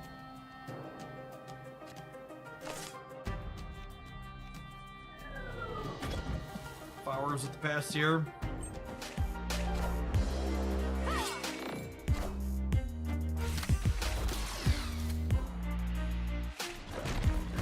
Play rocks.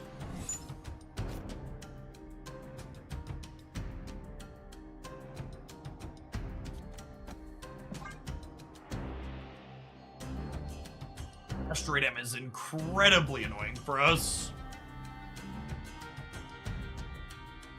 We're hoping to peel a copy of Mystique and then fill up the left so we can get Hawk and Mystique into two different paths.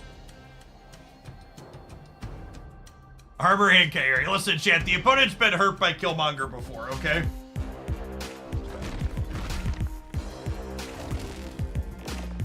They are having none of it.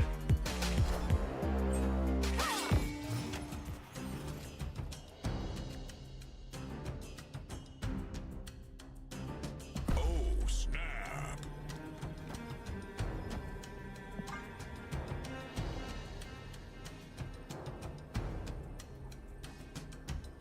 Snap before we flip up the Darkhawk here.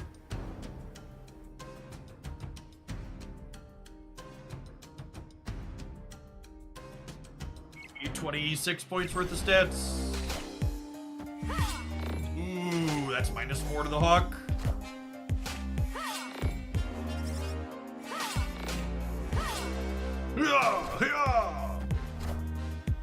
All systems go. Listen, chat, find you someone who responds to you walking into the room like Kyeria responds to one energy plays, okay?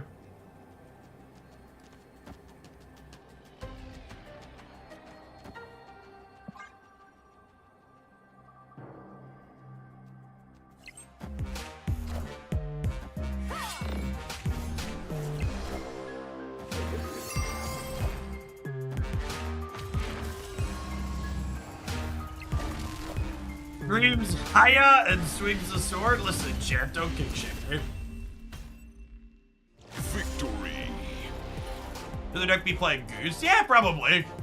Not that Goose is very useful against us. They could be on Goose.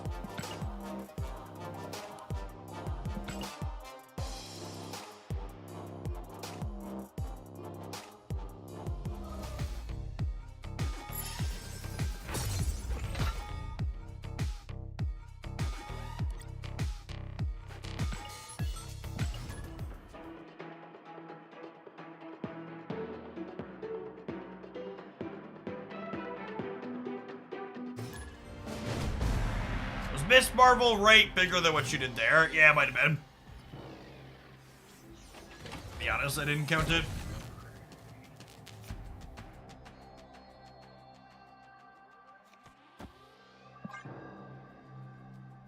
Not our finest Project Pegasus here. Although it gives us a slightly better chance to brick their draws, so...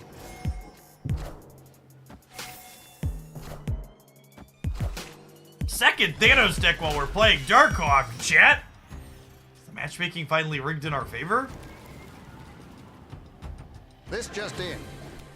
DMC Dog, thank you for the 13 months. Welcome back. This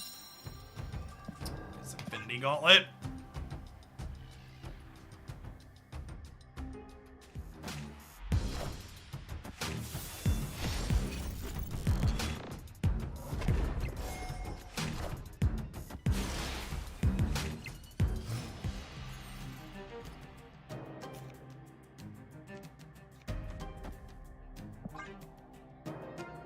Ravona, less useful than she would have been pre-Wakanda, see?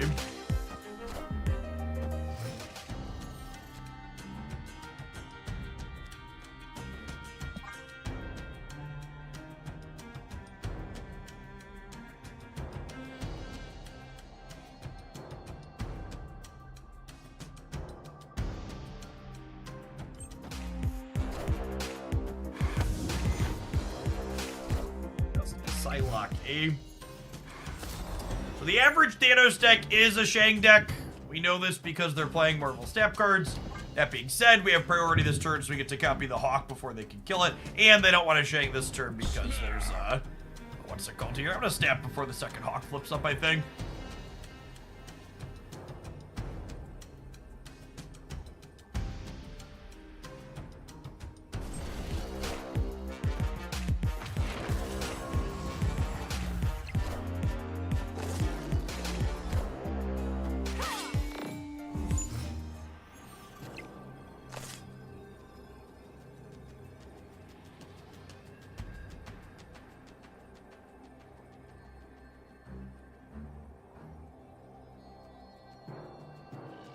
Skyarian with 6 energy. Mystique copy Hawk on turn 6 if it was destroyed on 5 and brought back. No, because the Hawk wasn't played.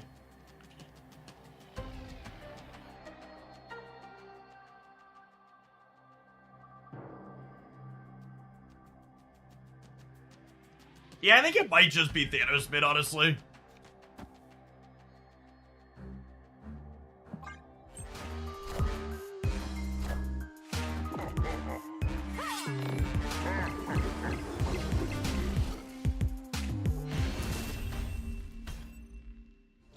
To dedicate that dub to the Blob redesign.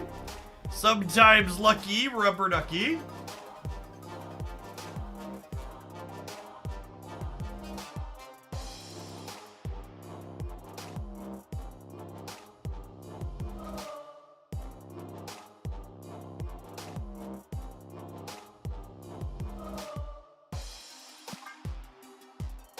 Oh, we could have checked their blob.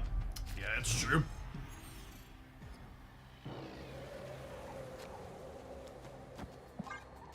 Show.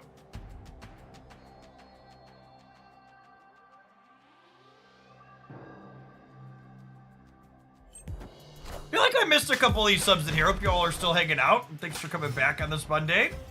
Zacatira, thank you for the 5 buns. Cry Freedom, coming in hot with the 3/4 of a year. And Dog with the Baker's Dozen. Have to play center. All right, if you insist. Oh, snap. Their start's kind of weak. I'm gonna snap them. Ours is pretty reasonable. Has anyone found a decent Dino Helicarrier deck not running Loki? I feel like the problem is any Dino Helicarrier deck that's not running Loki is probably just misbuilt by at least one card, i.e. missing Loki. I'm failing to think of a reasonable reason to not have Loki in your deck that has a card that fills your hand and like plays collector and stuff. Like just the cards that enable those things just also are good with Loki, and Loki's like a good get out of jail free card for a number of matchups.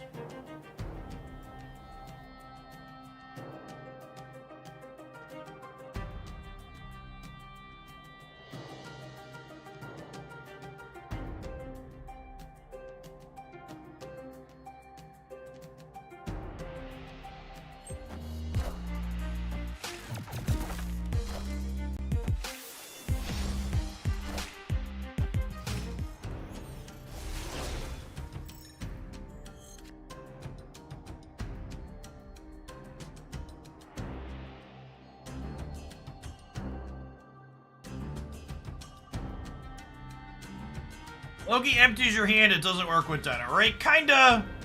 So they kind of have some anti-synergy explicitly with each other, but they work with the same types of cards.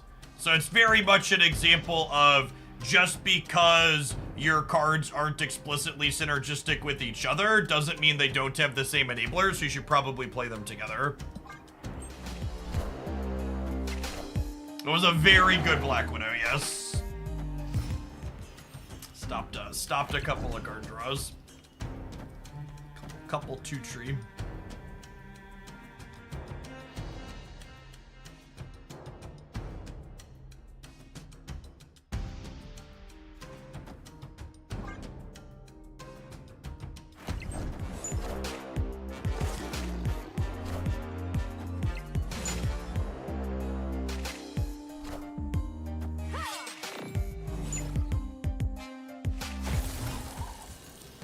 Late in the dollar short there, K area.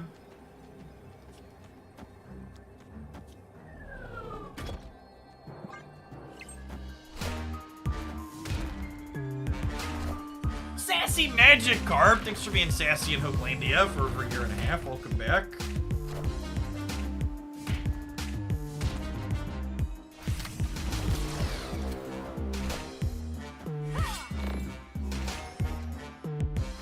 Even if they roll into blob, we're still gonna win the raid because of the marbles, huh?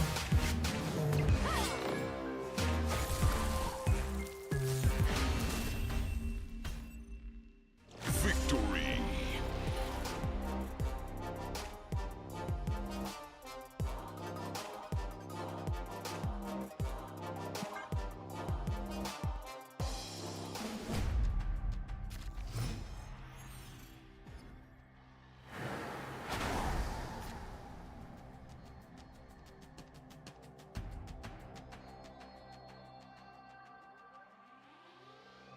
Snap. 2 to 10 sounds like some high stakes to me.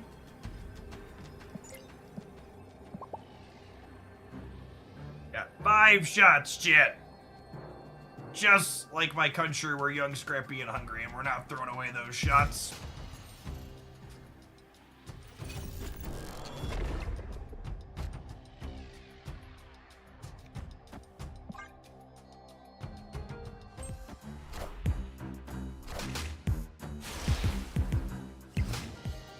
Super Giant's like an anti-Sarah card. Super Giant's an anti-Sarah card. She's an anti-Leech card. She's an anti-Destroy card. She's genuinely good against a lot of things that are trying to set up in the format. She's good at disrupting MODOK in some matchups.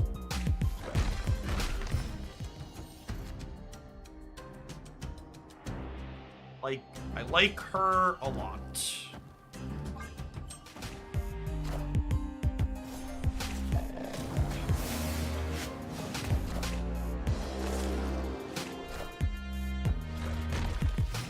They should dump a lockjaw trigger until the end of the game. Yeah, if they play something into the lockjaw path, it isn't coming back out until after the game ends.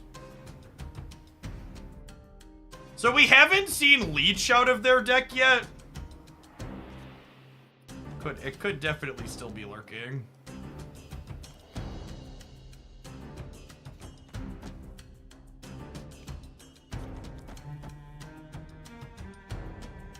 Take 2 points off their soulstone here.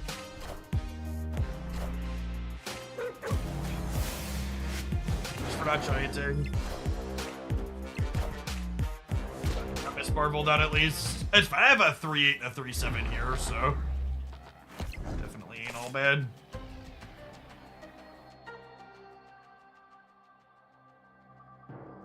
The odds they play 2 cards out of their hand here feels high.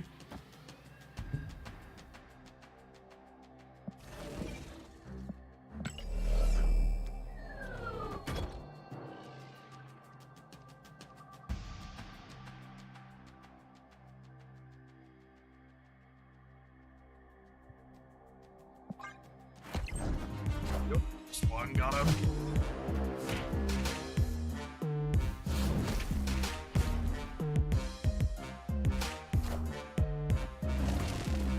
They magnetoed right. Interesting. That's weird.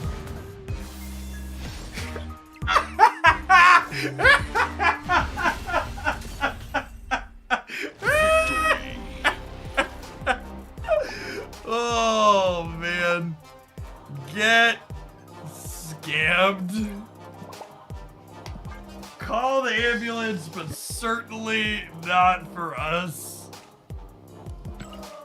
Get down! Get down! The rug! It's pulled! The rug, it's pulled!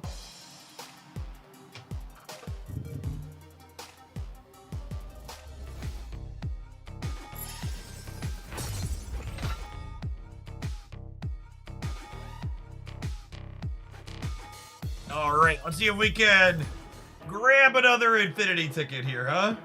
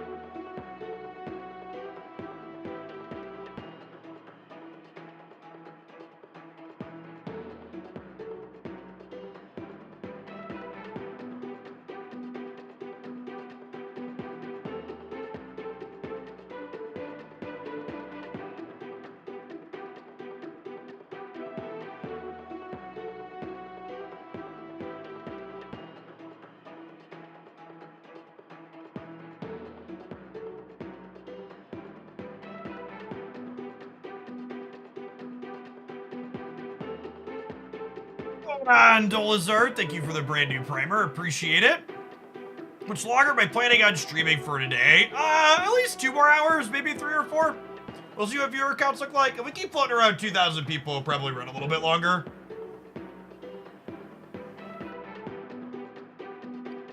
A lot of my audience tends to dip around like 3 to 4 p.m. Central when they start to leave work for the day.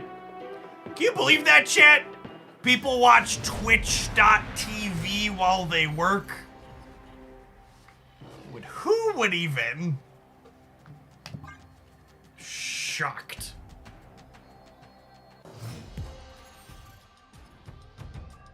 That never, no.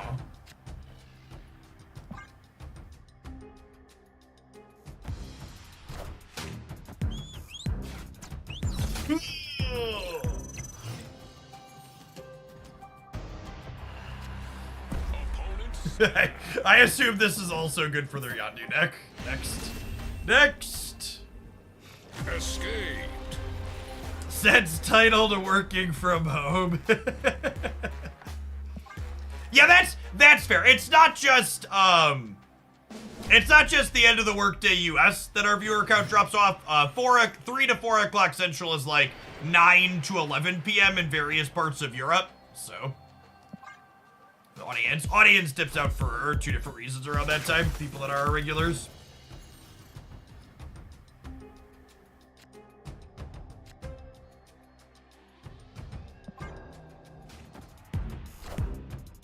Undo, Iceman, Scorpion.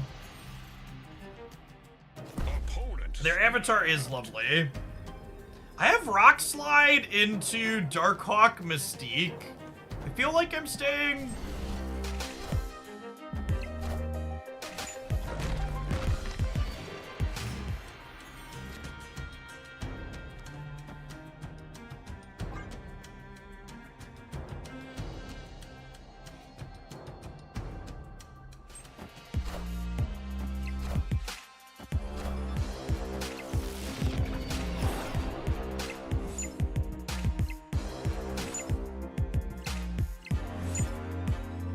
Huh, are they like a Carnage or a Nihilist deck, maybe?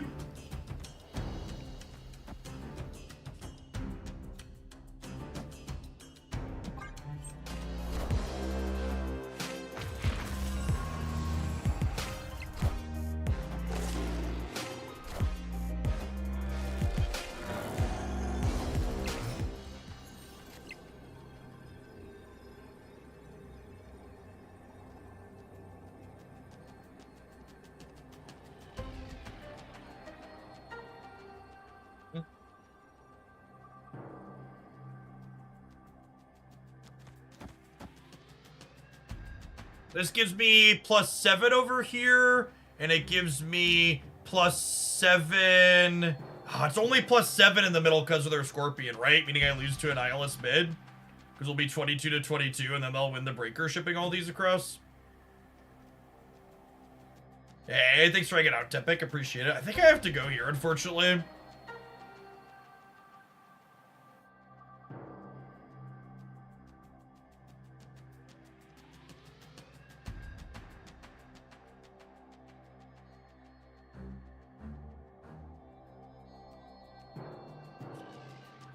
If we play Marvel left, this beats Annie in the middle, but it loses to Annie left. They probably play Annie middle, though, right?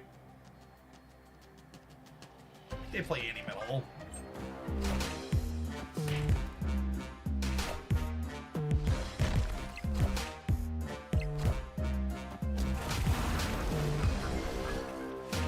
Good shout, chat. And competitive Twitch chat advantage here. Victory. We did not have the tools to beat Annie both left and center, but I think center is the most likely play. Obviously, it's still just a flip at the end of it. We finally won a 50-50.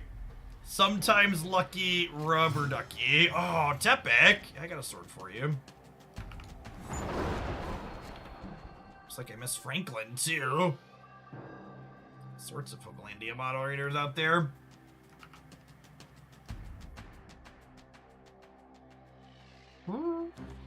Start filling up the right since they're a Century Nihilist deck.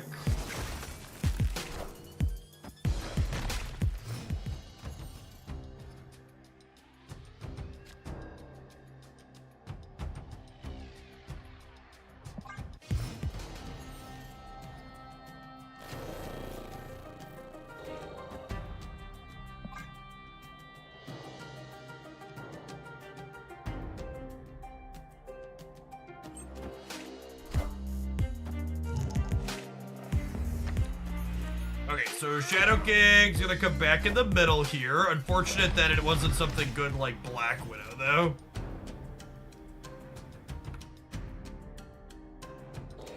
I think I'm just gonna keep filling the right tentatively since Valley is here.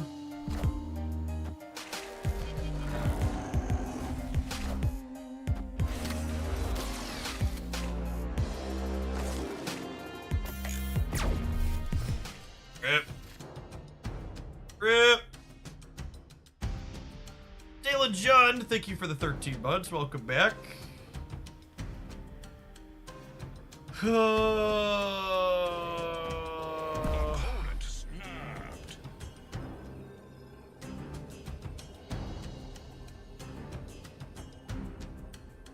I'm gonna stay. I'm gonna stay because they get their void back in the middle.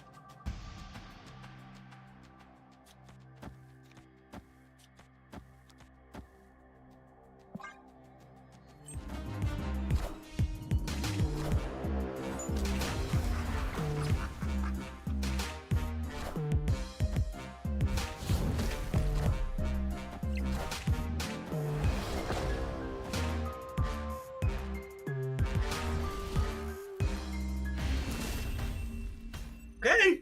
Okay, two Cubaroonies off of our second infinite ticket on the day. Not bad, not bad, not bad.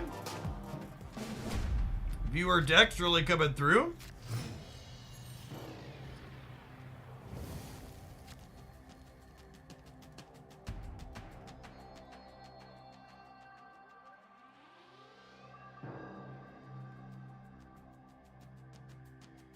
Snap. 9-2. High stakes round start now.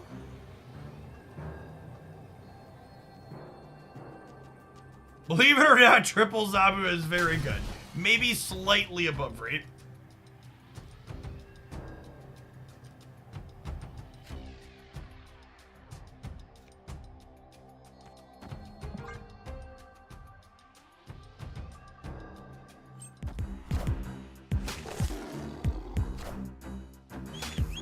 Again, just prioritizing, filling up the right side here. So that way, there, what's it called? Can't get kicked across. I think Super Giant is worth bringing Spotlight Caches or tokens on.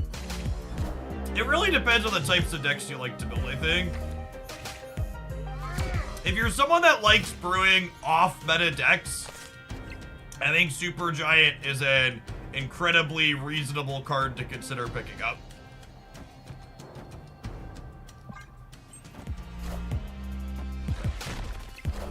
Why are they playing Yatu? I have no idea. Why are they playing Moon Knight?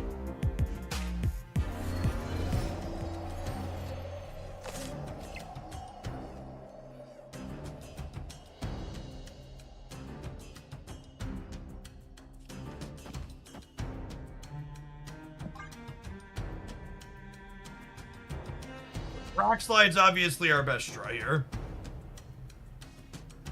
Tell me again, why is Leech a real card? Leech is a real card because it's one of the surefire ways to avoid getting Shang-Chi'd on turn 6, which is one of the best plays in the current Marvel Snap metagame.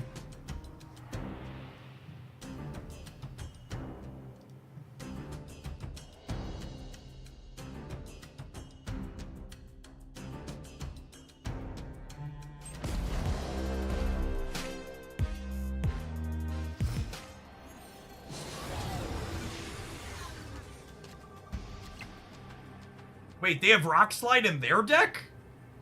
That's so random.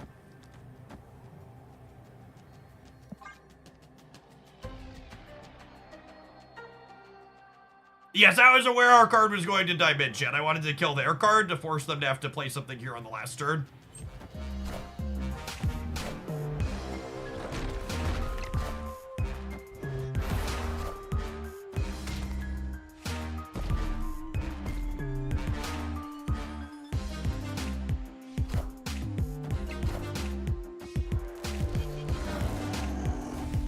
I think we won the tiebreaker by a little bit.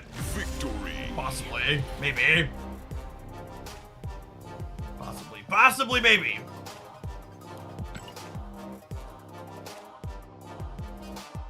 Shop reset. Yeah, let's take a look at that. Just a minute here.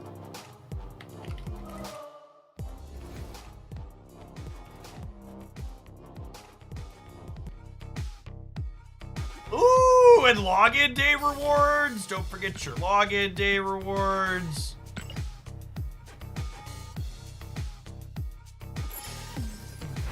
That popping up over our infinity ticket win is just a mess up menu, so.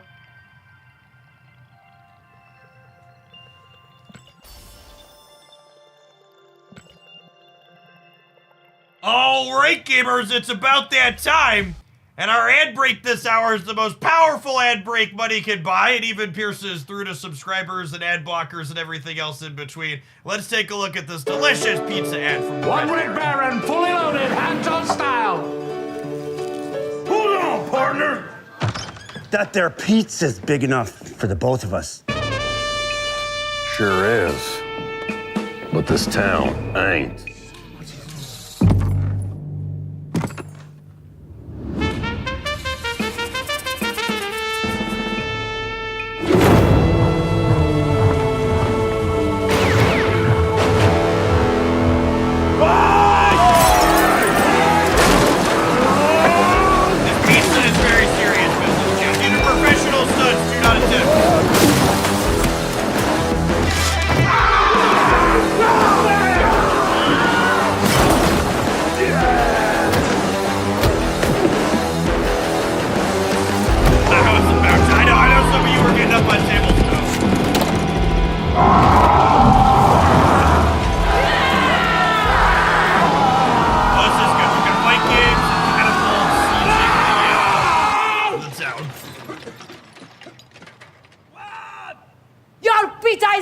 get cold. You should be eating. Is it better than fighting? Of course. And so, Lonely Pete and Really Rude Rick learned that a punch in the face might be fun, but sharing a fully loaded Red Baron with friends is always tastier. Yeah, that's about all we have time for today. Really, Giddy up. Rick.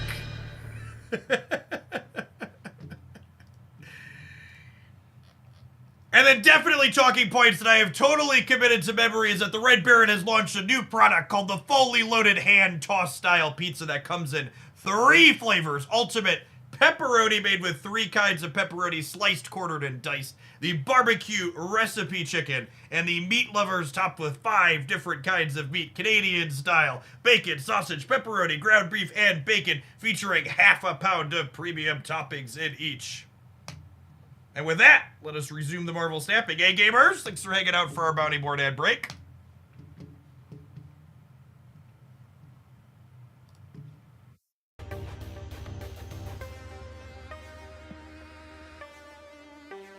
Half a pound! It's so many pounds!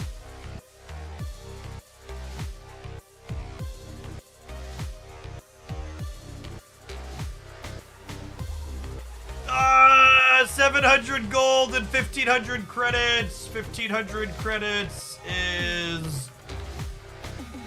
1,500 credits is 1,200 gold, so this is effectively 1,900 gold for $15. It's just like very marginally above rate. That one's probably low enough above rate that I'm skipping it because they canceled the whale track this month. I bought the couple of $10 ones. I think they were more than that, but I think 1,900 gold for 15 bucks. I probably skip. I'd snap it in a heartbeat if there was a track for me to whale towards, but I guess it's better than buying gold for cash. I'm definitely not doing this month. They don't deserve my money for this.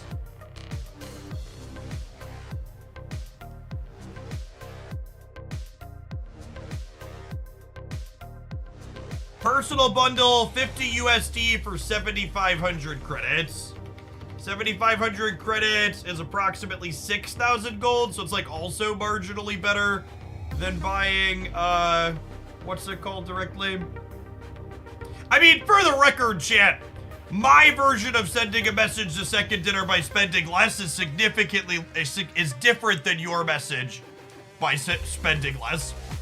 I think if I go back and look, my January spending broke like 700 USD because of Hooglandia whales cheering for me to split cards. So like, I could very easily buy every smaller dollar package like these and still be significantly under what I spent last month. It depends on how big of a whale you are, right? Why do some people get personalized bundles and others don't? Well, have you considered that maybe you're just not that special? And this is Second Dinner's way of communicating to you that you are in fact not that special. Yes, the $2 Play Store coupons are also currently gone. All right, we have a request to play Negative Professor X. I'd actually been meaning to revisit that one, so I am excited to give that one a go. Really, really good stats with this one. Last time we played it.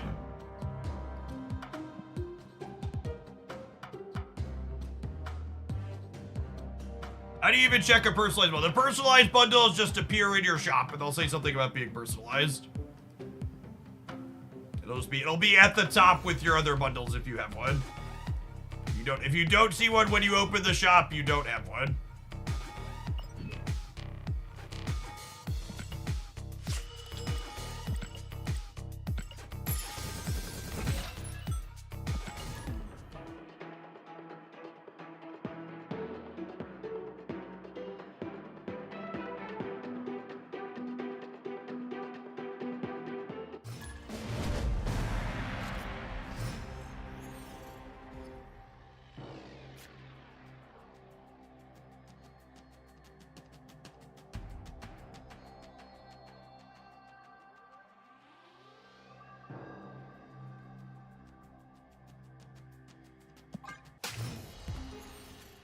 And insane amount of time with Snap. I appreciate what the devs do, but these bundles are just not good enough at import taste. I can't help but wonder at what point they make more money putting more. So, in literally every video game free-to-play thing I've ever played, there is always this idea that's constantly put forward that the developers would make more money if they sold lower price bundles. And I really just can't emphasize enough how heavily cope that idea is. I promise you, if they thought they would make more money from having lower priced bundles, they would be having their bundles lower priced. The brutal reality is that most people that play games like Marvel Snap don't spend money, and the significant portion of the revenue for this style of game comes specifically from people who spend lots of money on bigger ticket items like that. It's just how it is.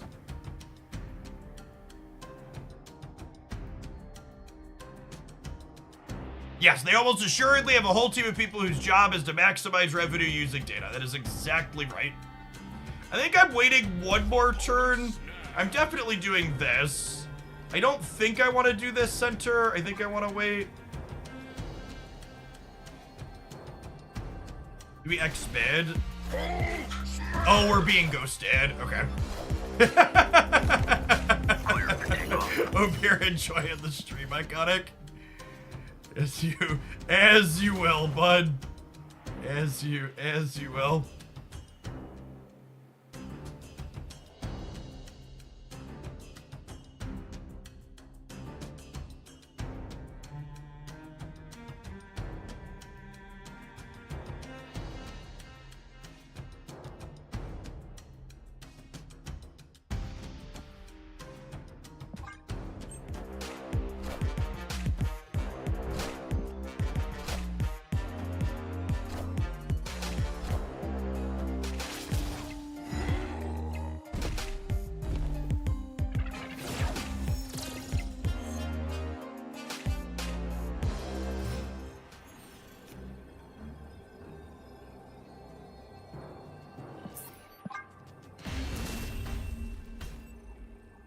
Escaped.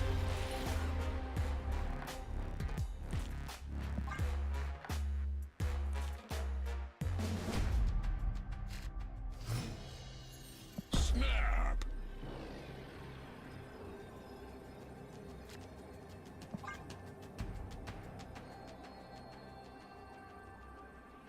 I also think the thing people are talking about, well, I wish they'd have more reasonable price bundles occasionally. Like, they literally just ran 2 fairly reasonable 10 USD bundles.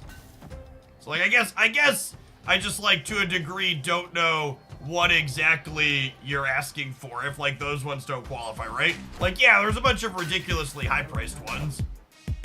But, like, also, there are just a bunch of other ones that are, like, not ridiculously high-priced.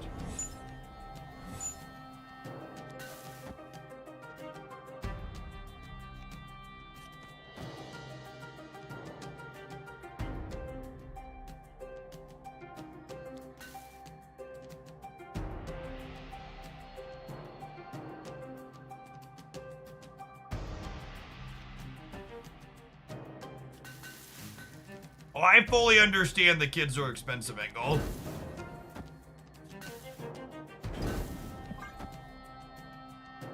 Feel you on that.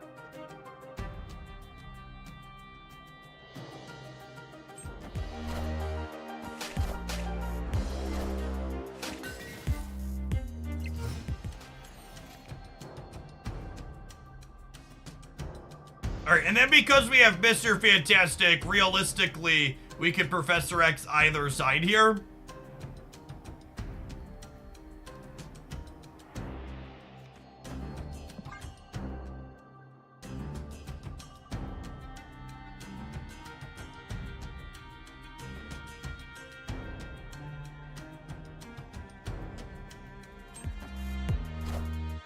It's really weird. They don't guess where my Professor X is when I had my screen.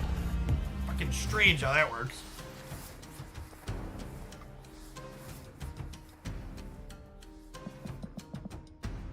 Interesting. Interesting.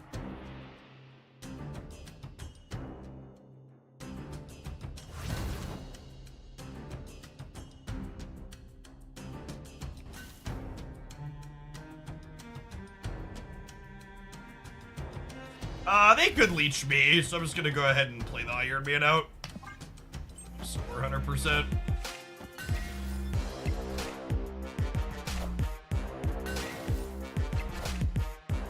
I am Iron Man. Even with the Cyclops here, we're very good to go on the back of Havoc plus Iron Man.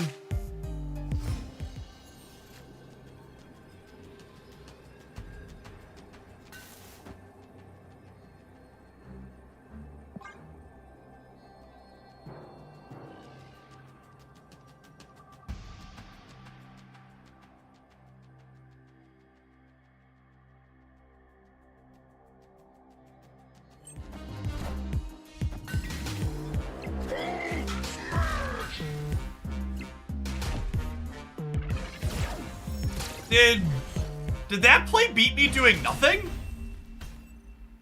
Victory. It literally lost to me passing the turn, right? The Darkhawk is 26 here.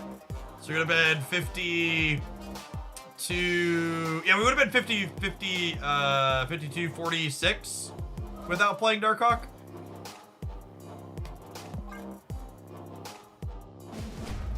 Finally got Nico! Congrats. Nico is so much fun. Sweet, sweet guard. I like her a lot.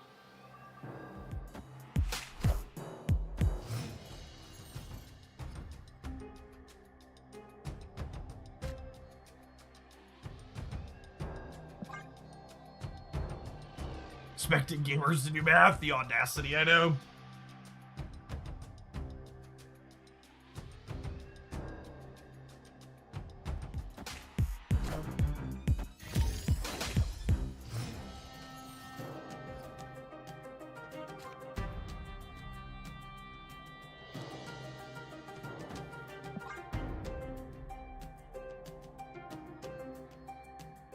I can't win the game by playing Hulk that I don't want to win.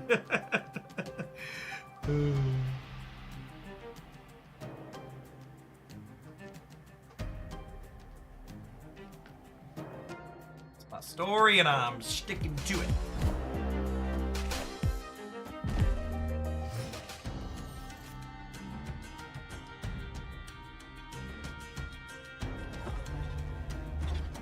This is worthwhile still.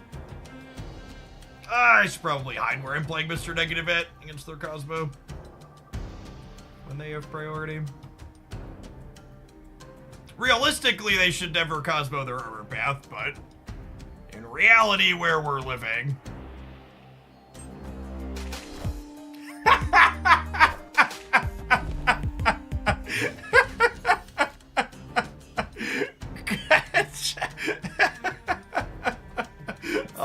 All right. All right. Escaped.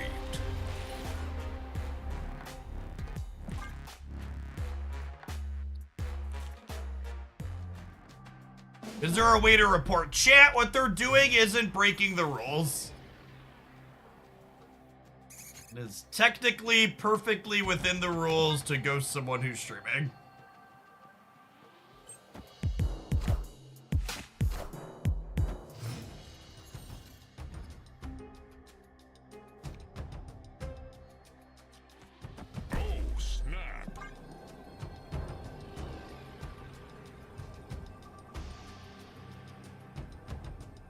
Watch it had to be here at least. Yeah, it's fine.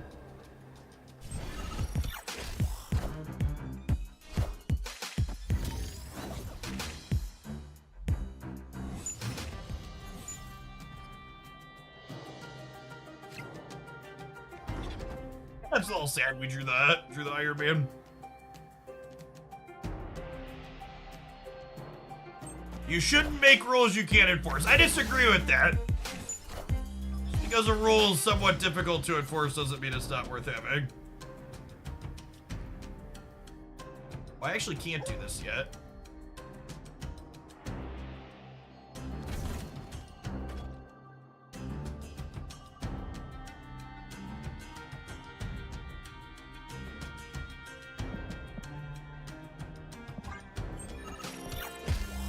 It's clobbering time! I am Iron Man. Sting variant.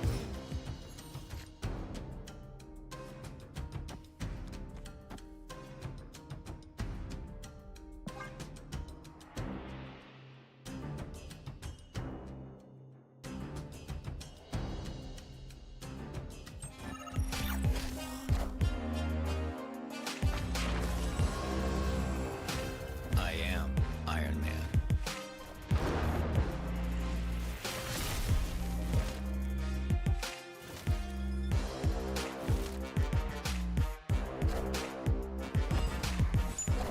Fuck the shaka.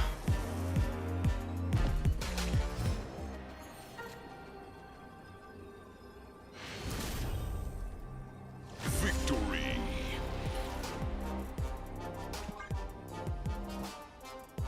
A deck sometimes plays Enchantress. Yeah, sometimes with Armor and Cosmo, they probably don't have room for it though.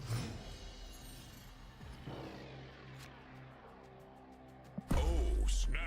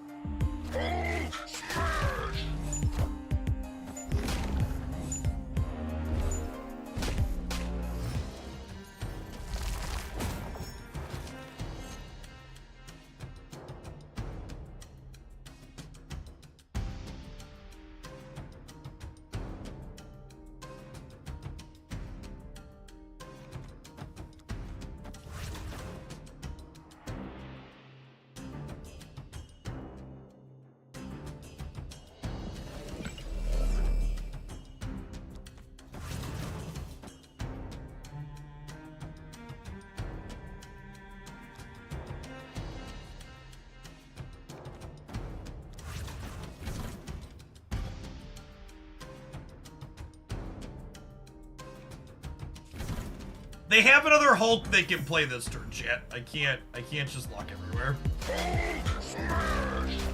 It's a bad play.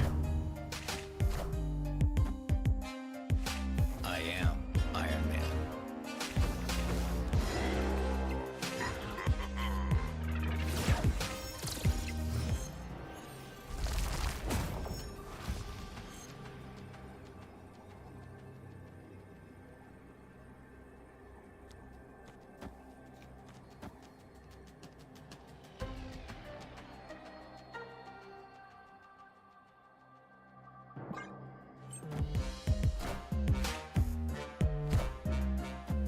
Oh, I know they have Cosmo. Yeah, it's on me. I didn't have any lines here, right?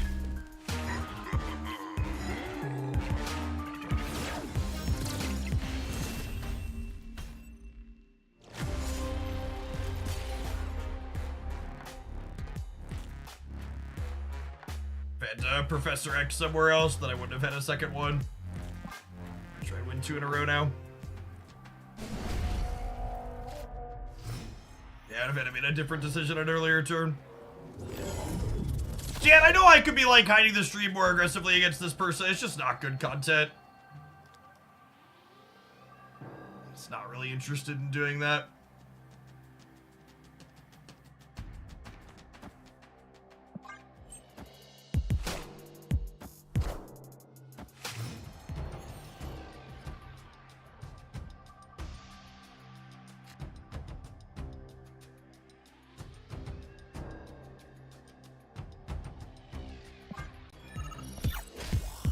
Might be a turn 3 have a giggle. Or it's not.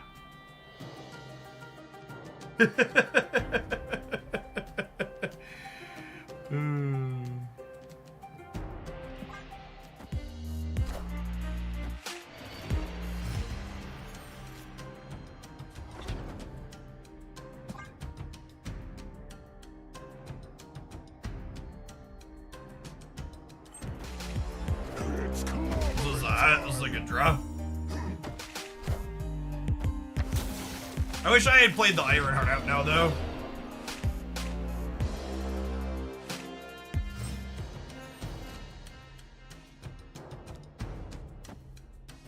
Alright, we're guaranteed to have Iron Man here. Oh, damn it.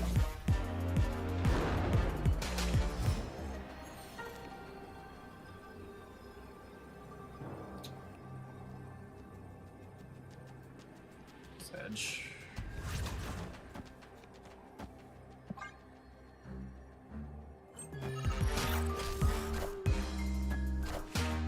Yeah, I should have hidden. I had a coin flip with the Jane.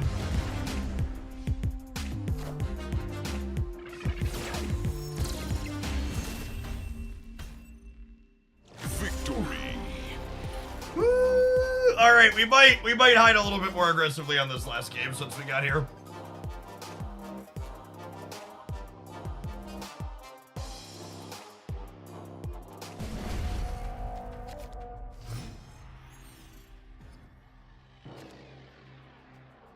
Oh, Titan's so good for them. Ravona here, gamers. Our hand's also just like not a very good negative hand. Parker!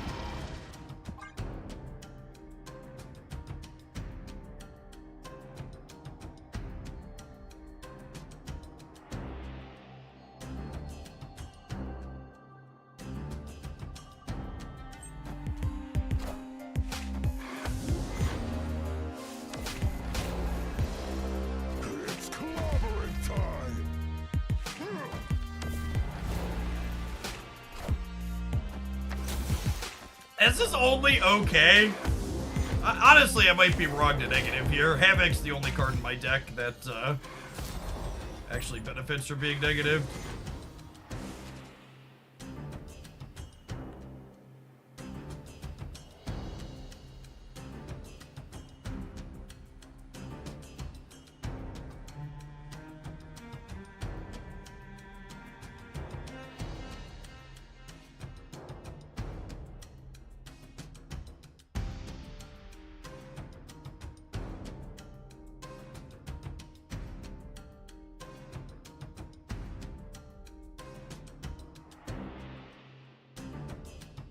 I don't know what I want to do.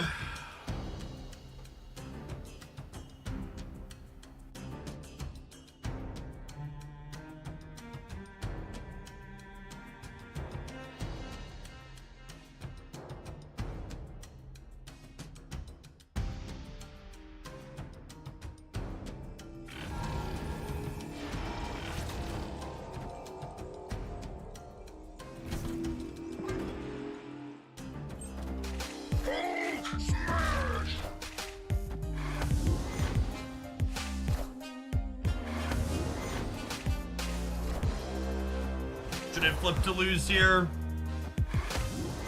Played hard into the location they avoided. I am Iron Man.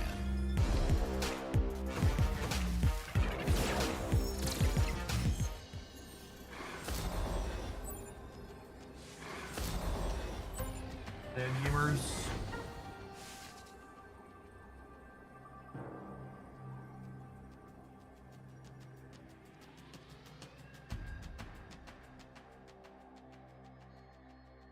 Even an honest game, there's a Cosmo coming our way. Is Werewolf worth 6,000 tokens? I mean, Werewolf is a way more fun card than Goliath. Goliath is like a miserably boring card.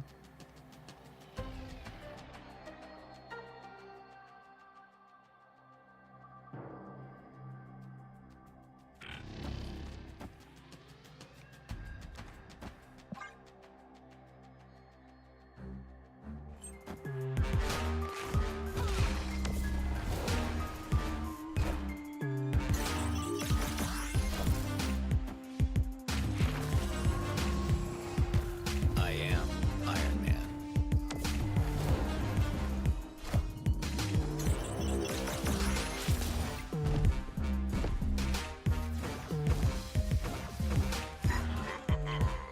Edge.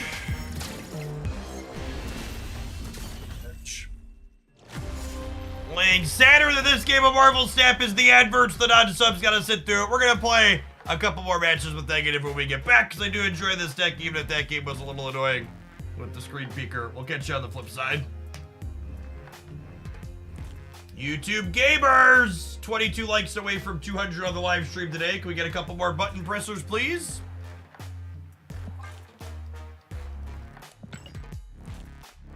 Gotta go watch an advert on the way out the door at least.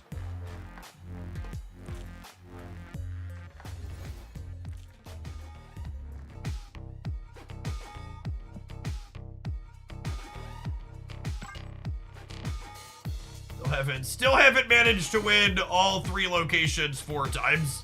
That's such an awful mission to give as a timed weekend mission. It's just one you have so little control over. Make sure you give Second Dinner a lot of feedback that having that one as a weekend mission sucks. Especially as a 4x. Like, when it's a 1x, you'll probably luck into 1, but like...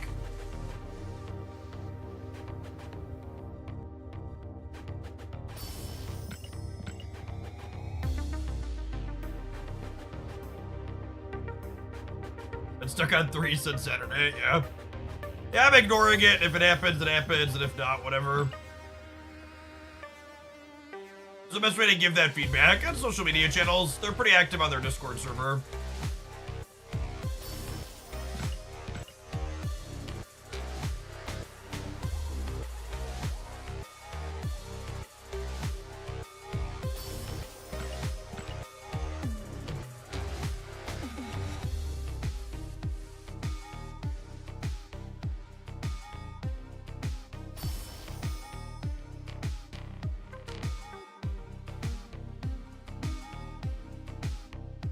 Update the bundle command for the Sarah bundle, eh? The Sarah bundle is marginally better than Token Tuesdays. Only get it if you like the art. Seems to be the one most people are asking about today.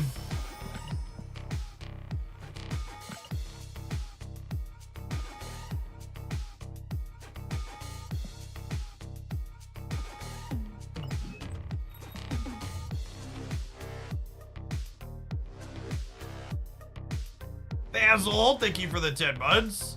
I have 384 things waiting to be collected off the track because for whatever reason, the notification dot for the collection level track is on the main screen instead of on here. Oh, 400 things to collect later.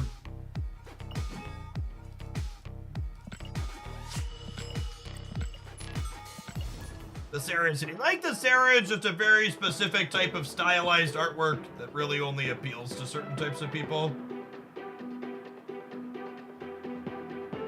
And that's fine.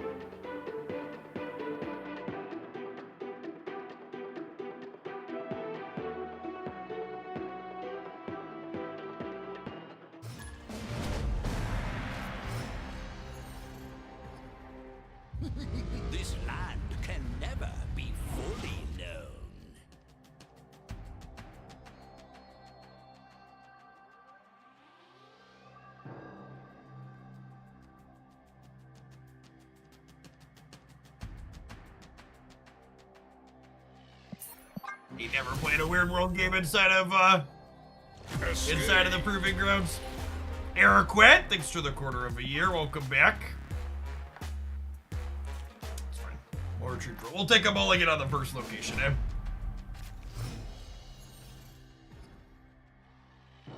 Snap. It's actually just stacked this time around.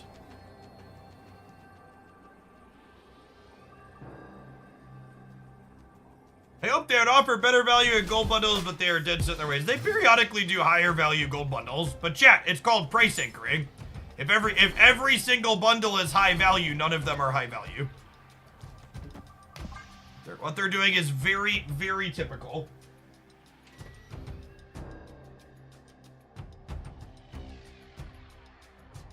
Yes, I completely agree, Max Squizzy. And this is a feature I feel like I should pitch to Second Dinner. I would buy more variant art. I personally would buy more variant art if it gave me the option to move my existing split from my existing piece of art to the new one. It's a magic, rats.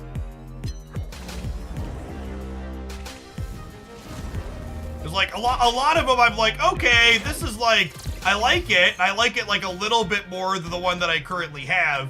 But at the same time, I can't justify one, buying a variant, and then two, having to spend a bunch of credits re-splitting that variant when I already have a variant and split that I like. Yeah, having rotating favorites would also be nice.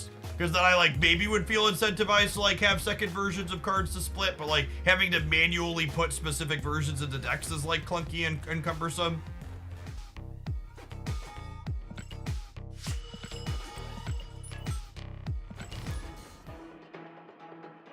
Yeah, let me favorite multiple versions of a single character, and then every time my deck loads up, you pick one of my favorites at random if I have a setting checked or whatever.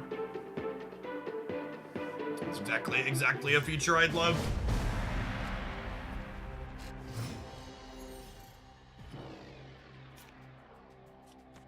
Oh, snap. Negative zone. She thrives on Twitter, chat. Opponent snapped. Wish you could pin variants to the shop. So pinning variants to the shop is literally never going to happen because variants being pinned to the shop reduces fear of missing out and would reduce sales. So the feature I'm suggesting would encourage me to buy more things. The feature you're suggesting would result in less impulse sales, so it's bad, not going to happen. So I'm making a realistic suggestion because it would help them make more money. But the reality is things like that would make them less money. So they're unlikely to do them.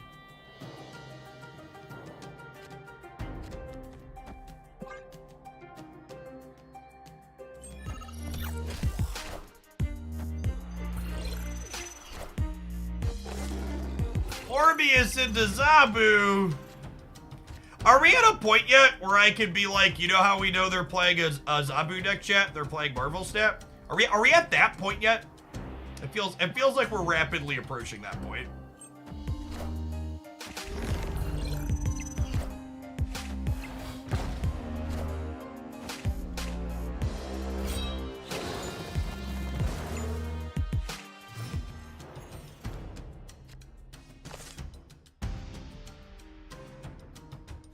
Okay, so I'm gonna do this, and then if I end on Iron Man, Mystique will copy Iron Man.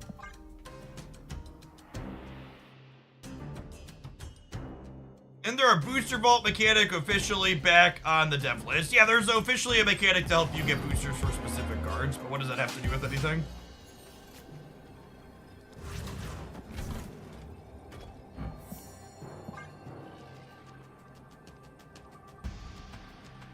I'm starting to see Zabu and Shang and Surfer, so yeah, I'm really curious to see if the Cat or Shang-Chi lose a point of power on Thursday.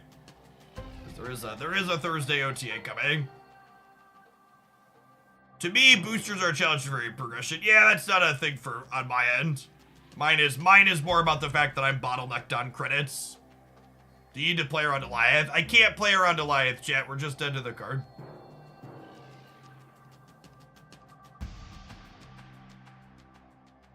Just dead.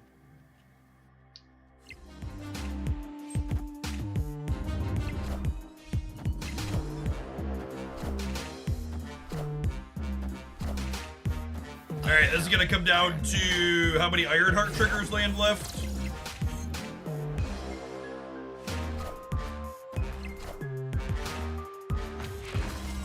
We need one singular Ironheart trigger to land on the right ship. Or left. So we were good there regardless, because if one hit left we won, or if one hit right we won. The only situation we lose here are all three going center. Reduce the power from Zabu that gets discounted by Ravona. So I don't think Ravona discounting Zabu is relevant. So I think taking Shang down to 1 point of power would be bad, because Ravona discounting Shang would be super relevant. But I think 2-1 Zabu is basically all downside. There'll be some niches where it would technically make things more efficient for people, but on average, I think taking points of power away from Zabu is mostly downside. It's worse for it far more often. I mean, making Shang a 5-drop sounds fantastic. That's like a dream state that's never gonna happen. Yeah, like a 5/5 Shang would be my like, Jeff, when you get to do something to Shang, you can't change his text box. 5/5 would be my call.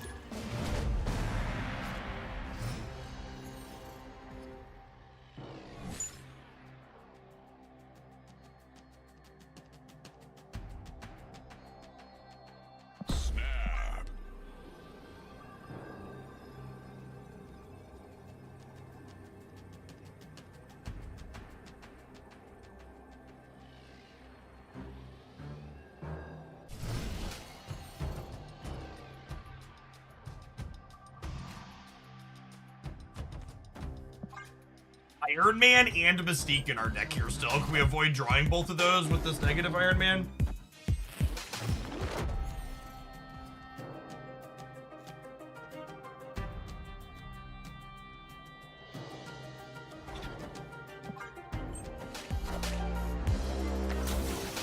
Face the might of Asgard. Mjolnir!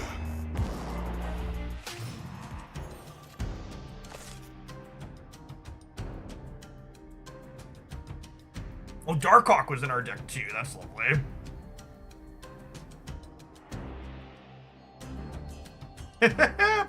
Part of me wants to just do this. Can I do this? I don't know if this is right, but it's funny, so I'm gonna do it.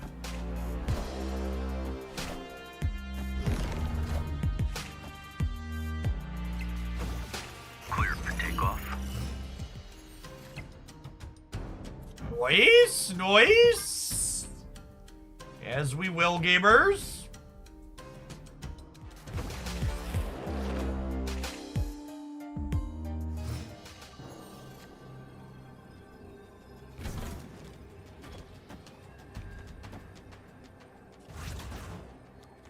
Are there any plays that ever beat this? I'm not sure that there are. There's a handful of plays that beat this. Cosmo shuts down. I am Iron Man.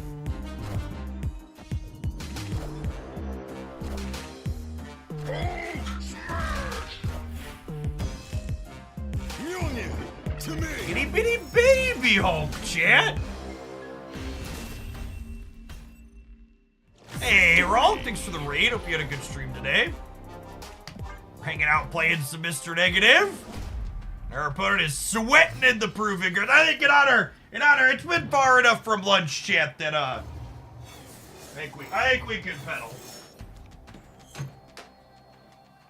In honor of our sweaty opponent, I think we need to sweat a bit ourselves. Snap! Get on the old bike.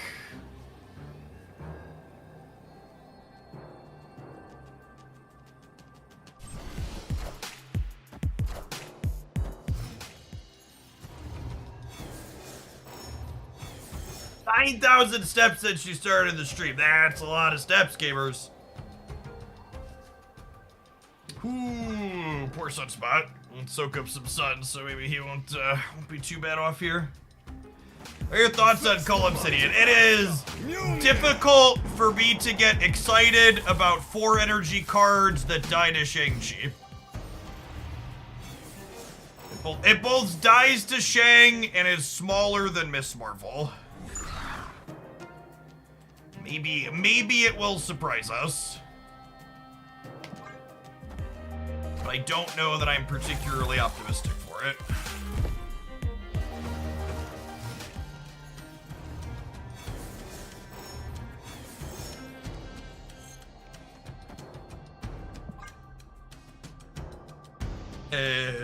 Excuse me. Woo. Excuse me. Alley-oop.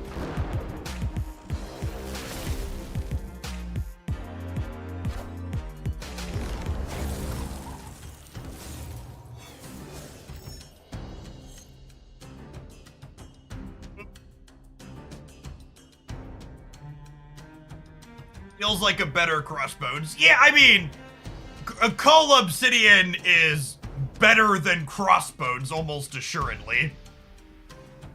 The question isn't, is the card better than Crossbones, though? The question is this card playable?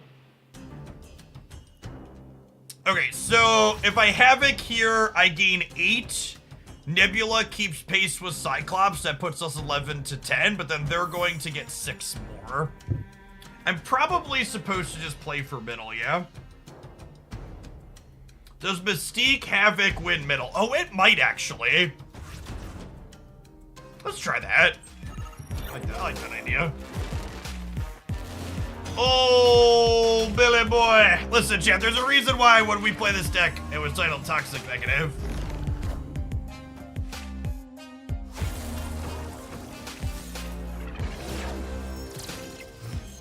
So, I lose 3 down to 2. They lose 2 down to 9. I gain 9 up to 11. Math. Math. Math. Math. Victory.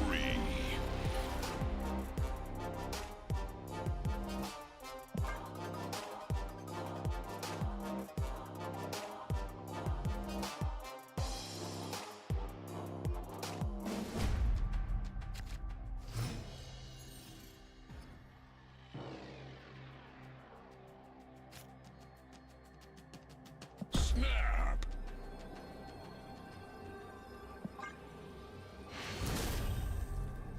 Victory.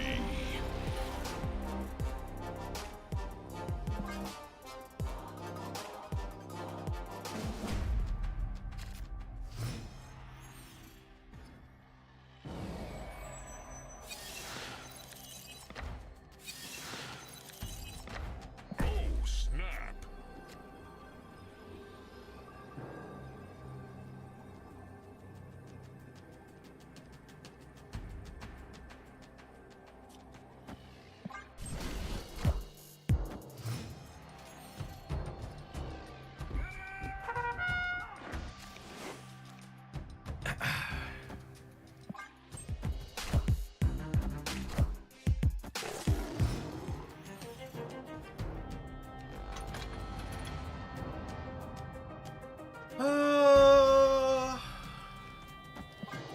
Yeah, we vibing for now. Honestly, Nebula and Vibranium Mites is great for us, right? Just gonna let her grow up big and strong.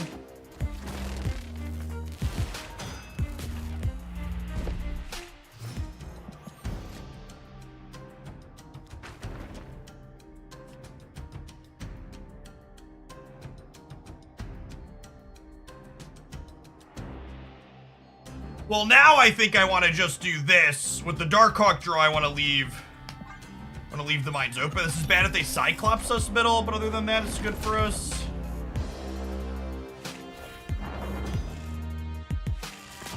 That works out for the home team here. And then we do this. We soak one here to win the middle, and then I can play Darkhawk here, which will lock up the mines.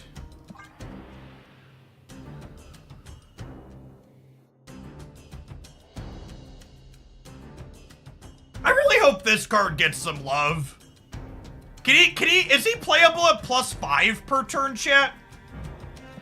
Is he playable at +5 per turn? He's such a cool design. I absolutely love the concept of him as a card. It would put it into Shang range after 2 hits, that's true. But it's also noteworthy, if you play it on turn 5, it never dies to Shang, right?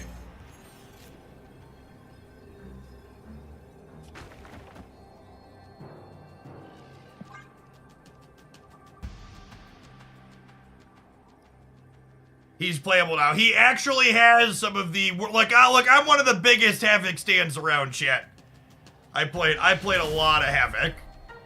At 5, he's a 310, which is some saucy stats. Yeah, I agree, Alex. Give him plus 4.5. How long do you think it is until we get a, how long do you think it is until we get, like, a half power card? What's a Marvel character that fits like a 2.5 power card? I'm sure there's some kind of character that makes sense for, right? Probably never. Yeah, classic City of Ass. Hey, Hannah, thank you for the sub.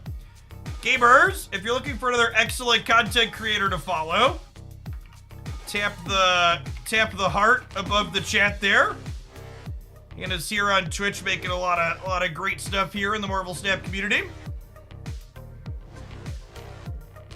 All right, let's queue one more with this one, and then we got one more viewer deck to wrap things up with today. Appreciate everybody hanging out through the end.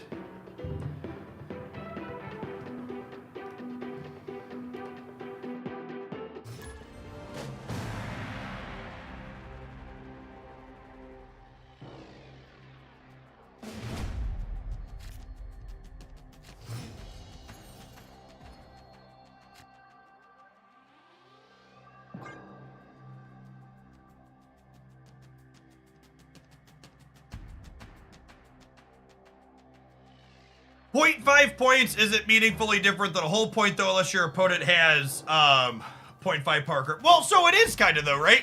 Because like a 2.5 power card beats 2 power things but loses to 3 power things. So like it does exactly what you would expect a fraction to do. It lets you kind of straddle that middle. They have our Jade, we have their Leech. No fun will be had by any. Honestly, this is probably going to be a retreat before they see we're Mr. Negative Angle.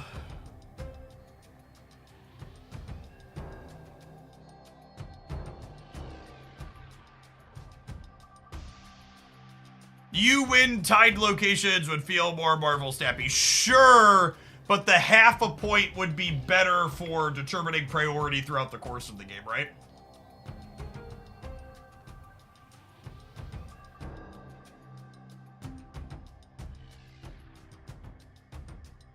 Glenn mentioned they had no interest in doing that. Yeah, I wouldn't expect it to be a thing where like lots of cards have. I wouldn't expect it to be a thing where like fractional power would be something you would see on a lot of cards. I would expect it to be exactly what the comment there from Glenn and the team answers is. It would be some kind of one-off novelty mechanic on some type of specific character where it made a flavor reason for that character to have fractional power. Yeah, it would be a rules breaking card.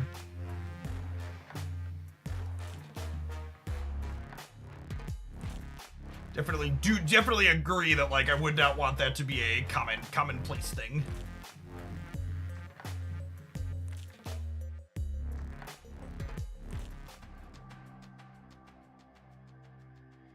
Not ideal.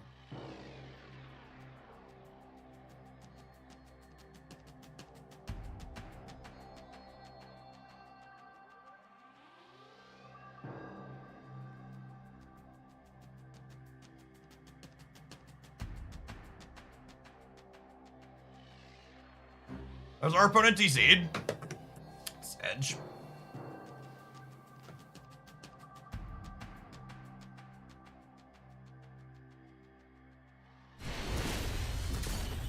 Victory. Well, that's one way to get a gold ticket back, I suppose.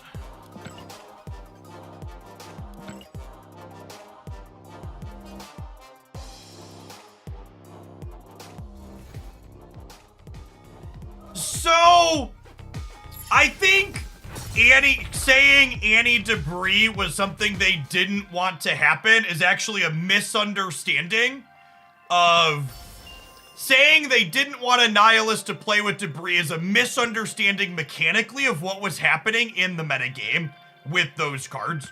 So, before they removed a Nihilist working with Debris, none of the good Annihilist decks were playing Debris. She wasn't a card they wanted to play. And simultaneously, decks that weren't Annihilist decks couldn't play Debris themselves because playing Debris into Annihilist meant you just got shit on by your opponent's Annihilist. So, removing Debris rocks from what Annihilist kicks across the board was actually a balance change that makes Debris more playable, not less. Because Annihilist decks didn't want her, while simultaneously Annihilist existing and functioning with her rocks made her not playable. And she's not really this omnipresent metagame force even after that change, but she's certainly better than she was when Annihilist just like arbitrarily invalidated her whenever you queued into Annihilist with her. That's one of those things where there are a bunch of people who chose to get mad about that change happening, and they just very clearly didn't understand mechanically what was going on in the format with those two cards with each other. That's one of the many examples of really good balance that Second Dinner decided to implement. That was very, very, very good on their part, in my opinion. I might just make this a fact-finding mission. Our draw really kind of sucks. I only have one good card to flip with a negative. I'm just gonna fill in a couple more cards to their deck here. They might only get one more here before they snap us, but I just like to see what's up. Thanks for hanging out, Darius. Appreciate it.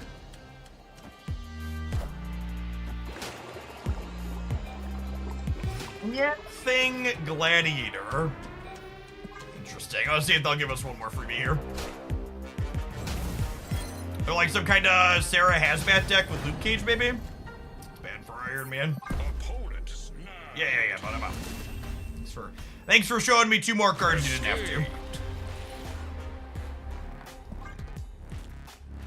I think this is something that gets failed to be identified appropriately from both sides a lot of the time in Marvel Snap, where players don't realize when the game is over and they should just be collecting information, and simultaneously opponents don't realize when their opponent has figured that out and they're just collecting information about their deck. So most of their balance takes are very good. What do you think their reasoning is for not touching Zabu? Zabu is one of the more puzzling ones to me. Mechanically, I understand why they haven't touched Shang-Chi, because I assume they view Shang-Chi as just like the bubblegum that holds the format together. But Zabu still being what it is honestly truly baffling to me. That is one that I just genuinely do not understand.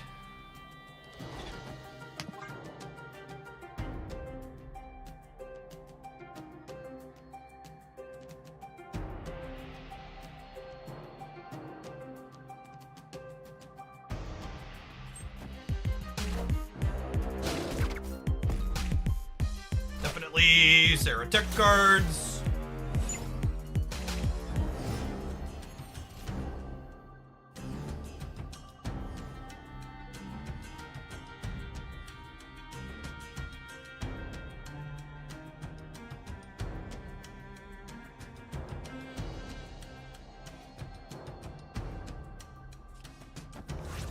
Where am I playing these? Playing them on the left is the most conservative, but I don't know that I need to do that. This leaves me the flexibility to play for the most spots. Whoo, buddy old pal. Oh, buddy old pal. Thank you.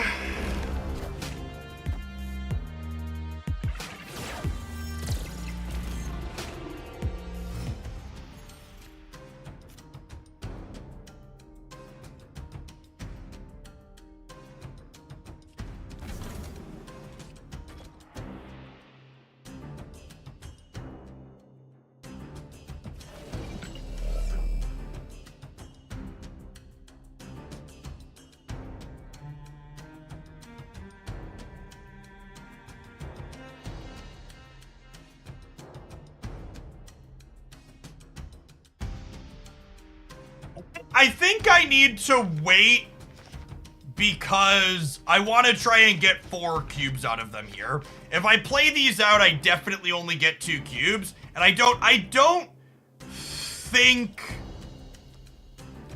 think they're an Annihilus deck, right?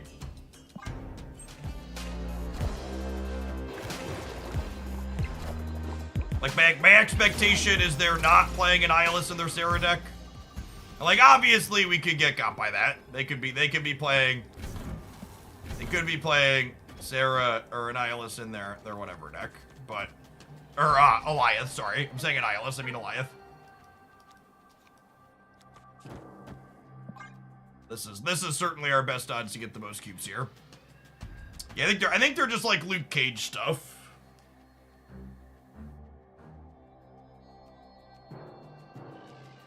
This is one of those spots where if we were all in, or if we were playing a game that wasn't Snap with a cube system, I would have played my cards out last turn to lock up the game win. But I'm not just trying to win the game, I'm trying to win the most cubes inside of this game.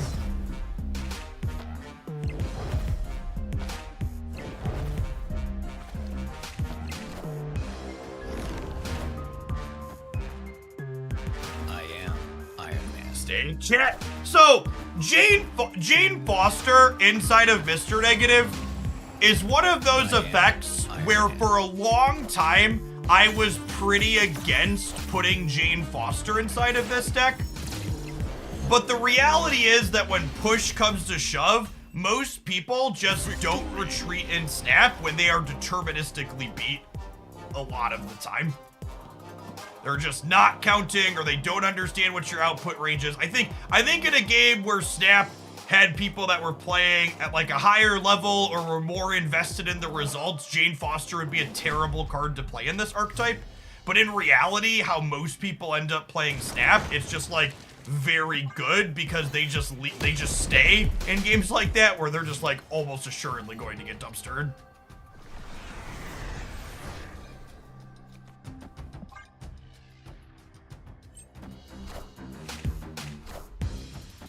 Like, I can't tell you the number of times we'll be, like, doing something on stream and people will be like, oh my god, I can't believe they stayed. Why would they stay? And the answer to why my opponent stayed is almost assuredly because they were pushing buttons while they were pooping. There's not some deep depth to it. The answer is assuredly simply they were pushing buttons while they were pooping and didn't think that much about it. The stool stay. Opponent snapped.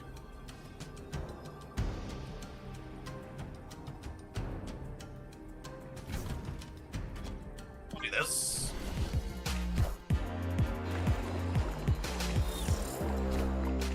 Oh, right, they're a Luke Cage deck we're putting them on, right?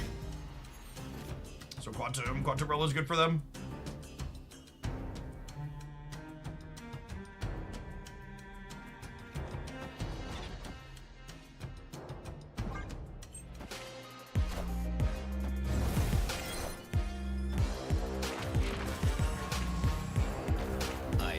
After I reach infinite, I rarely retreat. I just want to play my cards. But yeah, that's true too for a degree number of people. That's really not true for a lot of the people that I'm playing against. So you gotta remember when I'm queuing, we're queuing up a little bit higher on the ladder than that on average.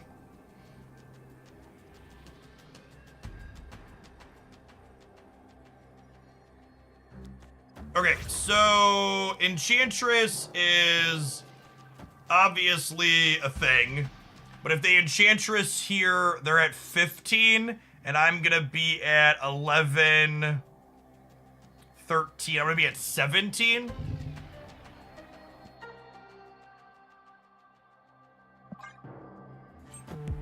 Play 2 cards left, rip.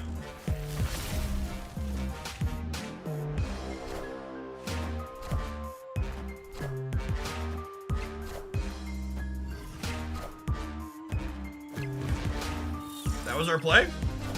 Oh, they have Luke Cage, they got us? No, I win the left on Havoc, right? Yeah, okay. Let's see, you need an Enchantress, bud. Victory. They need an Enchantress plus something else.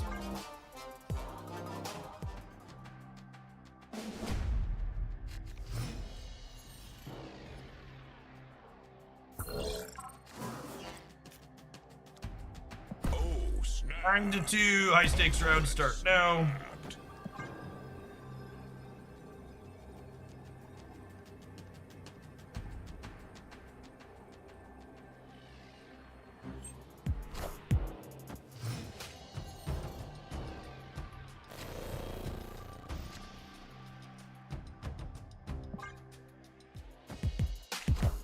Parachute here make me want to try this deck, and I had been meaning to get back around to this one. It honestly feels like a pretty solid build. It's definitely the most competitive Havoc deck I've played to set a low bar. You know, and obviously that's just like an incredibly low bar, but it's reality. I think I want to play this because I want to get my hand kind of empty for Jane Foster. The question is, do I want to play it into London or not? Probably not. You played the Helicarrier Loki deck. I have not. Thank you, Danger Room. I mean, honestly, all things considered, that could have gone much worse for us. Havoc, Iron Man, and Darkhawk all stayed in my deck there. So verdict on Supergiant. Supergiant is a very sweet off-meta tech tool. Do not expect her to be in any of the best decks in the format, though. Alright, we want to not draw Nebula. Havoc, that'll do pig.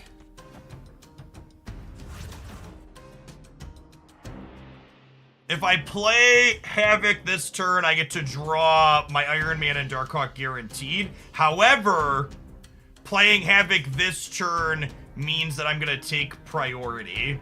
But that's fine, I can go Cosmo Iron Man next turn. Okay, work through it.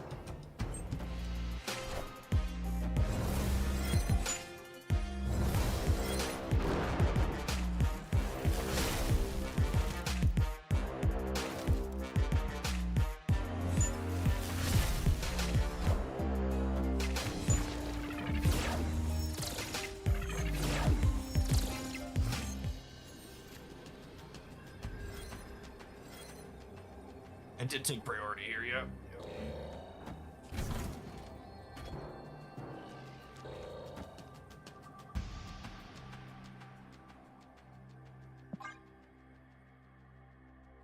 Honestly, even if we didn't have priority here, we just go Iron Man Darkhawk on the right and not have to worry about Enchantress. So I think we were good either way. Priority means that we get to potentially save our stuff with the dog. But even without the dog, we're still in a good spot.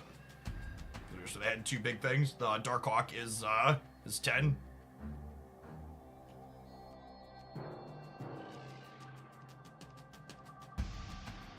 I played some Lockdown today, and a lot of times my opponent's Supergiant just helps my Alliance. Well, yeah, you shouldn't be playing Supergiant into the Lockdown deck. There's a laundry list of cards that Supergiant is good against.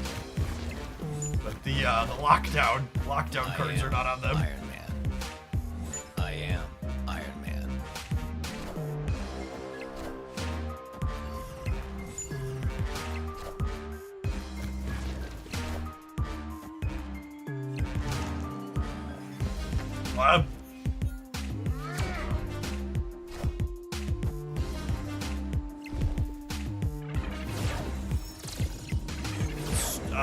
Almost got the triple. Oh yeah, we got the triple. Good clean living. Victory.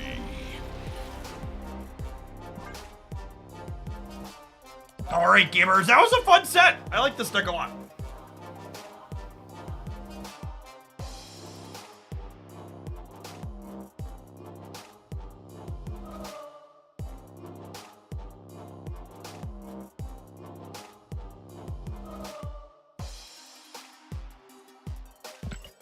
Going to take our next ad break.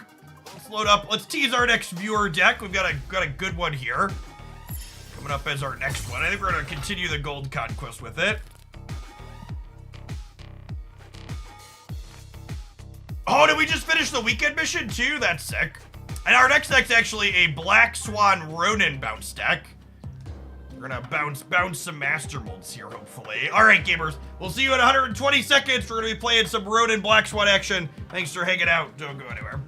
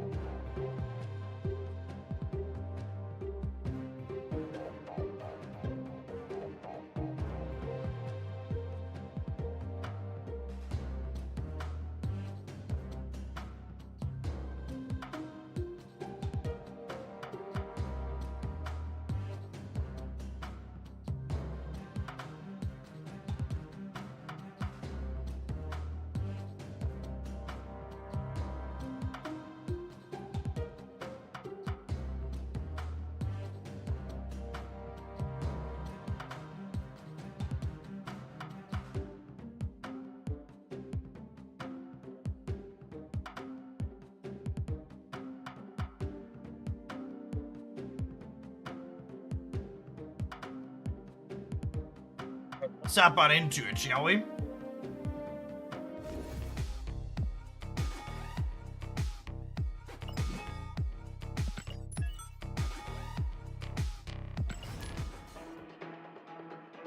Perfect world. We wrap up our last weekend mission with this one here.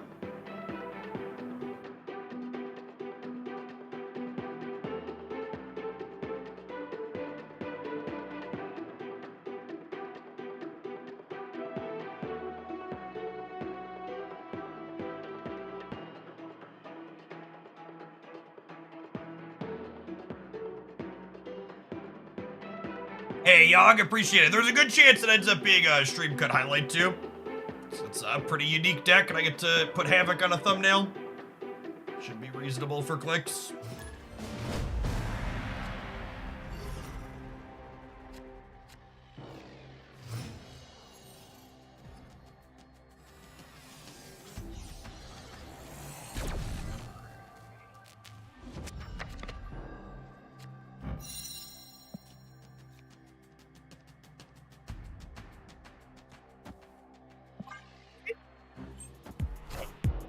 Thanks for hanging out for almost an entire year. Welcome back.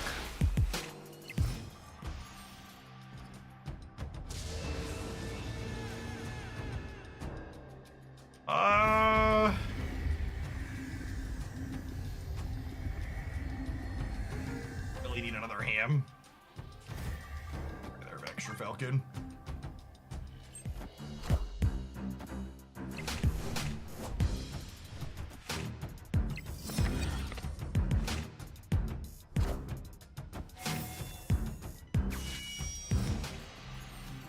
So, the Ronin power here I see some folks commenting on. It is noteworthy that this is a feature that accidentally got put into production. And their goal is to eventually do this for all ongoing cards, so you can see what their power is tentatively with their ability in hand. It happened just for Ronin by mistake in this most recent patch.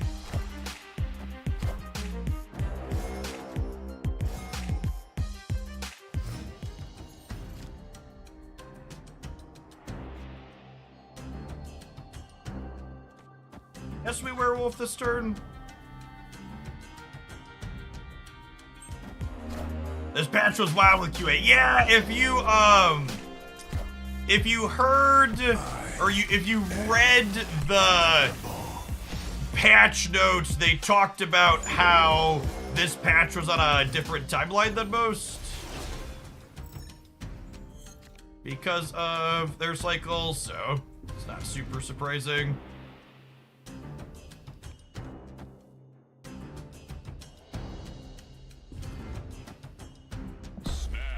Snap them on them getting locked on the right here. Maybe I'm supposed to beast the center, actually, rather than bouncing the Falcon back.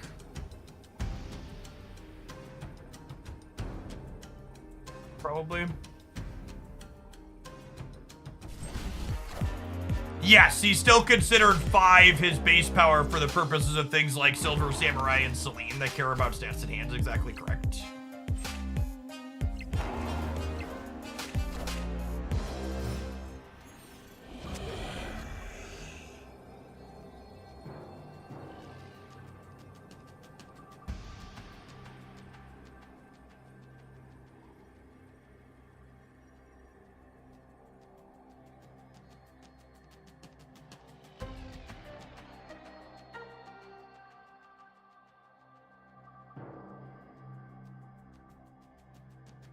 Think they're gonna Goliath me? It's Goliath or Blue Marble. I can't play around both simultaneously, unfortunately.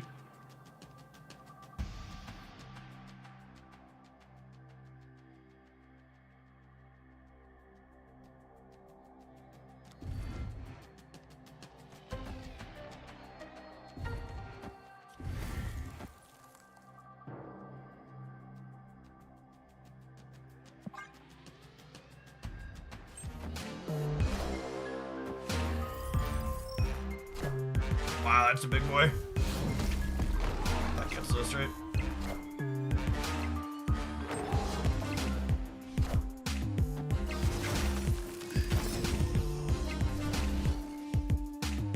Taskmaster. Taskmaster was not on my bingo card. I guess it's just something big.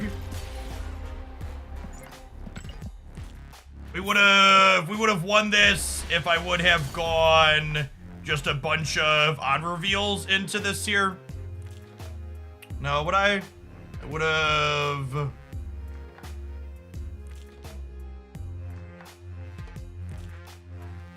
Yeah, we only saw one non-Thanos card.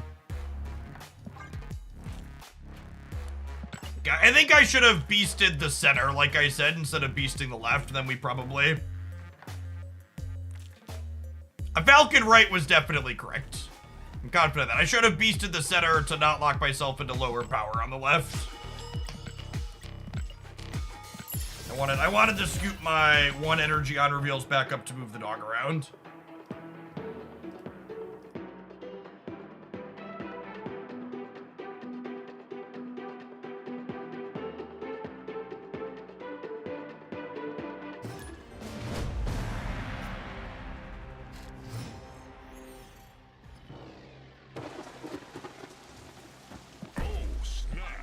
Got a step on the raft. My hand's real good for it.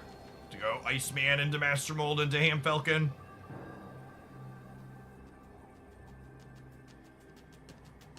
Yeah, that's another one of those. Alioth is just an incredibly frustrating card to play against, or it's a frustrating card to have exist in the game generically, because it's a card that when you're aware enough of it existing, it loses you games simply because you're aware it exists. It's like, well, if we never consider Alioth here, we're probably fine, but unfortunately, here we are.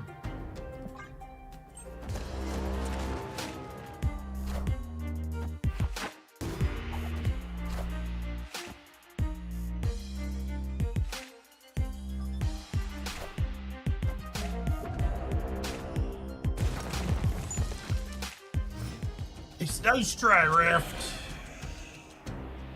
Not today, Satan.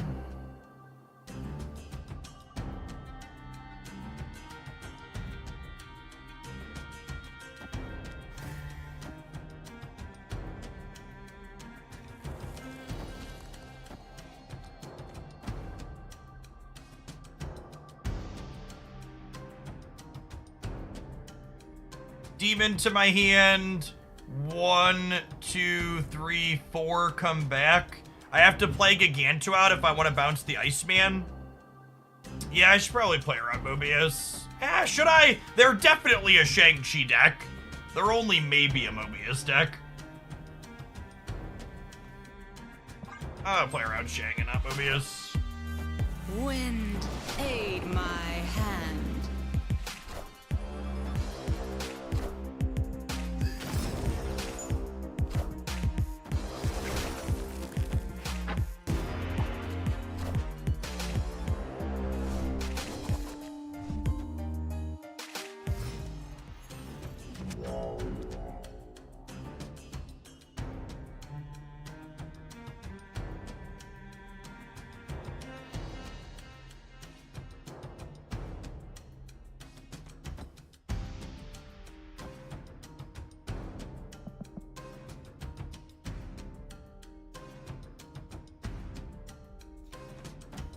I'm gonna do this, so that way if we draw Ronin, we can play Demon plus Ronin next turn.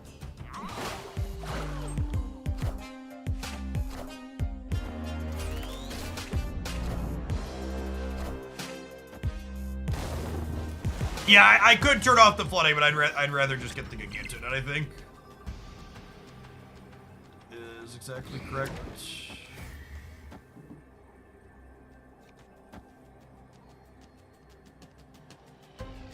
What happens with the cards, the location, producer, or ninja, let's consider have a play order as well. So, I usually say Falcon returns in play order. What I actually mean is it returns in the order they were added to the board.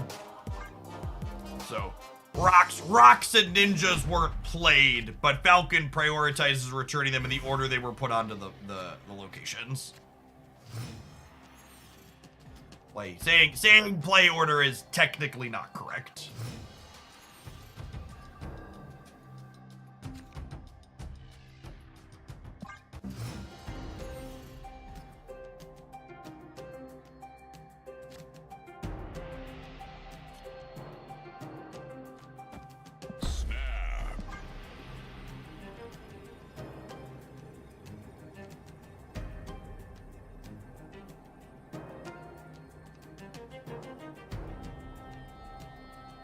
I'm snapping because if they only play one card here, Master Mold cuts them off a draw. Wind, aid my hand.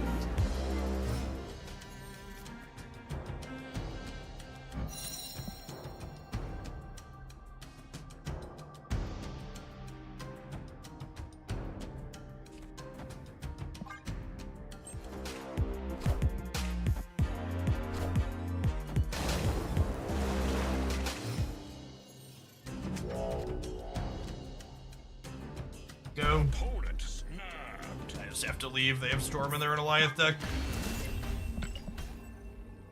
Escaped. What was the snap card sheet? It was a Google Doc spreadsheet that was a checklist for tracking which Marvel snap cards you have in your collection and which ones you don't. It was a useful tool when there were more players who were in the early and the mid game and weren't end game players with complete Series 3 collections. But as more people move towards Series 3 complete over Snap's life cycle, why is the lockdown deck everywhere at the moment? Because it has objectively some of the best stats in the game while also managing to be incredibly popular. The deck is very, very good.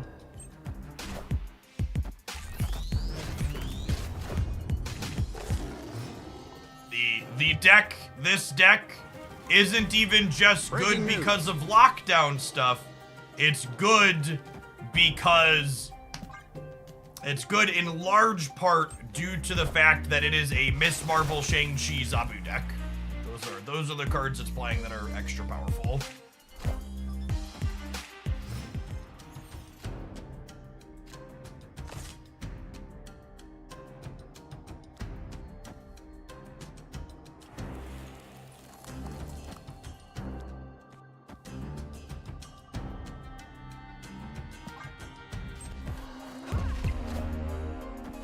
Also argue it's quite easy to play effectively. Yeah, I think that's definitely true. It's mechanically fairly easy to play.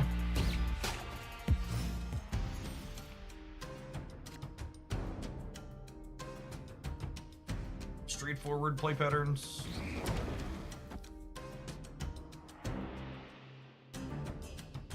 Does Falconing even accomplish anything this turn? It doesn't, right? Stupid sentries in their hands. Wind, aid my hand.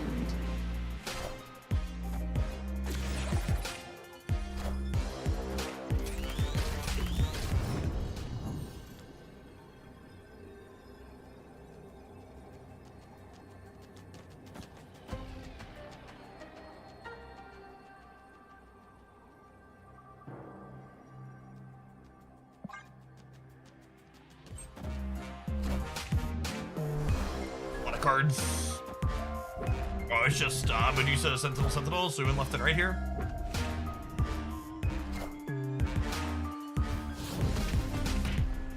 Tech cards, baby, tech cards. Yeah. Victory.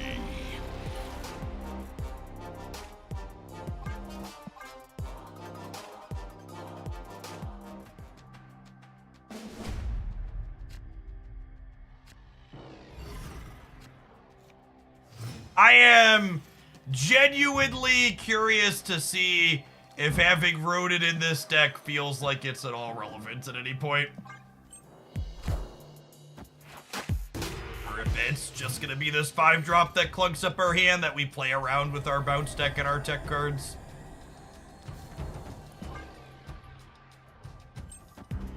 It could have been right with Black Swan and Werewolf that maybe I'm just supposed to wait to play the 1-drops to Black Swan into Wolf on 4. Easter Falcon would be nice.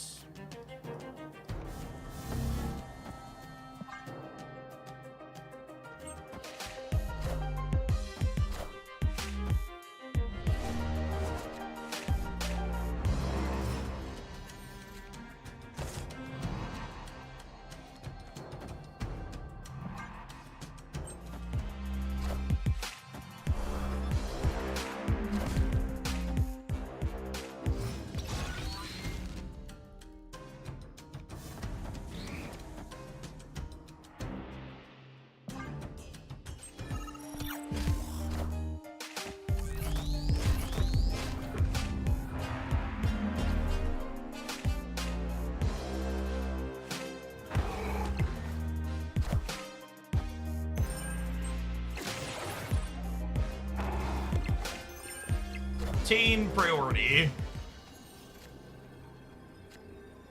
Okay, we did.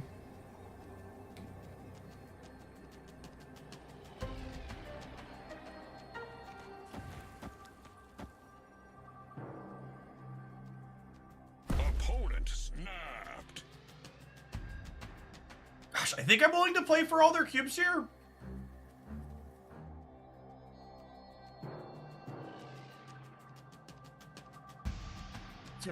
Down the right and die, huh?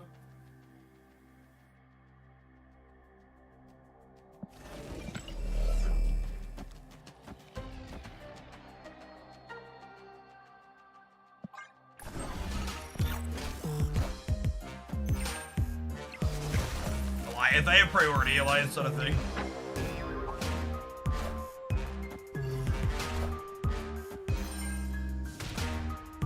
Like a fucking book, chat. Like a book. We've got their number. Shang D's, huh? Turn off their stream, Jeff. I mean, like, that line's a good example of, like, why most times it looks like someone's ghosting. They're not, right? Like, if someone makes this play against us, we accuse them of ghosting every single time, right? They're like, what a looker. Knew exactly what we were gonna do. But it was just like, oh, they have Shang, and they probably Shang the right most of the time. Let's just play around Shang on the right. Lots of coin flip matches these days. Shang-Chi and Alioth are coin flip cards. And when they're played together, they generate even more coin flips. It's very... very coin flippy metagame, for sure.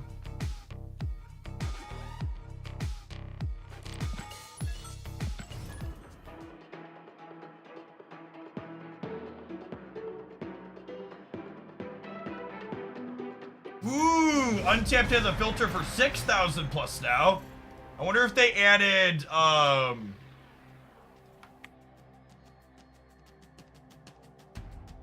it's 2,000, 4,000, 6,000. 3,000 just legitimately doesn't exist anymore. That's interesting. Could you change about Alliance to make it more fun to play against? I think having a card that rewards players for having priority is a fundamentally flawed design that Marvel Snap probably just shouldn't have. I've talked about this at length on stream before, but having priority is its own reward. If you have priority, it means you're currently winning the game, which is a good thing you should be striving to do. Cards that reward you for not having priority are good design because they create an interesting tension where you want to have as much on board as possible, but not so much that your opponent, it moves over to your opponent winning. So, the only established Zabu X23 deck is the Miss Marvel Black Bolt Stature deck. I'm willing to pay one more cube to find out what deck they are. Yeah, the Samurai deck. Yeah, it looks like the Samurai deck. So there are Killmonger, Shang-Chi, Black Bolt, Doctor Doom, those kind of cards.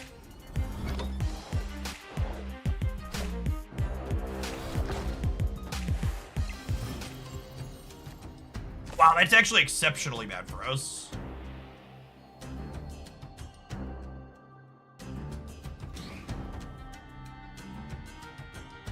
They get a free draw on Asgard out of it too.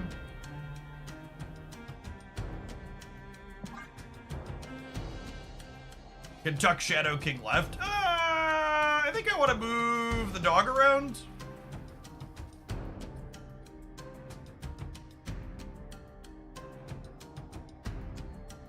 I guess their hand's pretty full and they're not going to benefit from it. We're just not going to get cards either.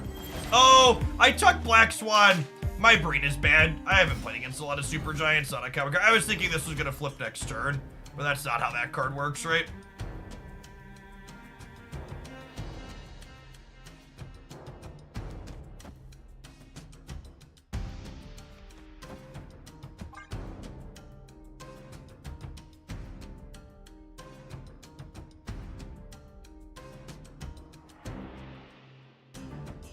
Get Demon out. No, I don't want to get Demon out against the Killmonger deck, chat.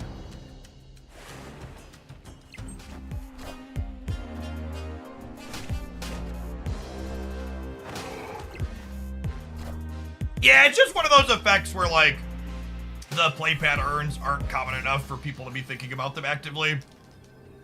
I have to be playing really slowly and not distracted for it to be a thing.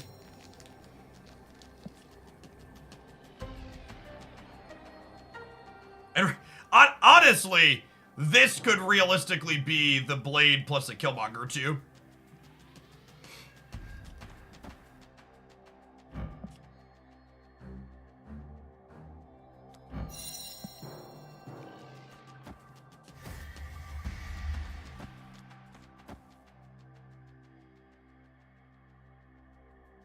Stag here? Oh, I forgot their Jeff could move.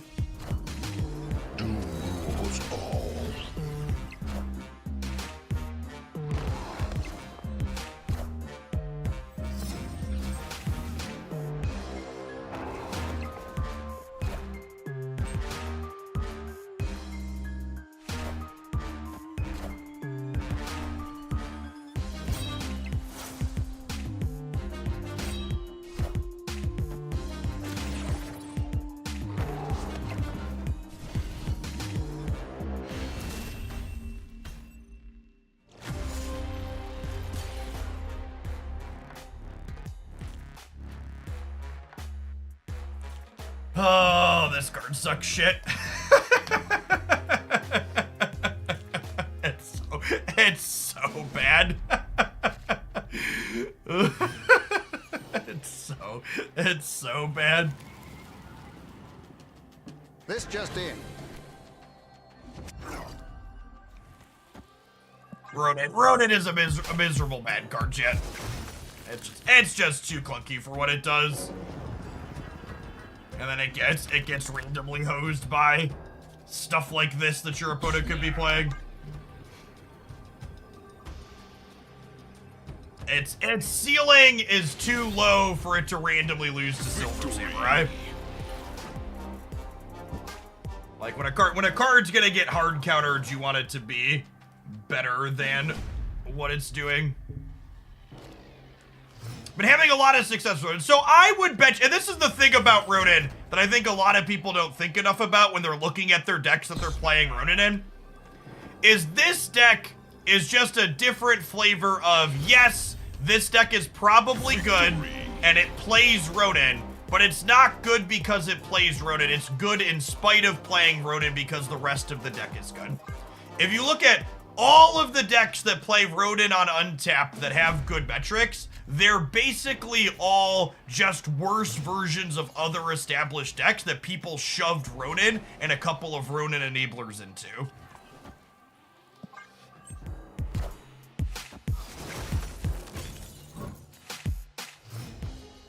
It's like, oh, this is a lockdown deck, but also has Ronin in it, like that kind of stuff. It's like, well, this deck is good because Lockdown has been one of the best decks in the format for a long time.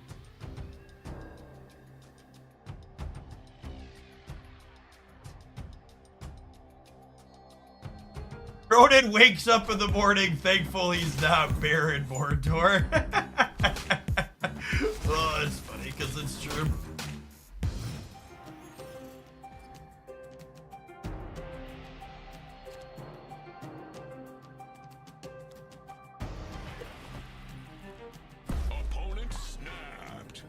Can I make this the game? Oh, snap. That's the game.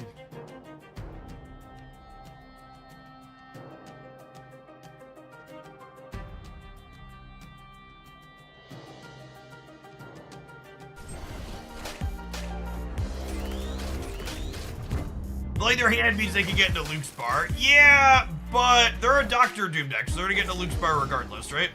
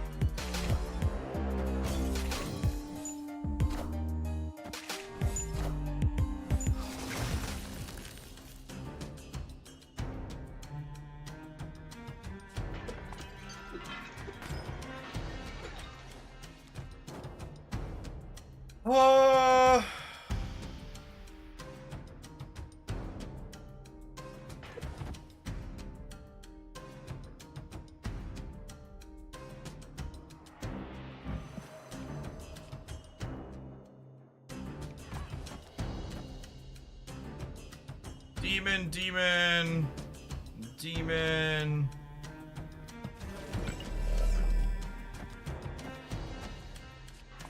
I'm expecting them to killmonger me at some point.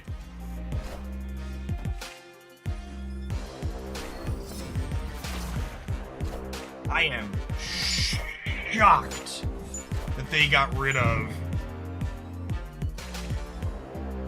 I'm shocked that they got rid of that.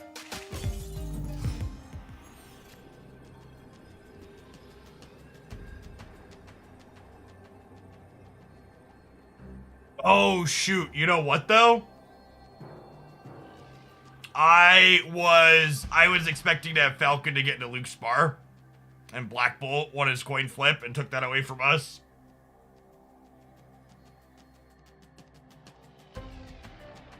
I think we're dead now, yeah? Because I'm stuck on -3 over there. Before, I was gonna get to go... Or, like, do this, and then, like, Falcon and play some demons after. Can't you use the clones? No, these only replace in hand. So, like, if I play this, I'll have 3 demons from these, and then these come back. I'm just gonna stay because, this matchup seems impossible, and I'm not gonna play it 2 to 8, but... It's a hard knock life for sure. A tough Black Bolt flip to lose. I think we're dead 100% of the time here. Because of the Black Bolt flip. Ah, they were so dead if we have the Falcon. They just like don't play for the left at all and they get fucking rinsed.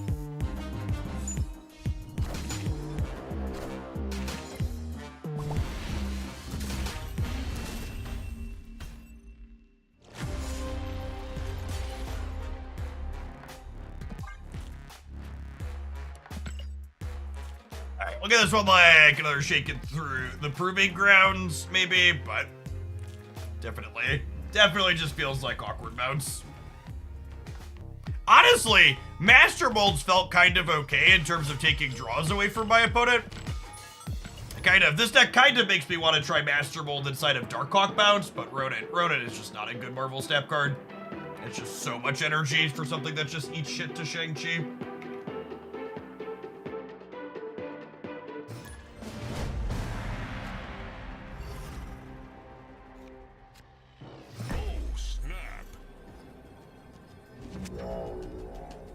Opponent snapped.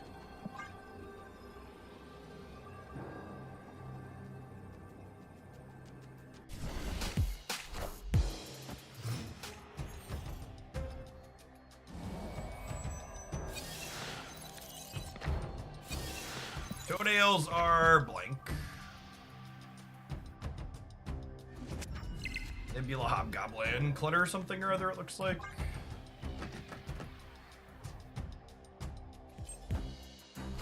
Yeah, if this Rodent was just like another good one drop, I feel like we'd be better off.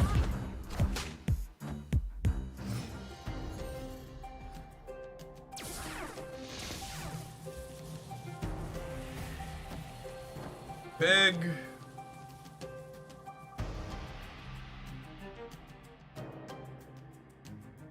We do have a solid Hobgoblin.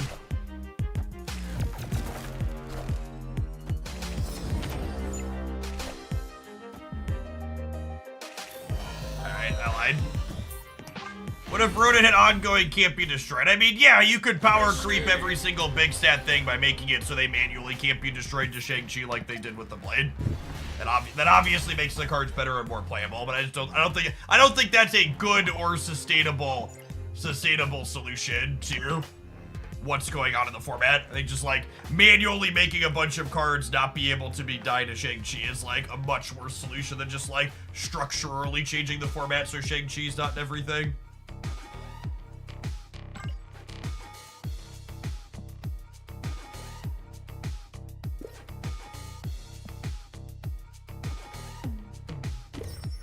Yeah, and then the next logical step in that is like what they did in Magic the Gathering, where you make a bunch of indestructible things, and then to power creep the indestructible thing, suddenly a bunch of your removal now exiles instead of destroys or voids or whatever you want to call it.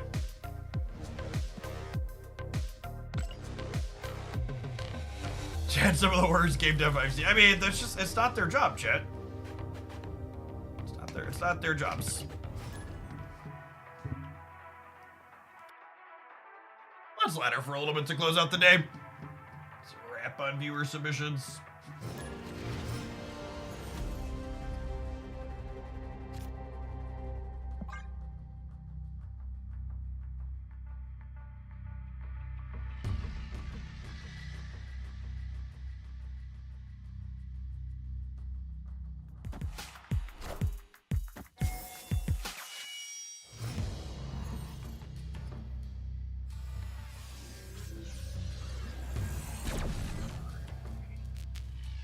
Thanks for the submission, C-Team.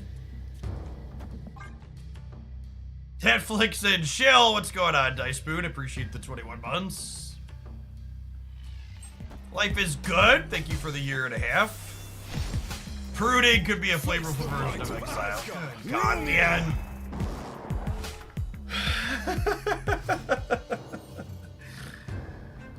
Oh, man. Some days you're the pigeon, other days you're the statue, Chip.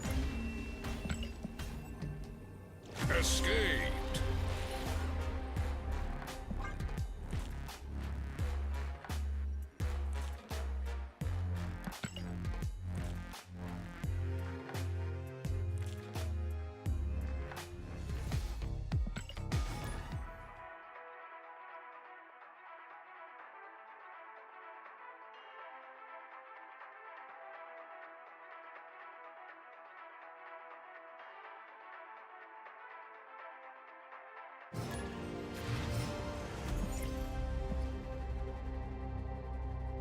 It's been a while since we've been roped by Eva.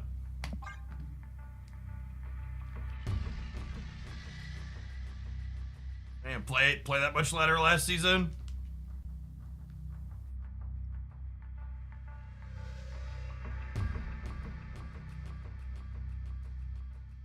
This person very famously takes the rope and runs it all the way down.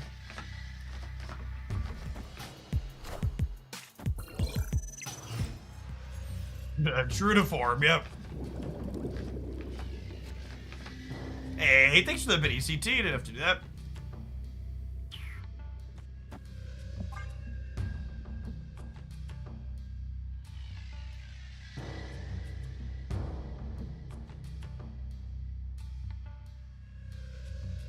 I understand how to represent this much time. They're a competitive content creator. It's strictly optimal to waste everybody's time running the clock all the way down every game.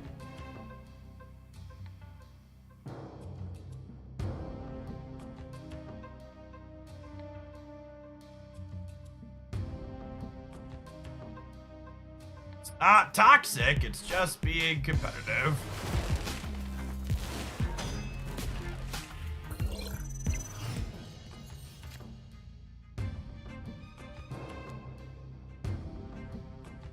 Do I want a lizard plus Jeff, or do I want a ghost? The ghost is nice. It gives me the option to Valk on the last turn.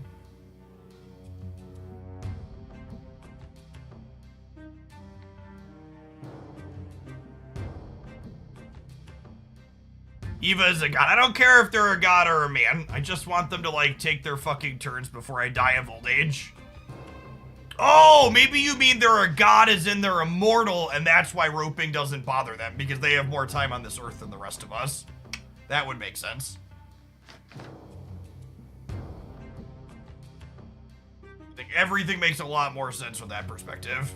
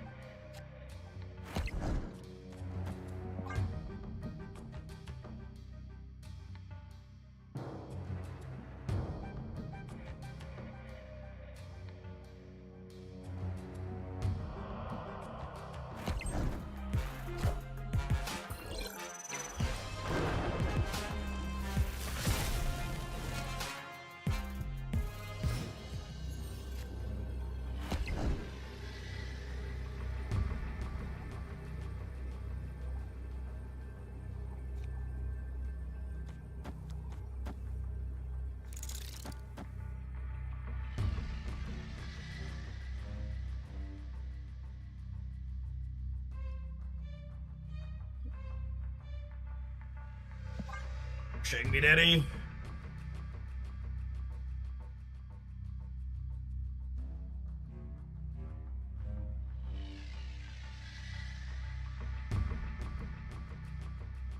Hey, thanks for the half a year squared. Welcome back.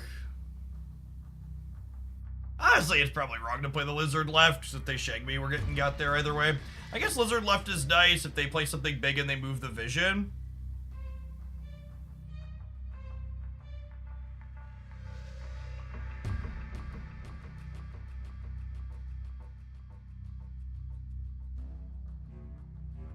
Oh, this is 100% the full rope into boomer snap into shag.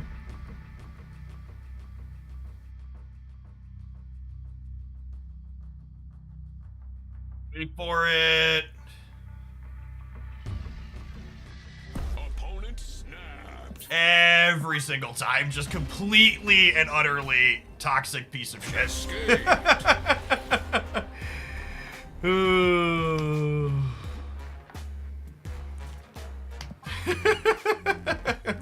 Just a miserable human being.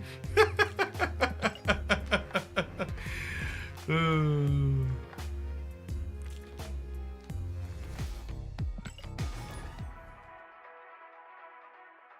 Yes, they are a content creator on Twitch.tv. You mean God? Sorry, not a miserable human being. What a miserable God.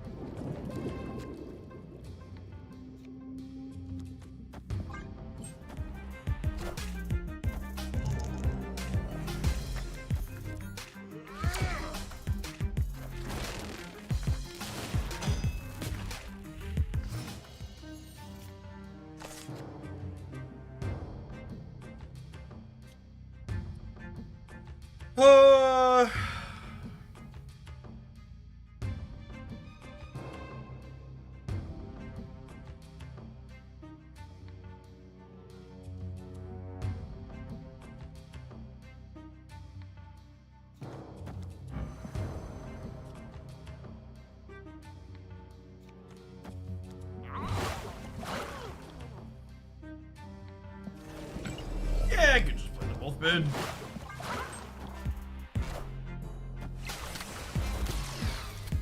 Loki for 5. Got it.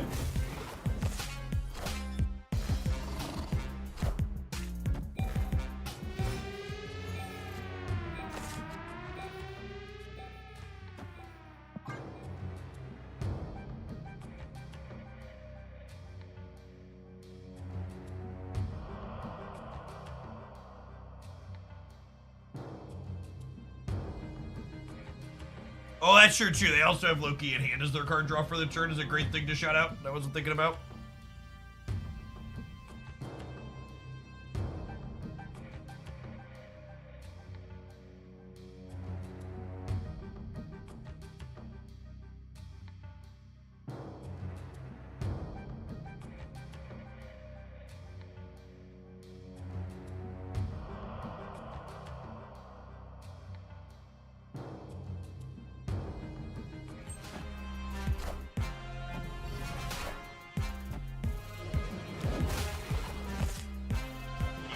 Loki.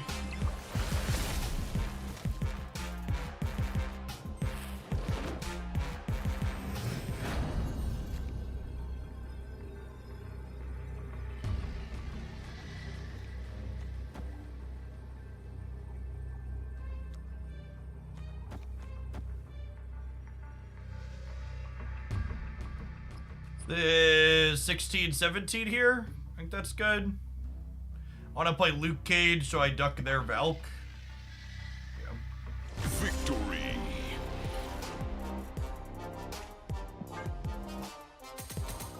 Loki has very good post-infinite stats. The Snow Guard required for Loki, almost assuredly. A 1 energy card that generates 2 things in your hand is definitely needed for that deck to operate reasonably. Thinking of things that are needed to operate reasonably, chat. I need these adverts to operate reasonably. So let's take a 2-minute break. We'll be back in 120 seconds. Thanks for hanging out. Don't go anywhere.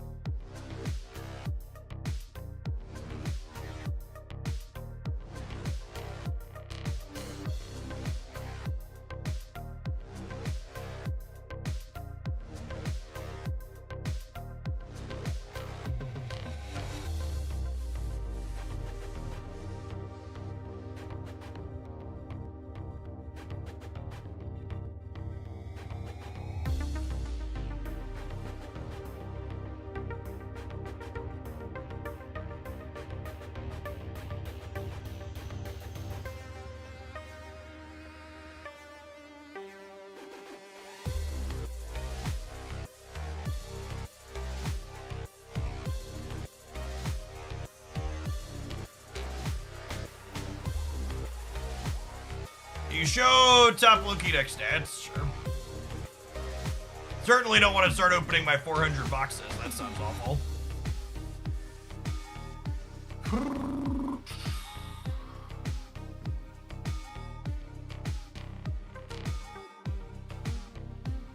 Most of the top Loki decks were playing Goliath last I looked. Oh, there's one with Omega Red.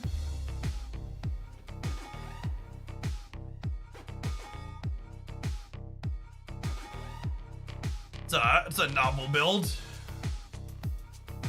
Juggernaut, yeah. Boneless Swing with the nicest resubscription. Thank you for the 69 months. I appreciate that. Welcome, welcome, welcome back.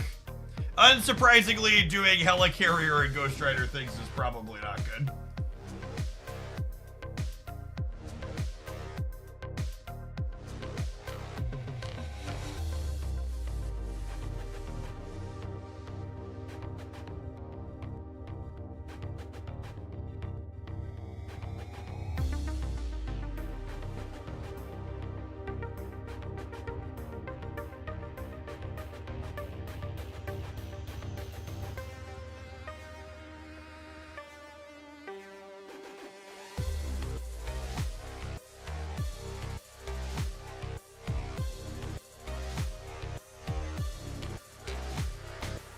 I don't know if I want to play more of that one. I'll do that one later. Let's get Ishuri people for a few. Mikey, thank you for the entire year. Let's get you a sword to go with that shield. Here's the 12 more indeed. I would like a format where rodents and devil dinos are good, they're easy to interact with, and create interesting interactive games. Yeah. Honestly, I almost wonder if they're supposed to, like, roll Devil Dino back to its old 3 energy mode from the closed beta. Anybody remember that? Devil Dinosaur was originally a 3-0, gamers. Is it just me, or are these weekend quests harder than normal to complete? I mean, if by weekend quests are harder than normal to complete, you mean specifically the one that's win all 3 lanes is more annoying, then yes, that is accurate. Aid my hand. What was the best performing one? Lots of Goliath inside of the successful Loki decks.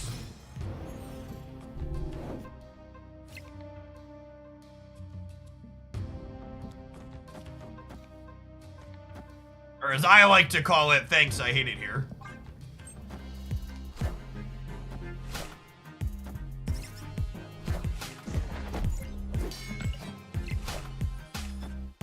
Demon Sad, thank you for the 5 months. I appreciate that. Welcome back.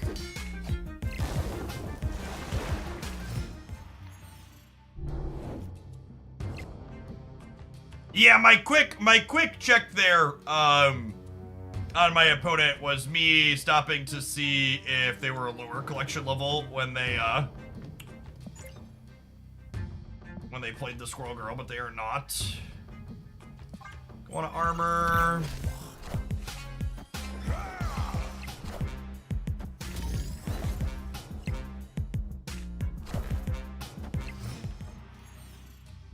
Looking for a Taskmaster.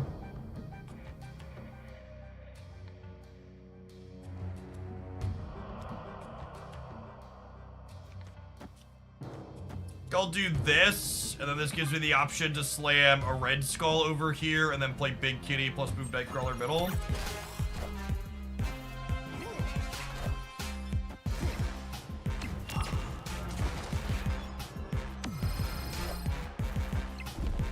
Oh, they even put an Echo left for me. That's great. I don't know that 17 wins the middle, though, huh? I'll limp, but this might be wrong to stay here.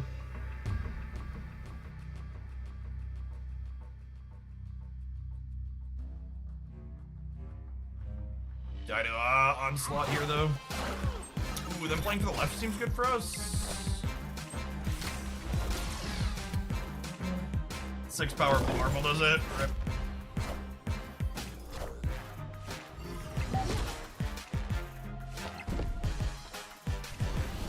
Alright, gamers, it's 10 after 3. I'm not really feeling the ladder today. I'm gonna go ahead and bounce out. We've got a new card releasing tomorrow afternoon. I plan to be back bright and early in the morning to a nice full day of all Marvel snapping. As a reminder, if you're someone that wants to free to play your way into a sub to the channel, check out our sponsor, Evity. That's going to be rolling off later this evening. It only takes you about 30 minutes to get your keep to level 5 to support the channel, or about an hour and a half to get to level 10. You can claim a free sub gift as a thank you for checking that out. Let's go ahead and find someone making some Marvel snap stuff that we can go ahead and raid on into.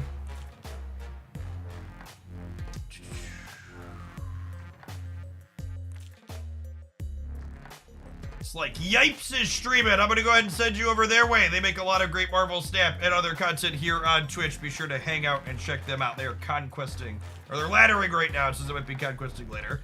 Enjoy, folks.